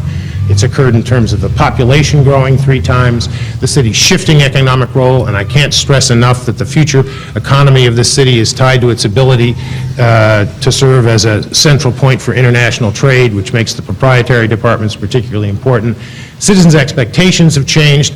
One of my favorite quotes is a quote from Mulholland when they opened the Owen River Aqueduct, and he was asked about it, and he said, if we don't build it, we won't need it. That attitude toward growth is dramatically disappeared in the city today, and you could talk about other kinds of attitudinal changes that have also occurred, as well as differences in the scale of government. Also, there have been dramatic changes in political environment. There has, over time, been a shift of power, and that is likely to continue over time.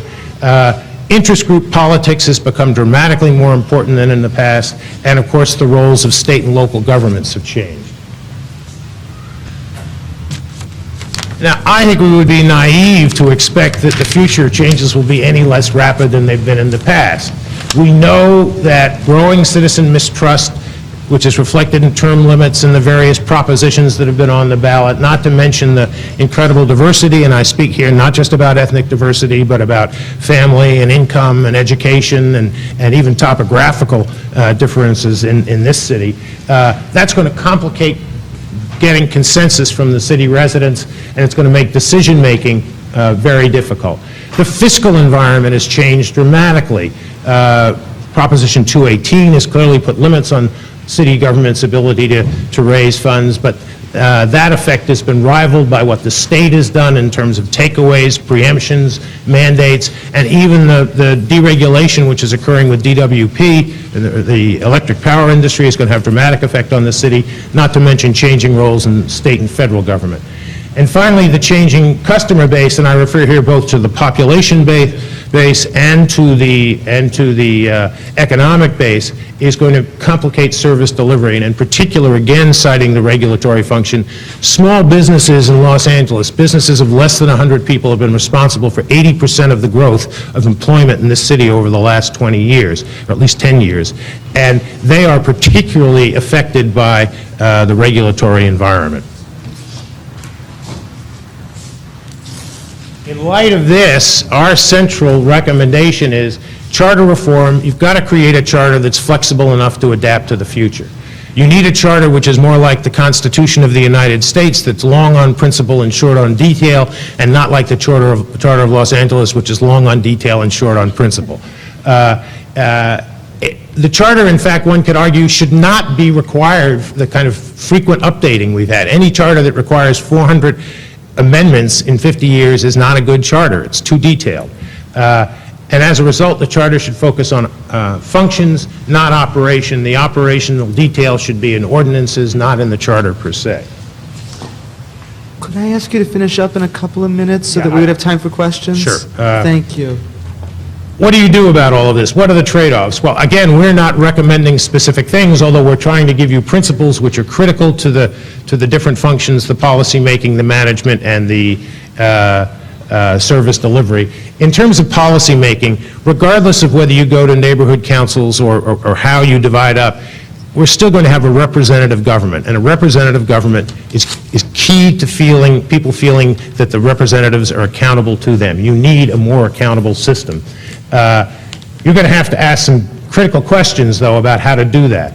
How do you increase representation without bogging down responsiveness? If you expand the number of council seats, how do you increase citizen input with neighborhood councils while providing still clear and timely decisions? How do you link the authority, and this I think is a critical issue that I mentioned before, how do you link the authority for decisions with the areas affected, and you can see the kinds of sub-issues that we're talking about there.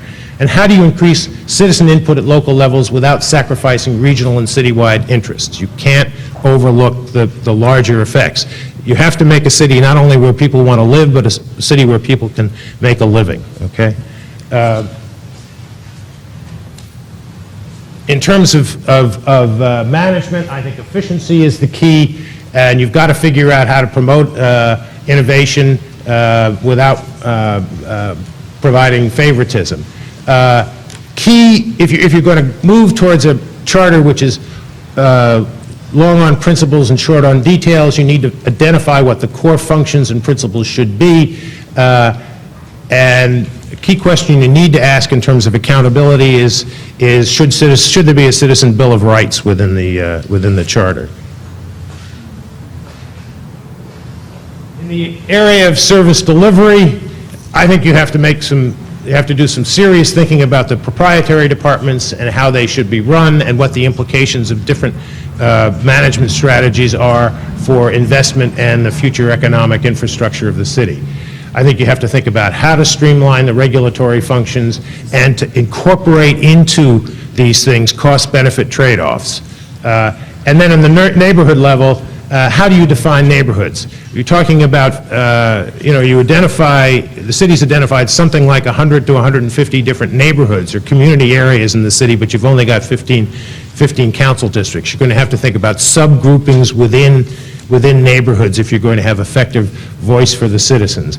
And then a central question that I'm not sure you're going to be able to effectively answer, but it's something you're going to have to deal with. The citizens in the city don't want the same things. The bundles of services they want at the neighborhood level differ. How do you ensure equity with a different bundle of services? That's a critical question. You have to facilitate that. I think what we should do now, if it's okay, is shift to questions, because we've gone about 20 minutes with the presentation. I want to be sure that there's time for the commissioners to ask you questions. Thank you so much for the presentation. Are the commissioners, pardon?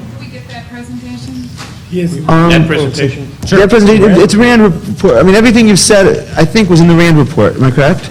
Basically, it's said a little differently here than there, but yes, and I also have, as I said, a statement that I'm happy to give you, and I'm happy to provide slides to you, copies of the slides. That would be great. Thank you. Obviously, many of the commissioners would like that. And if anybody still doesn't have their Rand report, we do have some extra copies, and they are available. I did bring about 5 copies of the report. Okay. So. And one had been given to each of the commissioners. Do the commissioners have questions for Mr. McCarthy? Can we have the report? Okay, Bennett and then Dennis? I wondered if you could just briefly go through what the process was that Rand used to arrive at this report. Sure. We used 3 different sets of information, and some we were more successful on than others. We contacted all of the city council officers and asked for a list of all the neighborhood or community organizations within their districts. We got lists of media, academics who'd worked in the area, lists of labor unions, various other interest groups. We then sent all of these groups a letter asking them for their perceptions of what the problems were, what recommendations were, et cetera. We sent out over 550 different letters to people. We were not terribly successful in getting responses. We had about 55 responses, so about a 10% response rate. As a result, we didn't weigh those as heavily in the findings as we did other things. I would not maintain that our study represents the diversity of opinion within the city. We then went out and conducted detailed, usually hour or 2-hour interviews with a broad set of current, past city officials, both elected and appointed, labor union representatives, neighborhood representatives, academics, media people, a whole host of what you might call sort of people who are involved in the process to a considerable extent. And then we reviewed a rather diverse and lengthy literature on on the history of Los Angeles, charter reform in the city, the comparisons of Los Angeles with other cities, in other words, a detailed literature review. And it was putting all of this together and synthesizing that led to the conclusions or the report that we came up with. Thank you. Dennis? In your research, I assume you contacted voters, citizens. Did you also reach out to non-voter residents? As I told you before, we relied very heavily on letters that were sent out to people. I would not say that our report is based on and in any sense represents the average citizen on the street in the city of Los Angeles. This is much more the combination of the perceptions of people who have been involved in the process of running government, both in this city and elsewhere, and on the literature and articles that we read about things. Thank you. Nick? I have to stress that this was done in about 3 months. It was on a very tight time scale and turnaround. So if we'd had more money, we would have done other kinds of things. Yes. What I wanted to know was, I'm just amazed at how many different presentations we received that support the notion of expanding the city council size. Did you, in your research, identify a group that was opposed to that as a block because the business community spoke before you and said they wanted to expand the city council? Your group has said that. I know in my community forums, they've said that. I'm trying to identify where the anti-vote's going to come from if everyone seems to be pushing that direction. I mean, we guaranteed people. That's 2 votes, Commissioner Okay. Hahn and Commissioner Zine. Okay, we got 2 votes against it. We guaranteed people anonymity when we talked to them, so I won't give you names of people. but No, just like there were profiles, yeah. There were, in fact, there were political advisors that we talked to, lobbyists, if you will, who said the current system is just fine and don't expand it. There were some people who, in fact, had been former elected officials in the city who said the problem really isn't the number of people, it's that the mayor should be a more effective coalition builder. But it's when you look at Los Angeles and compare the situation here, both with what it looked like back in 1925 and with any other city in the country, that you're struck by the size of the council districts here are so huge compared to everything else. And most of the people we talked to said, you've got to get people feeling that the system is more representative, and that's difficult to do when there's so much heterogeneity within the specific council districts. Gloria? I think the million-dollar question is when you said that in terms of your report doesn't necessarily represent the views of the average citizen. Do the charter commissioners represent the views of the average citizen? So it's, I think, a tit for tat. Let me ask you, again, on the question of council size and the concern about costs. And certainly we have seen reform efforts being downturned because of perception of costs and more money, et cetera, et cetera. In your report and in trying to deal with efficiency and accountability and trying to get through the political feasibility of having some charter reform pass, did the Rand report take up this issue of how we might increase size of the council while at the same time dealing with the political reality of maintaining the cost? Do you have any recommendations for us? We did not specifically do that, but I am happy to offer you my personal opinions about that. I think one of the problems that the council has right now is that the range of duties that they're involved in is so extensive that they need a very big staff to do that. If in fact, I mean, I've been to a few council meetings, and I've certainly talked to enough people who either were taking part on either as members of the council or as testifiers to the council, and say that they spend about 70% of their time on day-to-day details. If in fact you cut back, you focus the council, you can't focus them obviously exclusively on a legislative role, but if you cut back on the level of day-to-day detail that they deal with, they won't need as big a staff as they have right now. And I think there are ways of dividing up things. I mean, you can't ask them to do what they're doing now, increase the number, and keep the same cost. You have to change the scope of what it is they do, and I think that's critical. Thank you so much. Bennett, do you want one more question? One quick follow-up on that. You'd mentioned transferring some of the functions of the council to the mayor. What about transferring some of the functions of the council to neighborhood councils? Well, I think and moving some of those things. One quick example is if I want to have I've used this a number of times in the last few days, if I wanted to have a block party in front of my house and close my street for a residential street for 2 hours on a Sunday afternoon, the city council is going to vote on that as a citywide issue. I don't think that's something we want to move up and have the mayor take over either. No, I think what I said is one of the thorniest problems you're going to have to deal with is tying in the people who are affected by decisions to how the decisions are actually made. That really creates a kind of, you need a tiered structure. There are regional issues, there's citywide issues, and there are neighborhood issues. You have to think about ways to tie the different groups into those decision-making process. What that probably means is whether you expand the number of council districts or keep the current council district. You need some kind of sub-council district, at least advisory structure, and it can't be for the whole, I mean, there is no neighborhood in the world that I know of that at 230,000, that there's any kind of homogeneity with 230,000 people. You need to break it down into smaller units. Thank you so much. You mentioned at the beginning that you were going to be writing some op-ed pieces. Additionally, if you'd like to write up your own views on these issues beyond the op-ed pieces and share them with the commission, we'd be delighted to hear from you and to learn what your specific views on the issues are. Thank you. And thank you for coming this afternoon and speaking with us. We'd invited Julie Butcher from the Service Employees International Union. I don't see Julie. Is there any representative from the SEIU who's here to speak today? If not, our next speaker is Stephen Hill from the Center for Voting Rights and Democracy. He's going to take a moment to set up a slide projector. And in the meantime, we do have a request for public comment on the RAND report. So while we're waiting for the slide projector to be set up, this would be a good time for that comment. Ivan Corpino Chavez.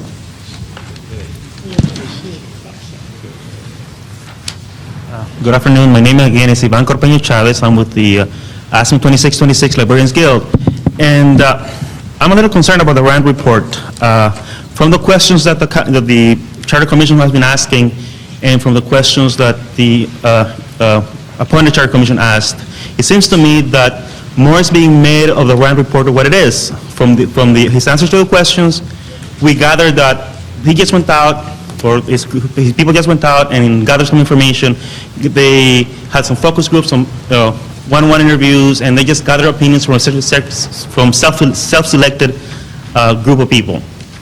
And there was no methodology, there was no guiding principle as to how it was going to be evaluated. So we're just being presented with a hodgepodge of opinions. But yet, in the questions you're asking of the representative, it sounds like, this is a very weighty report that's going to give us a lot of answers about our problems. From what I heard, I haven't seen the report. From what I heard, though, that was not the intent of the report. So I'm concerned that both the appointed and the elected commissions are trying to make more of this than it is. So that's my comment. Thank you. Thank you very much. Are we ready now with the slide projector? Are we set? Yeah, we're ready. We next hear from Stephen Hill from the Center for Voting Rights and Democracy, and we're delighted that you could be here this afternoon. Great. I'm glad it worked out while I was in Los Angeles to address you. I really commend you all on taking the time to be part of the commissions. It's a thankless task because you have so many people who are coming to you with so many needs and desires, and particularly in a city like Los Angeles. As you know, the charter is the living, breathing constitution of your city. It is the rules of the game that have been established and that you are going to try to change that affect everyone in Los Angeles. And so I think it's incumbent upon you to look at it as turn over as many stones as you need to have the information available to you to make the best decisions, and I'm sure you are doing that, and in that capacity, I think is why I've been asked to speak today, to talk about voting systems and how they impact representation. A lot of people tend not to think about voting systems. It's sort of like, what's the big deal, so what? If I could make an analogy, imagine your automobile is on the side of the road, it's broken down, it's sitting there, it won't go, and you try to figure out what's wrong with it, and you're kicking the tires, you're checking the bumper, you're checking the ignition, and it's the engine of the car that won't go, and that's what you need to fix. Well, the engine of any democracy is the voting system. What the slides I'm going to show you we'll go through several different types of voting systems, and what you'll see is that you can take the same votes and put them through different voting systems, and you'll get completely different results in terms of who gets elected. And particularly in a city like Los Angeles with so much diversity, that becomes a very crucial condition to look at. A little bit about the center and who we are. We're a nonprofit organization. We educate about voting systems. We got involved primarily a few years ago in the voting rights area with people like Lonnie Guinier, Ed Still, voting rights attorney in Alabama, as the Supreme Court began changing its views about racial representation and drawing districts for racial representation, a view that had basically prevailed for 30 years since the passage of the Voting Rights Act in 1965 and subsequent amendments, the Supreme Court suddenly began questioning its position, began throwing out districts drawn for racial representation. This obviously has thrown a lot of people into an uproar trying to figure out what to do, because not only has the Supreme Court changed its position, but it keeps giving conflicting standards about what is acceptable to the courts these days. Is it the shape of the district? Some cases they've said, well, if the shape is obviously strange, looks like an earmuff or, you know, a squashed mosquito or splattered spaghetti sauce and all these sorts of things that have been thrown out there, then that's obviously not okay. But in other decisions, recent decisions of the Supreme Court, they've said things like, well, it's not just the shape of the district, it's what was the intent. If the intent was to create a racial district, then that's not okay. And then recently in a Chicago case, they sort of stepped back from that position. So, you know, rather than giving a new standard that everyone can sort of figure out how to position themselves around, they basically are giving no standard, or at the very least a very vague standard. And that's, as you're drawing districts, if that's what you decide to do, that's going to be, a situation that you have to look at. Some of the other things is, there's a lot of movement in this area. There's a lot of cities looking at different voting systems, particularly because of the Supreme Court rulings, but also because of the very low voter turnout. Here in the city of Los Angeles, last mayoral election, what was the voter turnout? Anybody know? 14, 20%, 20? It was 30. The figure I've seen is about 29% of eligible voters voted in your mayoral election. In the city council races you had before that, in the non-mayoral year, the voter turnout was even lower. So you're talking about a very small percentage, and then, of course, half of those generally elect the winner, so you take that 29% and cut that in half, and that's the number of voters who are voting and voting for a winner, having what's called an effective vote. So when you think about, you know, re-engaging your community into politics and into the life of their community, I think these figures have got to stand up in your minds about, wow, that's really low.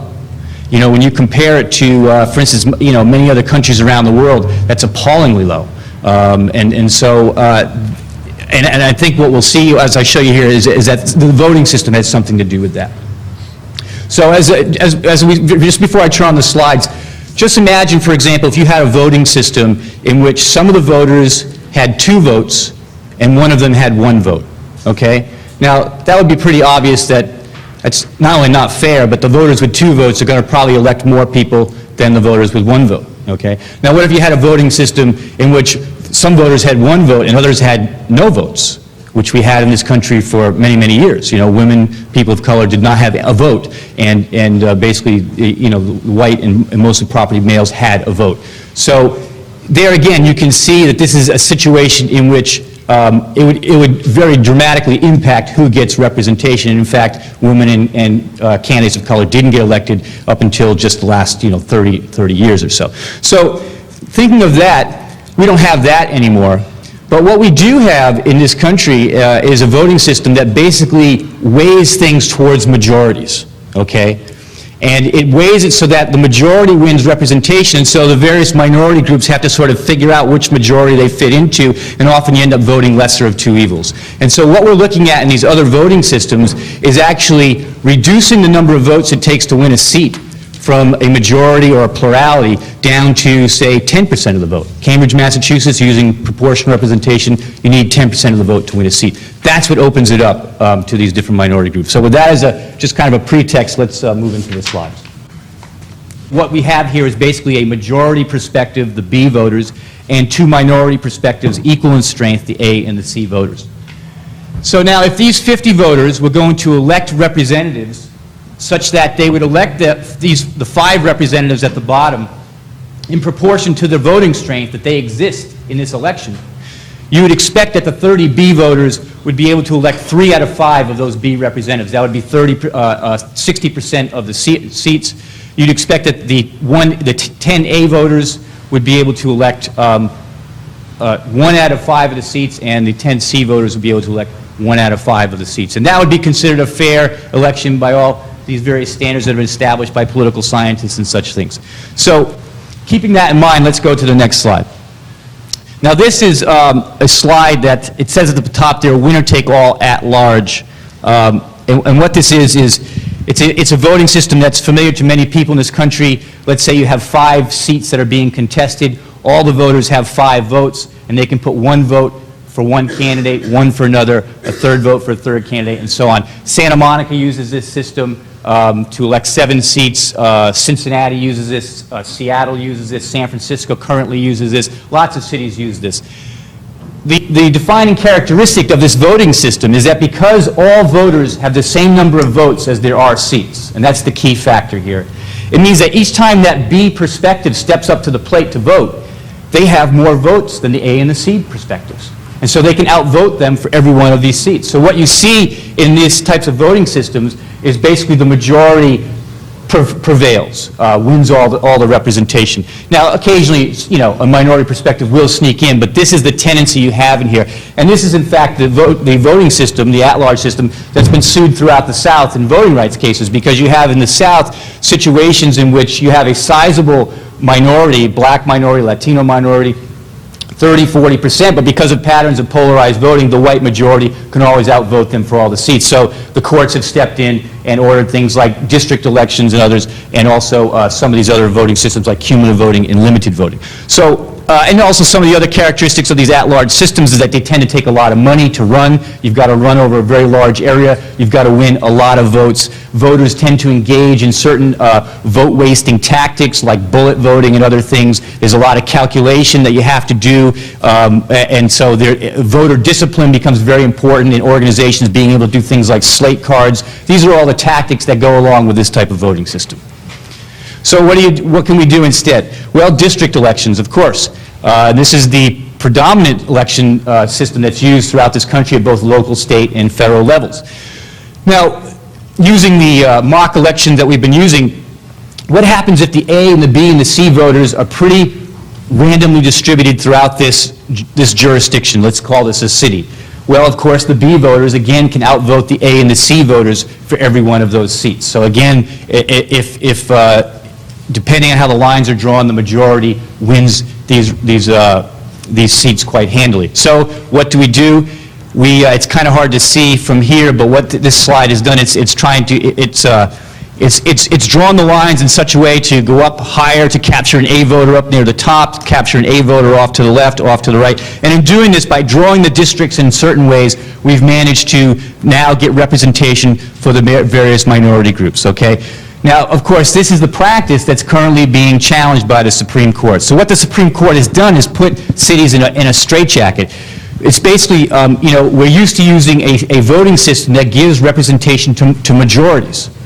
And so the way we'd give representation to minority groups was to try and draw a district so that they were a majority within that district, a majority-minority district. But now the Supreme Court is questioning that practice, okay? So that's where it's going to make it extremely difficult. Now here in Los Angeles, let's look at some of the demographics that you have. You currently have no Asian representatives on the city council. The Asian community tends to be very broadly spread out, widely spread out. Will you be able to draw a district around them to create representation? That's going to be something that I think should be part of your deliberations. The Latino community is sizable. There are some districts where you'll be able to draw representation for the Latino community. The African American community has 3 out of 15 seats right now, 3 out of 15 representatives. But with the next census data, the proportion of the African American community is probably going to decrease proportionally. So, you know, will the districts work for the African American community? In San Francisco, where I lived, when an elections task force sat down to look at this stuff, they started looking at where the districts were going to be drawn. They realized that there were problems. And as a result of this, this is why they got interested in some of these proportional representation systems. With proportional representation systems, what you're talking about is actually reducing the number of votes it takes to win a seat. Instead of needing a majority or a plurality of the vote, you're going to need a threshold that's determined by the number of seats that are being elected at the same time as the others. Let me just get to a slide here real quick. The winning threshold is basically determined by the number of seats divided into the number of votes. So with this example that we've been using, we have 5 seats we're electing, we have 50 votes. Each seat becomes equal to 10 votes, or 20% of the vote. If you had 10 seats you were electing at once, each seat would be worth 10% of the vote. If you were electing 20 seats at once, each seat would be worth 5% of the vote. And as you can see, the more seats you're electing at once, the lower that threshold is, and the greater the opportunities you give to various minority groups to win representation, okay? To go back a couple of slides.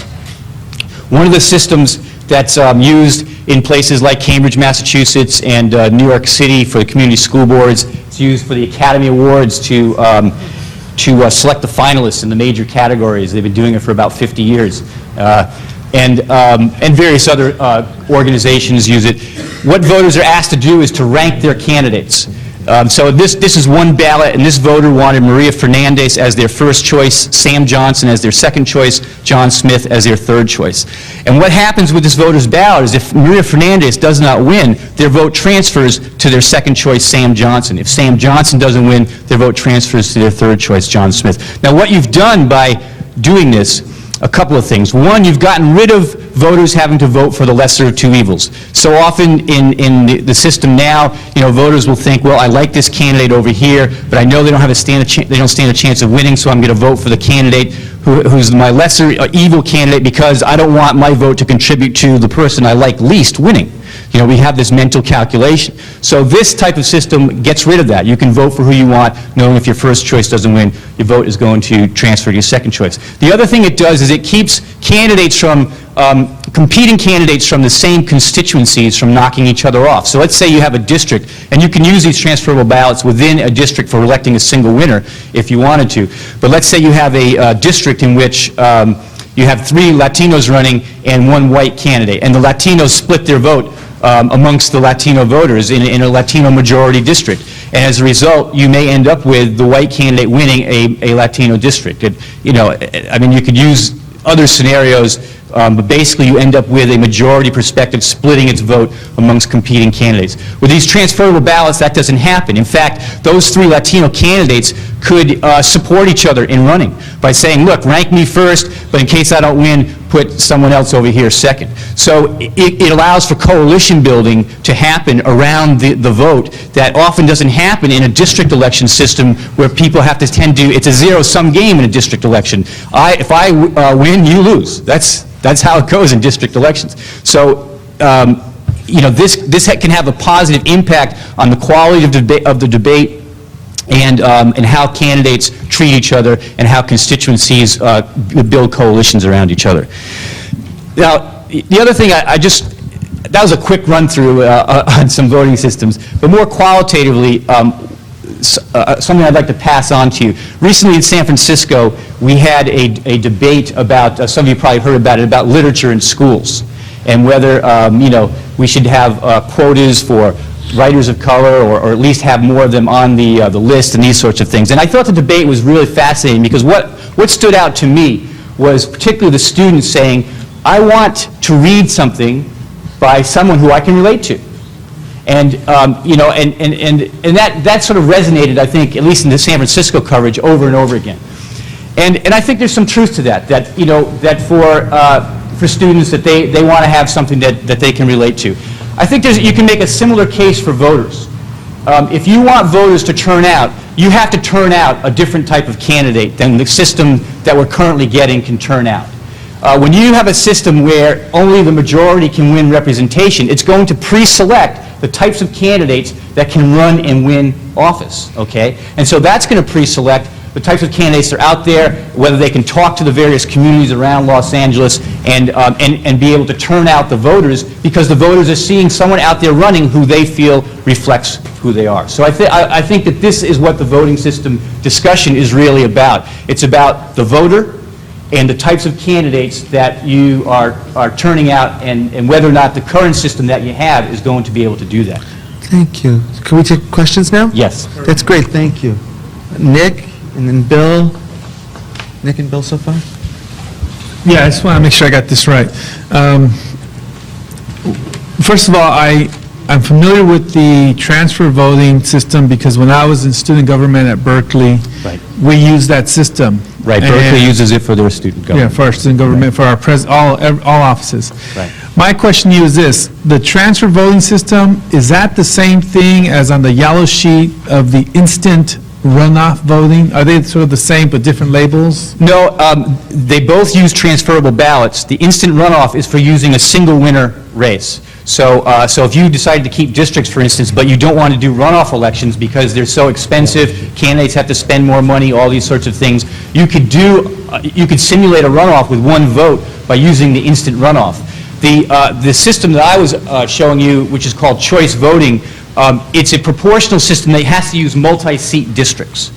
They both use transferable ballots, but one is a proportional system, the other is a winner-take-all system where you're electing one office. Okay, if my objective was to maintain the districts, say 25 districts in the city, I want to reduce cost by not having two elections, by having one winner-take-all election.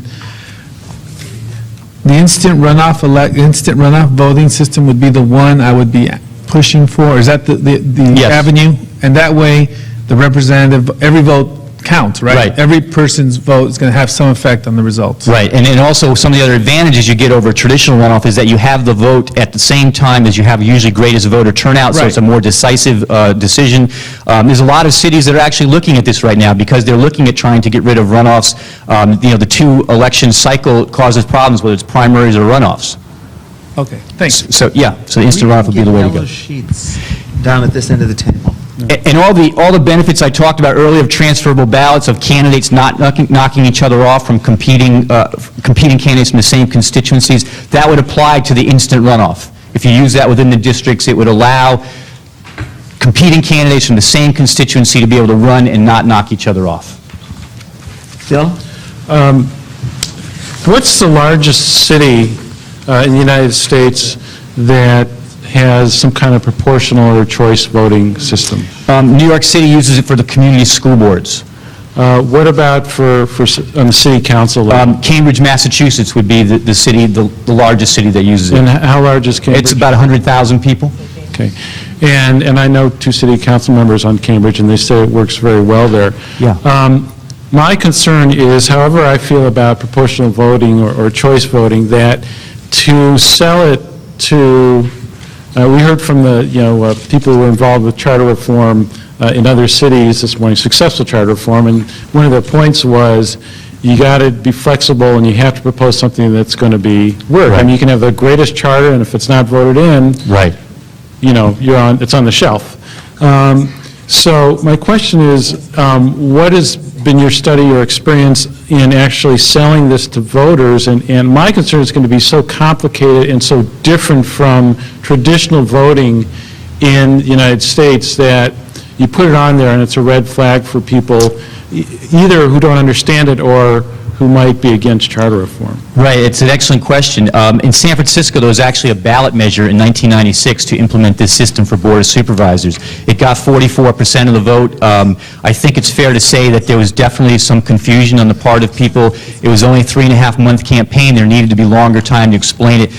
Organizations who had a chance to look it over unanimously endorsed it, but reaching the average voter, that's really where your challenge will be, who isn't plugged into some organization.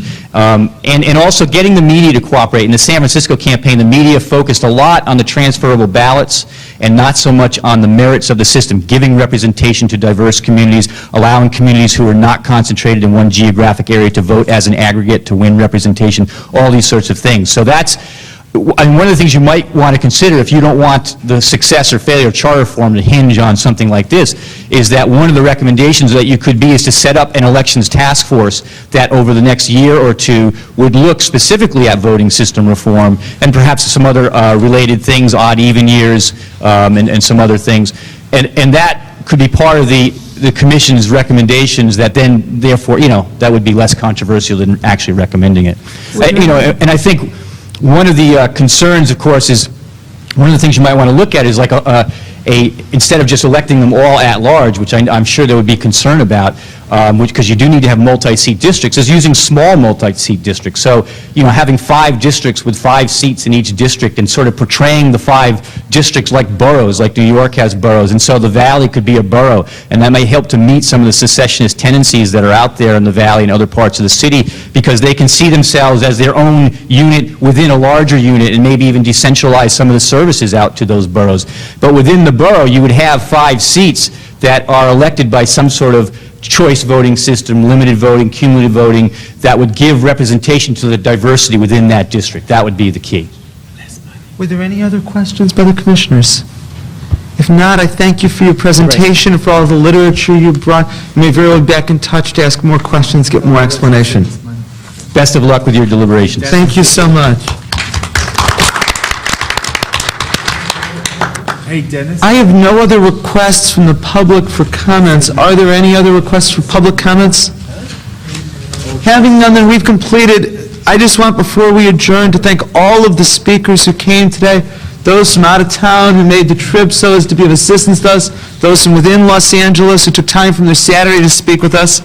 I again want to thank the Unruh Institute and Steve Green for co-sponsoring the day, and Steve, of course, for everything he did to arrange it. I want very much again to thank the staff who put this terrific day together for us.